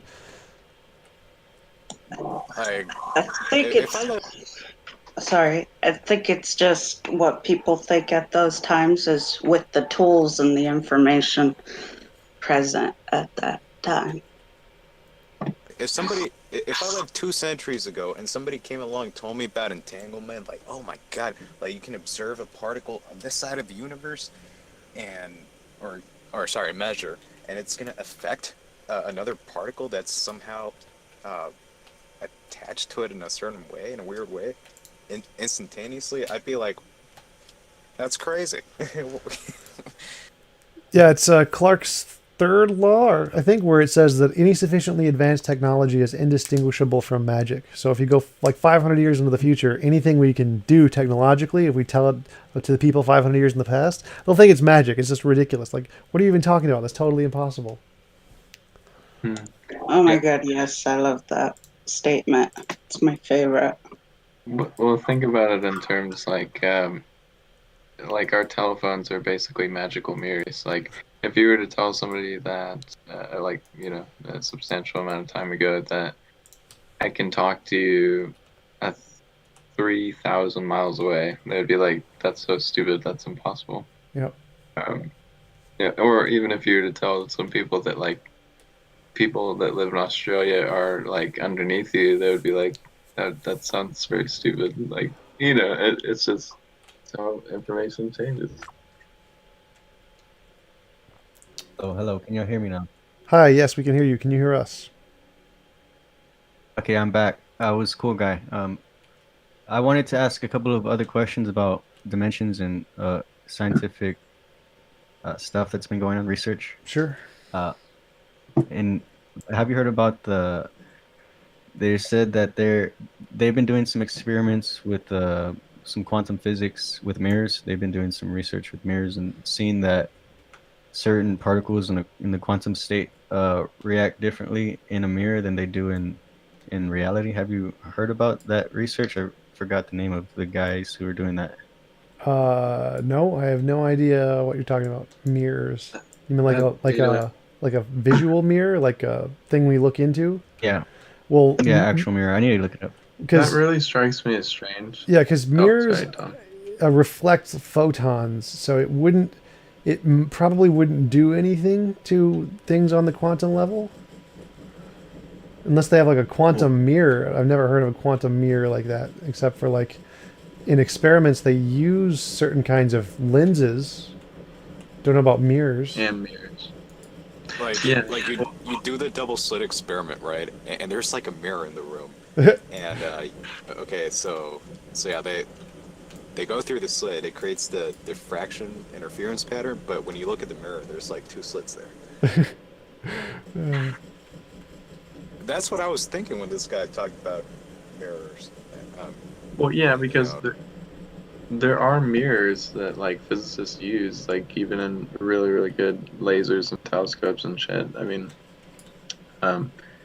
mirrors can be really, really finely calibrated to accurately, demonstrate like physical information in that way. So when it's said that there was an experiment done with a mirror, that I didn't really understand what the whole thing was like. Well, he said quantum mechanics. They're looking at atoms in the quantum level, and they're doing something with mirrors. I need to look up the exact thing. I'll tell you right now. I'm gonna look up the research. Like, I don't know that they did for it. Okay, if you're gonna research quantum mechanics, honestly, man, you got to be super skeptical, especially when it comes to quantum mechanics. Because do you have any idea how many people write bullshit? Well, that's how I feel about all science, really. That's really how I feel about all science. It's just meant to control people, and there's little truths in there, but a lot of it's a lot of bullshit, like most religions.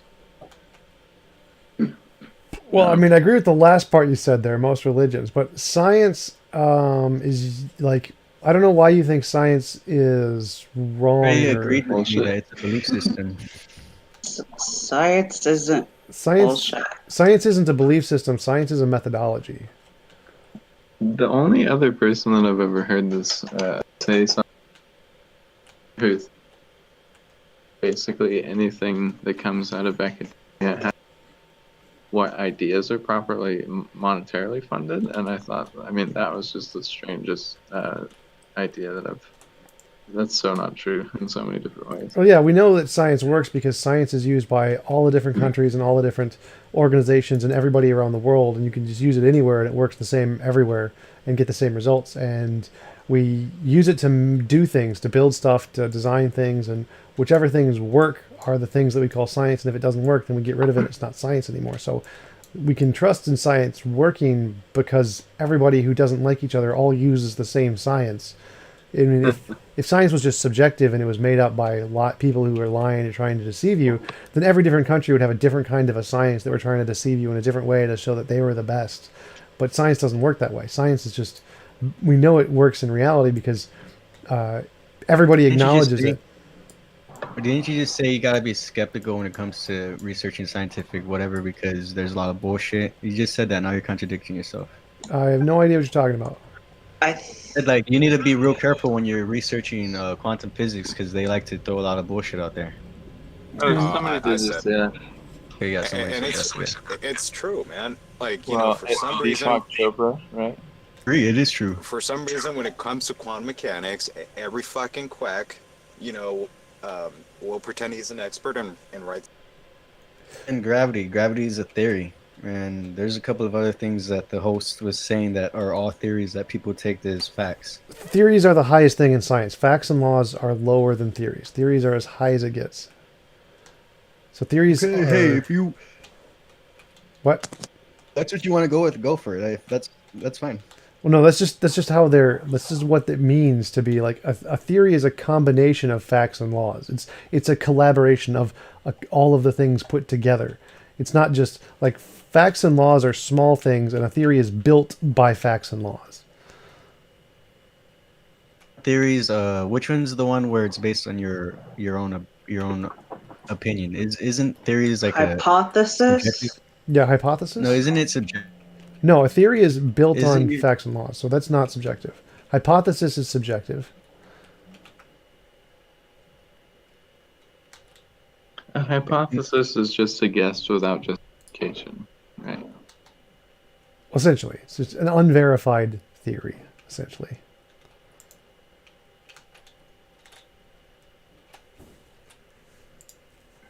Most people use that word in a certain way, but in the science community, when scientists talk about theory, they usually mean something else, which is a well-substantiated model that explains that whole. Isn't a theory an explanation of facts and laws?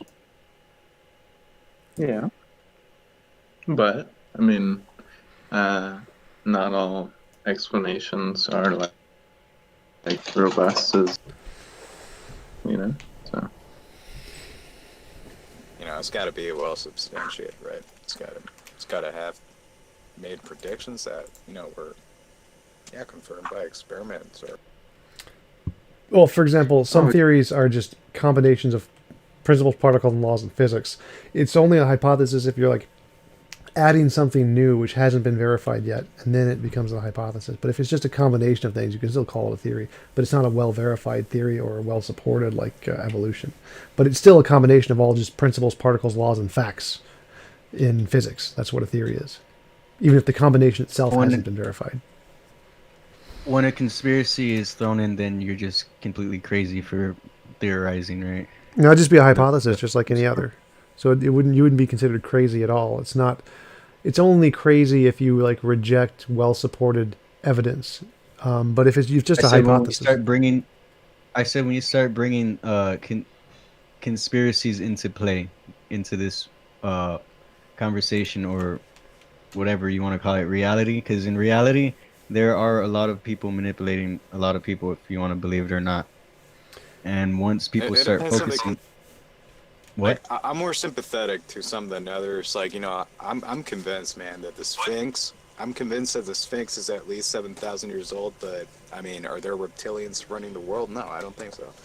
But yeah, I'm not talking about aliens. I'm talking about people manipulating people. To put it simply, whenever people start talking about manipulation, those that are manipulating or being manipulated, they blow the conversation way out of the water. Like they try to go to one extreme to the other, and I would just want to say to the lizard people thing.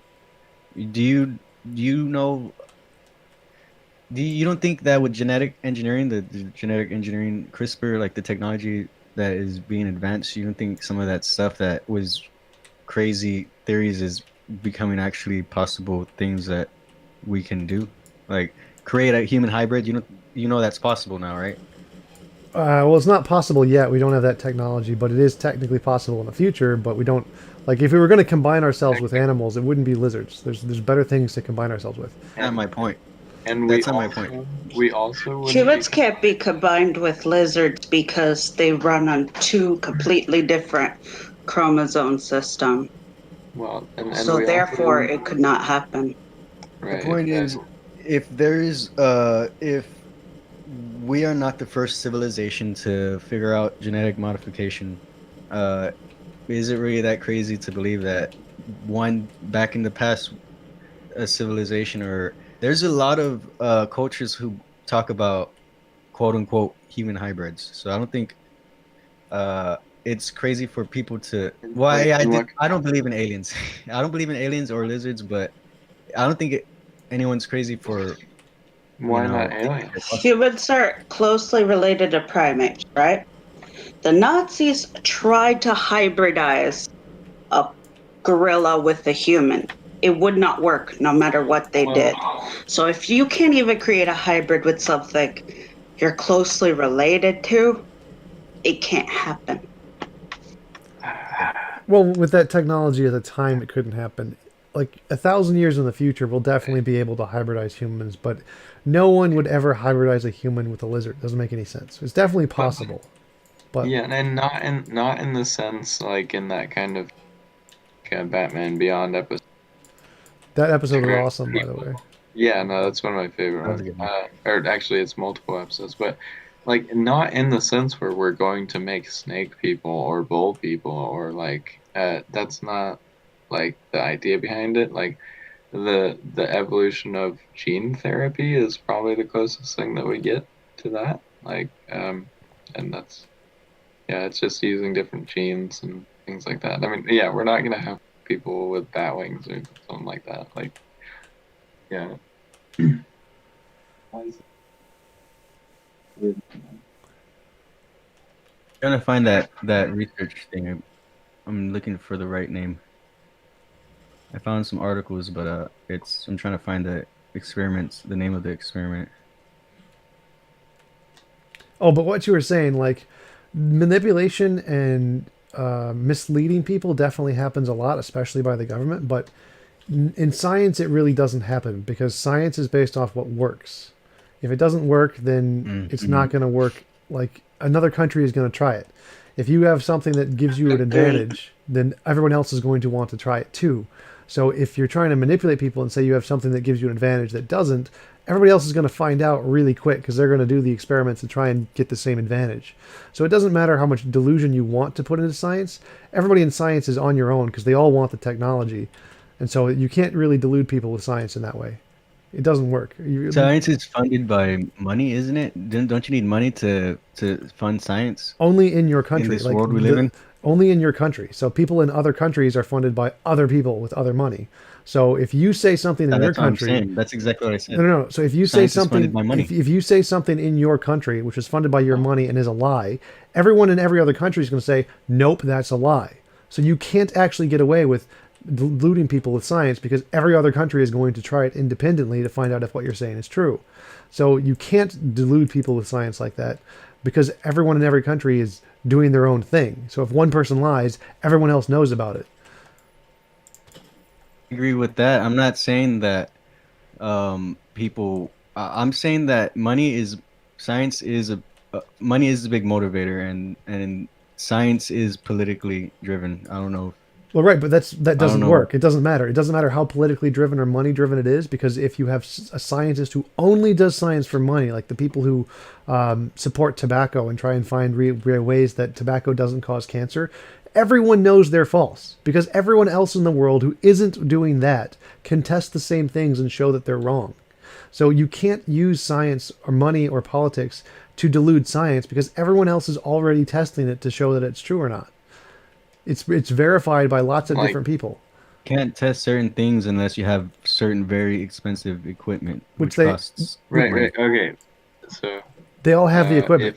You can all buy the equipment. Right. You are paying people in countries.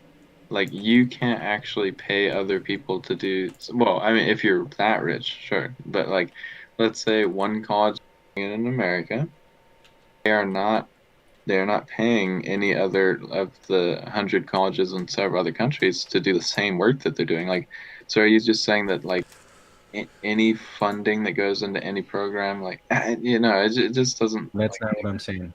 Right. That's not what I'm saying at all. It goes back to the ideologies. People, you want to perform certain experiments with under a certain ideology. But right, it doesn't matter what ideology you use. Like if I pay, it does. If you tell me that if I'm doing an experiment and you're saying no, you're not doing the experiment right because you need to follow this ideology. Well, no, it matters. Okay, go. It matters like which ideology you use, but the fact that there are like thousands of people thinking about the same topic, and in the realms of universal cultural measures, like the same answers regardless of their cultural situation, political background, economic background, the fact that we're all coming to the same conclusions, like regardless of all these things, that is indicative that, like, at least if we're coming to consensuses, how does that work with the half of the world believing that the earth is flat? How do you apply that logic to? I don't think that half of the world believes that, actually. Only a very small number of people believe the world is flat. But like, if suppose I have infinite money and I just pay everyone in America, I just pay every scientist in America to do one experiment and get this result that I want. It's just false. But every other country is going to look at that and be like, oh, this is a really cool experiment. We're going to do this too. Now, that means I'd have to pay off every scientist in the world who ever does the experiment to get the result I want, to make it hidden. Now, that's just ridiculous because every single country wants to know, is this true? Can I use this? Can I build this? Can I make a technology out of this? And if they can't do it, they're not going to lie for me just because I pay them, everyone in the world, just to stop doing the experiment. So it doesn't matter And how you much I can try do to delude people. You're not going to be able to hide the fact that this experiment is false. Other people are going to test it. They're going to find out it doesn't work, and they're going to just say it and publish it in papers. Like technology is Other people available to with a lot everyone. of money. No, you can. Okay, well, you can do this Yeah, analogy I'm gonna too. stop already. Well, no, it's okay. Like you can do this in the first person analogy too. If you are a person that's going to school or going into any trade industry, are you personally a person who will only have an opinion that somebody pays you to have? If you can't say yes, money causes whatever I say to be true. If you're not that kind of person, then how can you project that onto nations of people and then make your entire like paradigm of what you think science is out of it? Like if you would go to school and then publish papers on what you honestly believe, regardless of like if you get a better scholarship or something, then why would you think that nations of people all act in unison in that same way? My first step in getting any what's it called, any acknowledgement is going to a place that they want me to, which is school, right, and publishing a paper the way they want me to, and using all of their Are you lingo saying and that you're right. only a marketer and that you do not like You know, like what? that you don't like the concept of like science and then No, I definitely agree that science is, how you measure, how you understand and measure reality. Where I disagree is where they try to say, where they close off their minds, where scientists close off their mind to the idea of any spiritual aspect of things. Like, and it's understandable, if the spirit wanted you to see and know, it would reveal itself, right? It would be seen, but it's not. So it's not something any physical person well, it is. The truth comes by hearing it. You know the truth when it's spoken to you, but I guess some people don't, right? Some people don't know the truth. Wait. They need a So let me just say this. I weigh 212 pounds. Do you know the truth just by me telling it to you? that's not a truth that's like a deep truth. That's a random fact that has nothing to do with anything. Why would that There's make difference it? from wait, I want to say how something much because there's difference between universal truths and what is it called? Personal truths. There's a difference. And if you don't know universal truths, you can know all of the personal truths you want. It doesn't mean anything unless you don't know how things actually work overall, universally. Like that's Hey, it. can you hear me? Yeah, I can Yeah. hear you. Hey, Tom, this is Roy Kingtree from Twitch. Hey, how's it going? Can you hear me? Are you still there? Can you hear me now? Yeah, I can hear you. Yeah, how's it going? Roy Kingtree, you said? Yeah. How's it going? What's up with you? Nothing. Just I was wondering if you were ever going to interview some Scientologists. Scientology is hard to get people to come on your show because they demonize you pretty badly, especially people in their cult that come on and talk. So it's hard to get a Scientologist on. And if you do, you're going to get a lot of crap from them. It's tough to deal with that crap.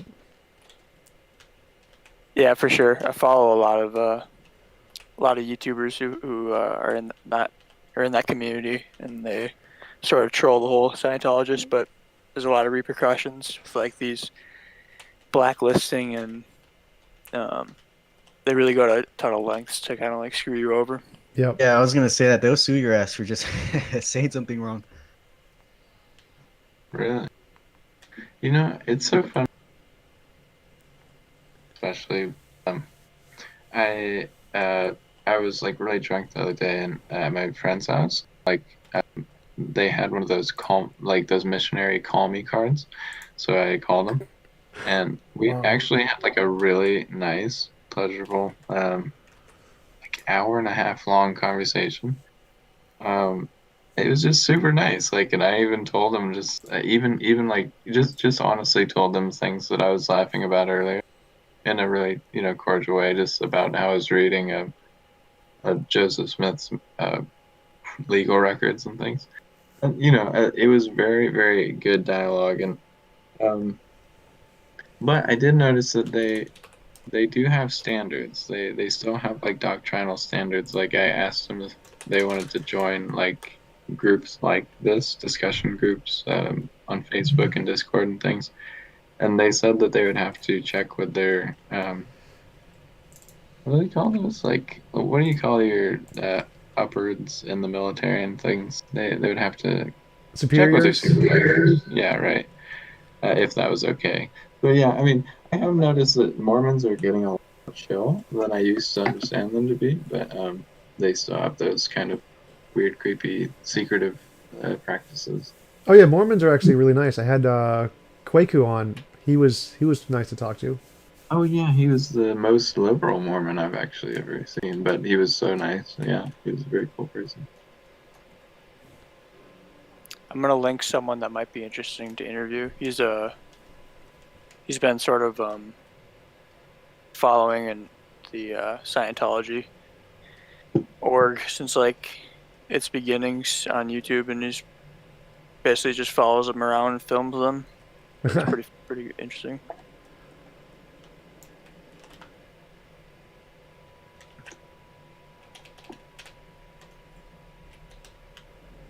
I've had this idea for a while now about using different, what's it called? Different forms of computing. I already know they're using rats' brain cells to perform some compilations for computers. Are y'all aware of that? No. I mean, I know they use integrated systems to like you can put a system into a monkey's brain and have it lift an arm and then like grab a banana and they do that. I don't know. I don't think they do anything with like computing specifically. I'm wondering if you meant like computations or like did you say compilation? I said computations. Okay. So yeah, I think he means I like might have said the wrong word, maybe. I think he means like using the rat's brain to do the actual computing in the program. Uh, Yeah, they're doing that already. It's called neural. I forgot what the hell it's called. You could look it up. Rats' brains. On a what is it called? A circuit board. Just look that up, and yeah, they have it. okay. I was I was thinking. Have y'all been thinking about any other forms of computing or no? Well, I definitely know of several different forms of computing, like quantum computers and binary, and doing different kinds of neural networks and stuff. But nothing on rats, because I think it's kind of pointless to integrating a biological system like that is not really feasible yet. It's not possible. As far as you're aware of, Right. Because they're trying to do it. They're like they're trying to do it with artificial intelligence. That's kind of the point. They're linking the two systems together. First, you need a neural network, which mimics the artificial neural networks mimics supposedly the human brain, the way the brain's set up, right? Or am I wrong? It mimics the way brains learn. It's not like the physical system is the same. That's what I'm saying. The software mimics the process of how the brain works. I could send you the link right now to show you the rat's brains being used as do that. guiding systems for. Okay. My point. Go ahead. Yeah, while you do that, the most interesting thing I've heard about rat brain studies and whatnot are the studies that were basically conducted in basically implanting certain aspects of our cells, brain cells, or whatever, into mice and rat brains, and it basically whatever they put into their little rat fetuses and whatnot to grow into those things, it basically enhanced their brain performance by about like 400% on this scale of what they could think about and like different tasks that they could accomplish and things. And the coolest part about this was that this same experiment of implanting certain aspects of our brain cells into animals was proposed about chimpanzees, but obviously for like so many different ethical reasons, it was like turned down. because one, obviously, like that's kind of tampering with an intelligent animal's life, and that's kind of like complicated in its own right. But then also, like, it would be really fucking terribly darning to have to deal with a another primate race that had like 400% like increase in their cognitive ability and stuff like that. Like, it was just a really interesting case. Like, really got shut down. Like, I don't really know if that study is gonna like progress in any way.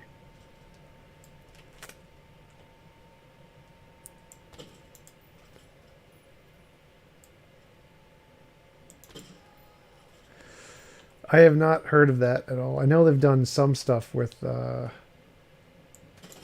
similar things. I don't remember specifically. I haven't heard specifically about that one. Yeah, I haven't heard about that one either. I just put the link up. It's called Growing Human Neurons. Actually, they do them with rats. They do them with human neurons too. Growing human neurons. Yeah, that's. it's on the general. What does that have to do with computing? They're growing them on circuit boards, and then the neurons are processing data. That's what it has to do with computers.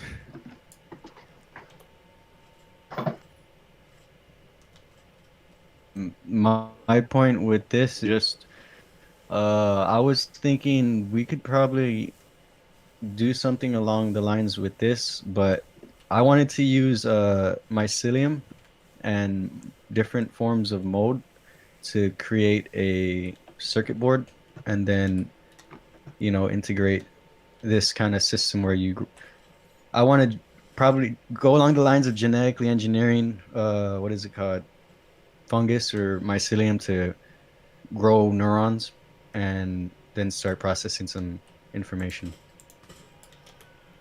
Well, even if that's possible, I don't think it'd be very useful because biological minds are significantly That's what slower. they all say in the beginning. Well, no, because biological minds. That's what they all. Biological systems are slower than electrical systems, so we can just do the information faster just on a silicon system. We're I don't know how old you think the human body is, but this is a very old, and it took a long time, complex system. I guess if you want to think that a computer is better than a human is, then I guess, dude. What is being discussed right now? Isn't the human body only 6,000 years old? I was talking. I don't know, depending on what you believe, right? I was talking about. Let me refresh this guy on what we're talking about. We're talking about using what is it called? Other organisms to be a living computer, to act as a living computer. Other organisms. Yes, I wanted to use mycelium. Not metal. Mycelium. Well, yeah, metal is going to be a part of it because mycelium. The brain is already like a computer, right? Wait, yeah, it is. Tom, could you explain what we're talking about? He's saying you can build a computer like a PC out of a rat brain, and they can do the computations in the rat brain or the neurons of the biological system without any silicon necessary components. And I understand that. Now, why are you saying that? Because just for a minute. He wants to build a computer out of a certain kind of moss because I think he thinks it can be better for something. Psyllium. So I think I think he's saying that kind of a computer would be better for something, which is why he's trying to build it. Okay. Yeah, mycelium lives for thousands of years. You don't need mycelium alone. You don't need to do any maintenance to it. It will grow on itself for thousands. It can grow for thousands of years. It gets it extracts elements from the earth and converts it into energy. We can program that to literally grow houses out of the ground if we had. Okay. If we had and when you say program, and what do you mean by program? Program the DNA / computer. It's gonna be a computer that all the information is stored within the DNA of the organism.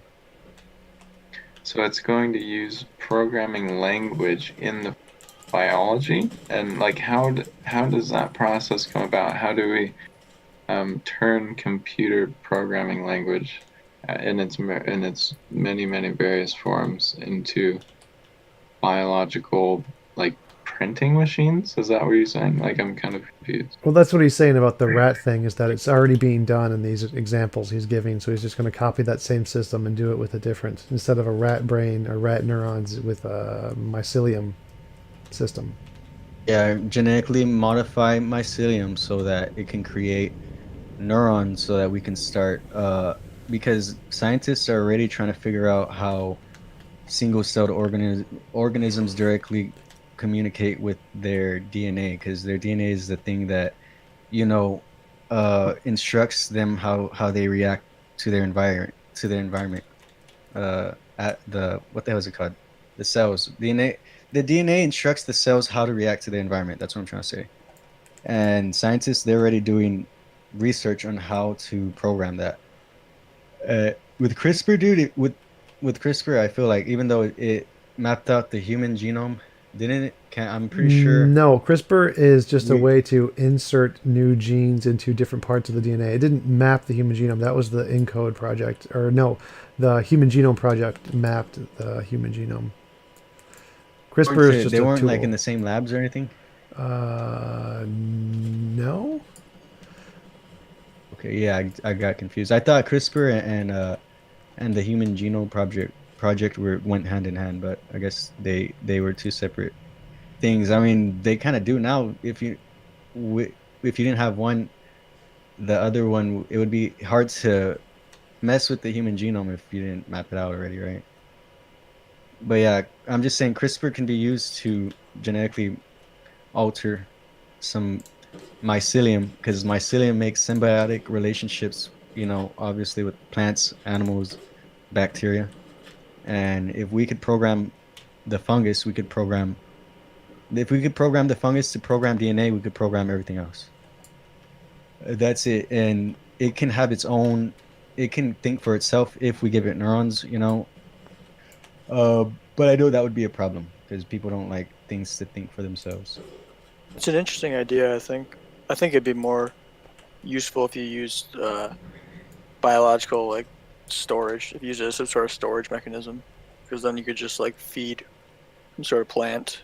You don't have to really, and have that as its source of energy. But as a computational thing, I don't know, that seems like a bit difficult. Put the paper. I put the video of people doing some research on general chat. They're already converting binary code into what is it called, the our DNA, not our DNA, but into DNA, to code DNA with binary information. That's some other research that's already been going on. It's possible. I just wanted to hear y'all's. Well, I mean, I know throw some Craig ideas out Craig there. Venter wrote a genetic code of a animal, created an artificial life form that has like specific lines of text, like it has his signature in the DNA that he just programmed into it. So, but it's not like a computer processing unit. It's just DNA. It doesn't process like actual. Yeah, I've seen something like that.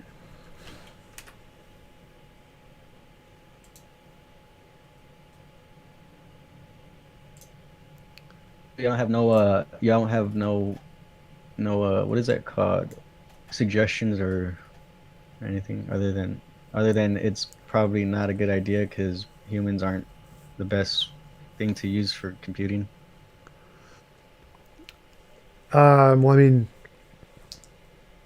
it's just they're trying to do it specifically for the point of integrating human minds with consciousness, and they're working on it, but it's not. We're nowhere near it. It's not like even close. I don't think they're ever gonna. They don't even know what human consciousness is. I think they can integrate the machine with the mind, but consciousness is intangible. I heard you say earlier you think consciousness is in the brain. Maybe I don't like debating it, but it's just from my own perspective or point of view.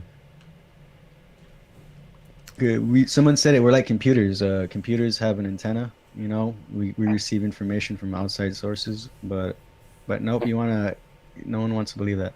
Yeah, it's more likely that our brains are more like the processor in the computer, which actually does the processing. I agree with that, but there's also, we have an electromagnetic field that's coming off of our brain. You don't think we are being affected by other electromagnetic fields? Well, we definitely are being affected, but it doesn't cause any You don't know significant how change that in process. consciousness. Well, you can't verify that. We can pretty clearly verify that. I mean, because electromagnetic fields are measurable, and we can show like what kind of an electromagnetic field will interact with the brain, how much charge does it take to actually do something. Like we use therapies of certain kinds of magnetic fields. I think it's called TMS, transcranial magnetic stimulation, where they use magnetic fields to interact with the brain. So we know exactly what can do that and how much energy it takes to do that. So it's measurable. You said electromagnetic fields can't do what to the brain? Like we know how much energy it takes to generate an electromagnetic field that will cause a significant change to the brain.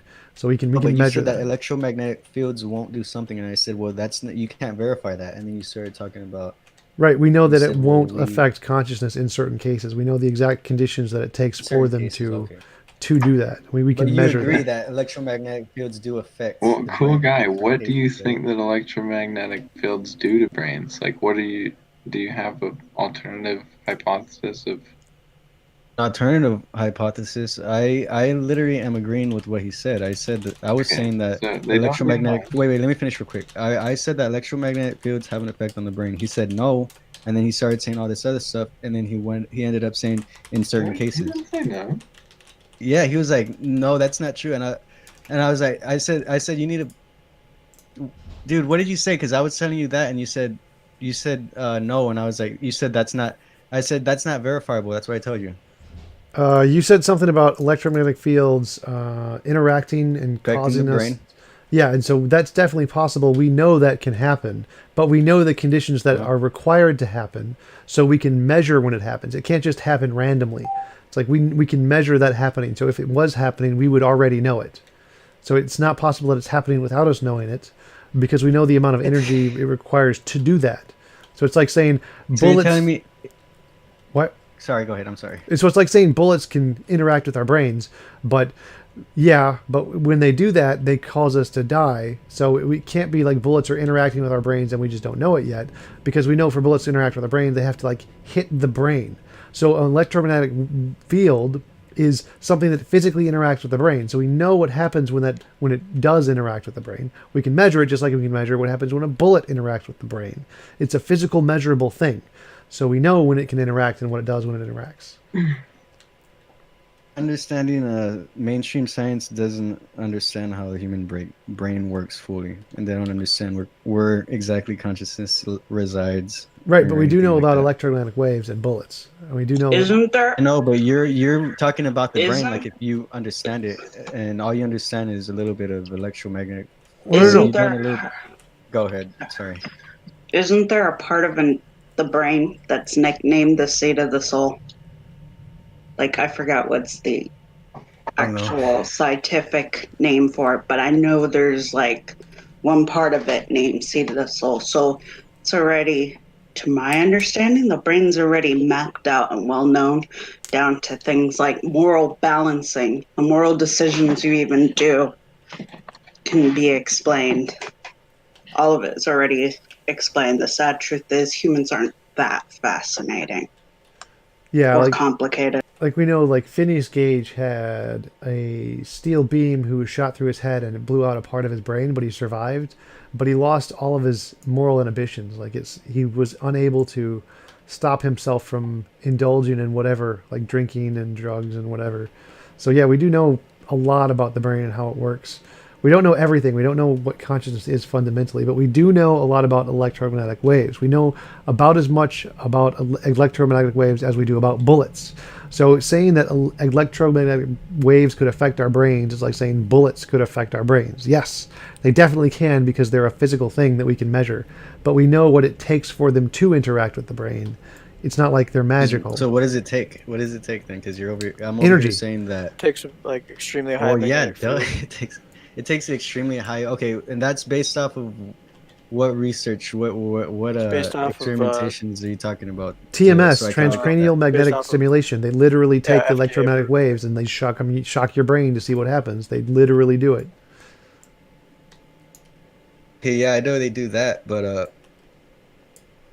So if we do that, that's the evidence. That's the proof you have to tell me that to prove to me that what I'm saying is, so you're saying right now you don't think we're being affected at all by any outside Well, I think stimulus what you're trying to get when it at is comes that to there's some. electromagnetic. right, we know how much it takes to interact with the brain. If it doesn't have that much energy, then it doesn't interact with the brain. Like if I blow on you, like with my breath, I'm not going to knock you over because the amount of energy isn't enough to knock you over. And so we can say the same thing about an electromagnetic wave. It takes a certain energy to be able to interact with the brain, and if it's less than that, then it doesn't do anything. Like if I was blowing on you, it wouldn't knock you over. So we know the But amount the of problem energy. here is you're focusing on the brain, and I'm talking about consciousness here. Right, because consciousness, as far as we know, is a product of the brain. If it's something else, then anything could affect it. We have no idea. But as long as going based off of the best evidence we have, it's just a product of the brain. I agree, because the only logical conclusion that people who look at physical things can come to is, yeah, that consciousness is in the brain. If you're looking at physical evidence, yeah, that's the closest you're gonna find is the brain. I don't know of any other kind of evidence to look at. A metaphysical evidence? Like what? What Is is there such metaphysical? thing? Not as far as I know, no. If you're talking Well, you about just said souls, yeah, I think the soul would still be found in the brain as a type of separate energy. If you are trying to say consciousness, as in the soul, would still be there, because how else? I think consciousness is outside of our body creating reality. That's too No. deep. We're talking about physical things, and there's scientists here, so we can't go down that route. No, because your soul wouldn't. A soul doesn't have that system to reinterpret our world. Like, I remember reading in an encyclopedia, technically everything's supposed to look like it's upside down, or we're supposed to be able to see our eyes filter out information, our brain filters out information and changes it to what we're supposed to see. Like things right side up and colors as we perceive it. Like we can't see gammas raised like the bees can. So the soul could not be outside of your body. It would still have to be in your brain. Oh, wait, why though? Like, why couldn't the soul be in your brain, basically? I mean, the soul could be wherever it wants to be, but from my understanding, it's just like the creation of everything. It's outside of space and time. It's connected to us, of course, through energy. Like What is your atomic understanding, though? How are you coming to that conclusion? experience. So you have experiences which tell you that your soul is outside your body. Yep, I've had it. So, like, hallucinations. Yep, good old drugs. The things that people tell you will make you crazier. Are you talking about like hallucinogenics like LSD? It's definitely a chemical. It's not LSD, but yeah, it's a naturally occurring hallucinogen. I feel like that's another big thing they oppress. That's a part of spirituality is information does get transferred in more than one way, and when you consume You know something, you do the take shamans that use that stuff just used it as a way to talk to their gods or spirits or to fight demons in their astral plane. And I know scientists, they're kind of dabbling in a little bit in, what's it called? Consciousness and different drugs. But there's not much I can talk about it because it's really a lot of things you just got to experience for yourself. But you know, in almost all the religions, they indicate the soul's inside the body. It's not outside. Like, I know there are faiths that believe astral project your soul out of your body, but basically your soul would still be inside your body, experiencing things as you see it. And they use these drugs to remove the filter that the brain puts. And I actually study a lot about spiritual stuff.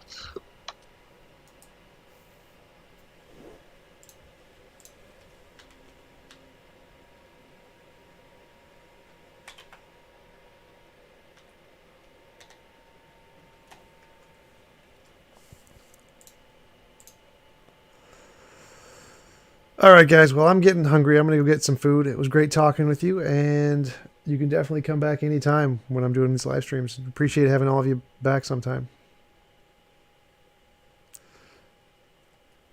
I will see you guys later.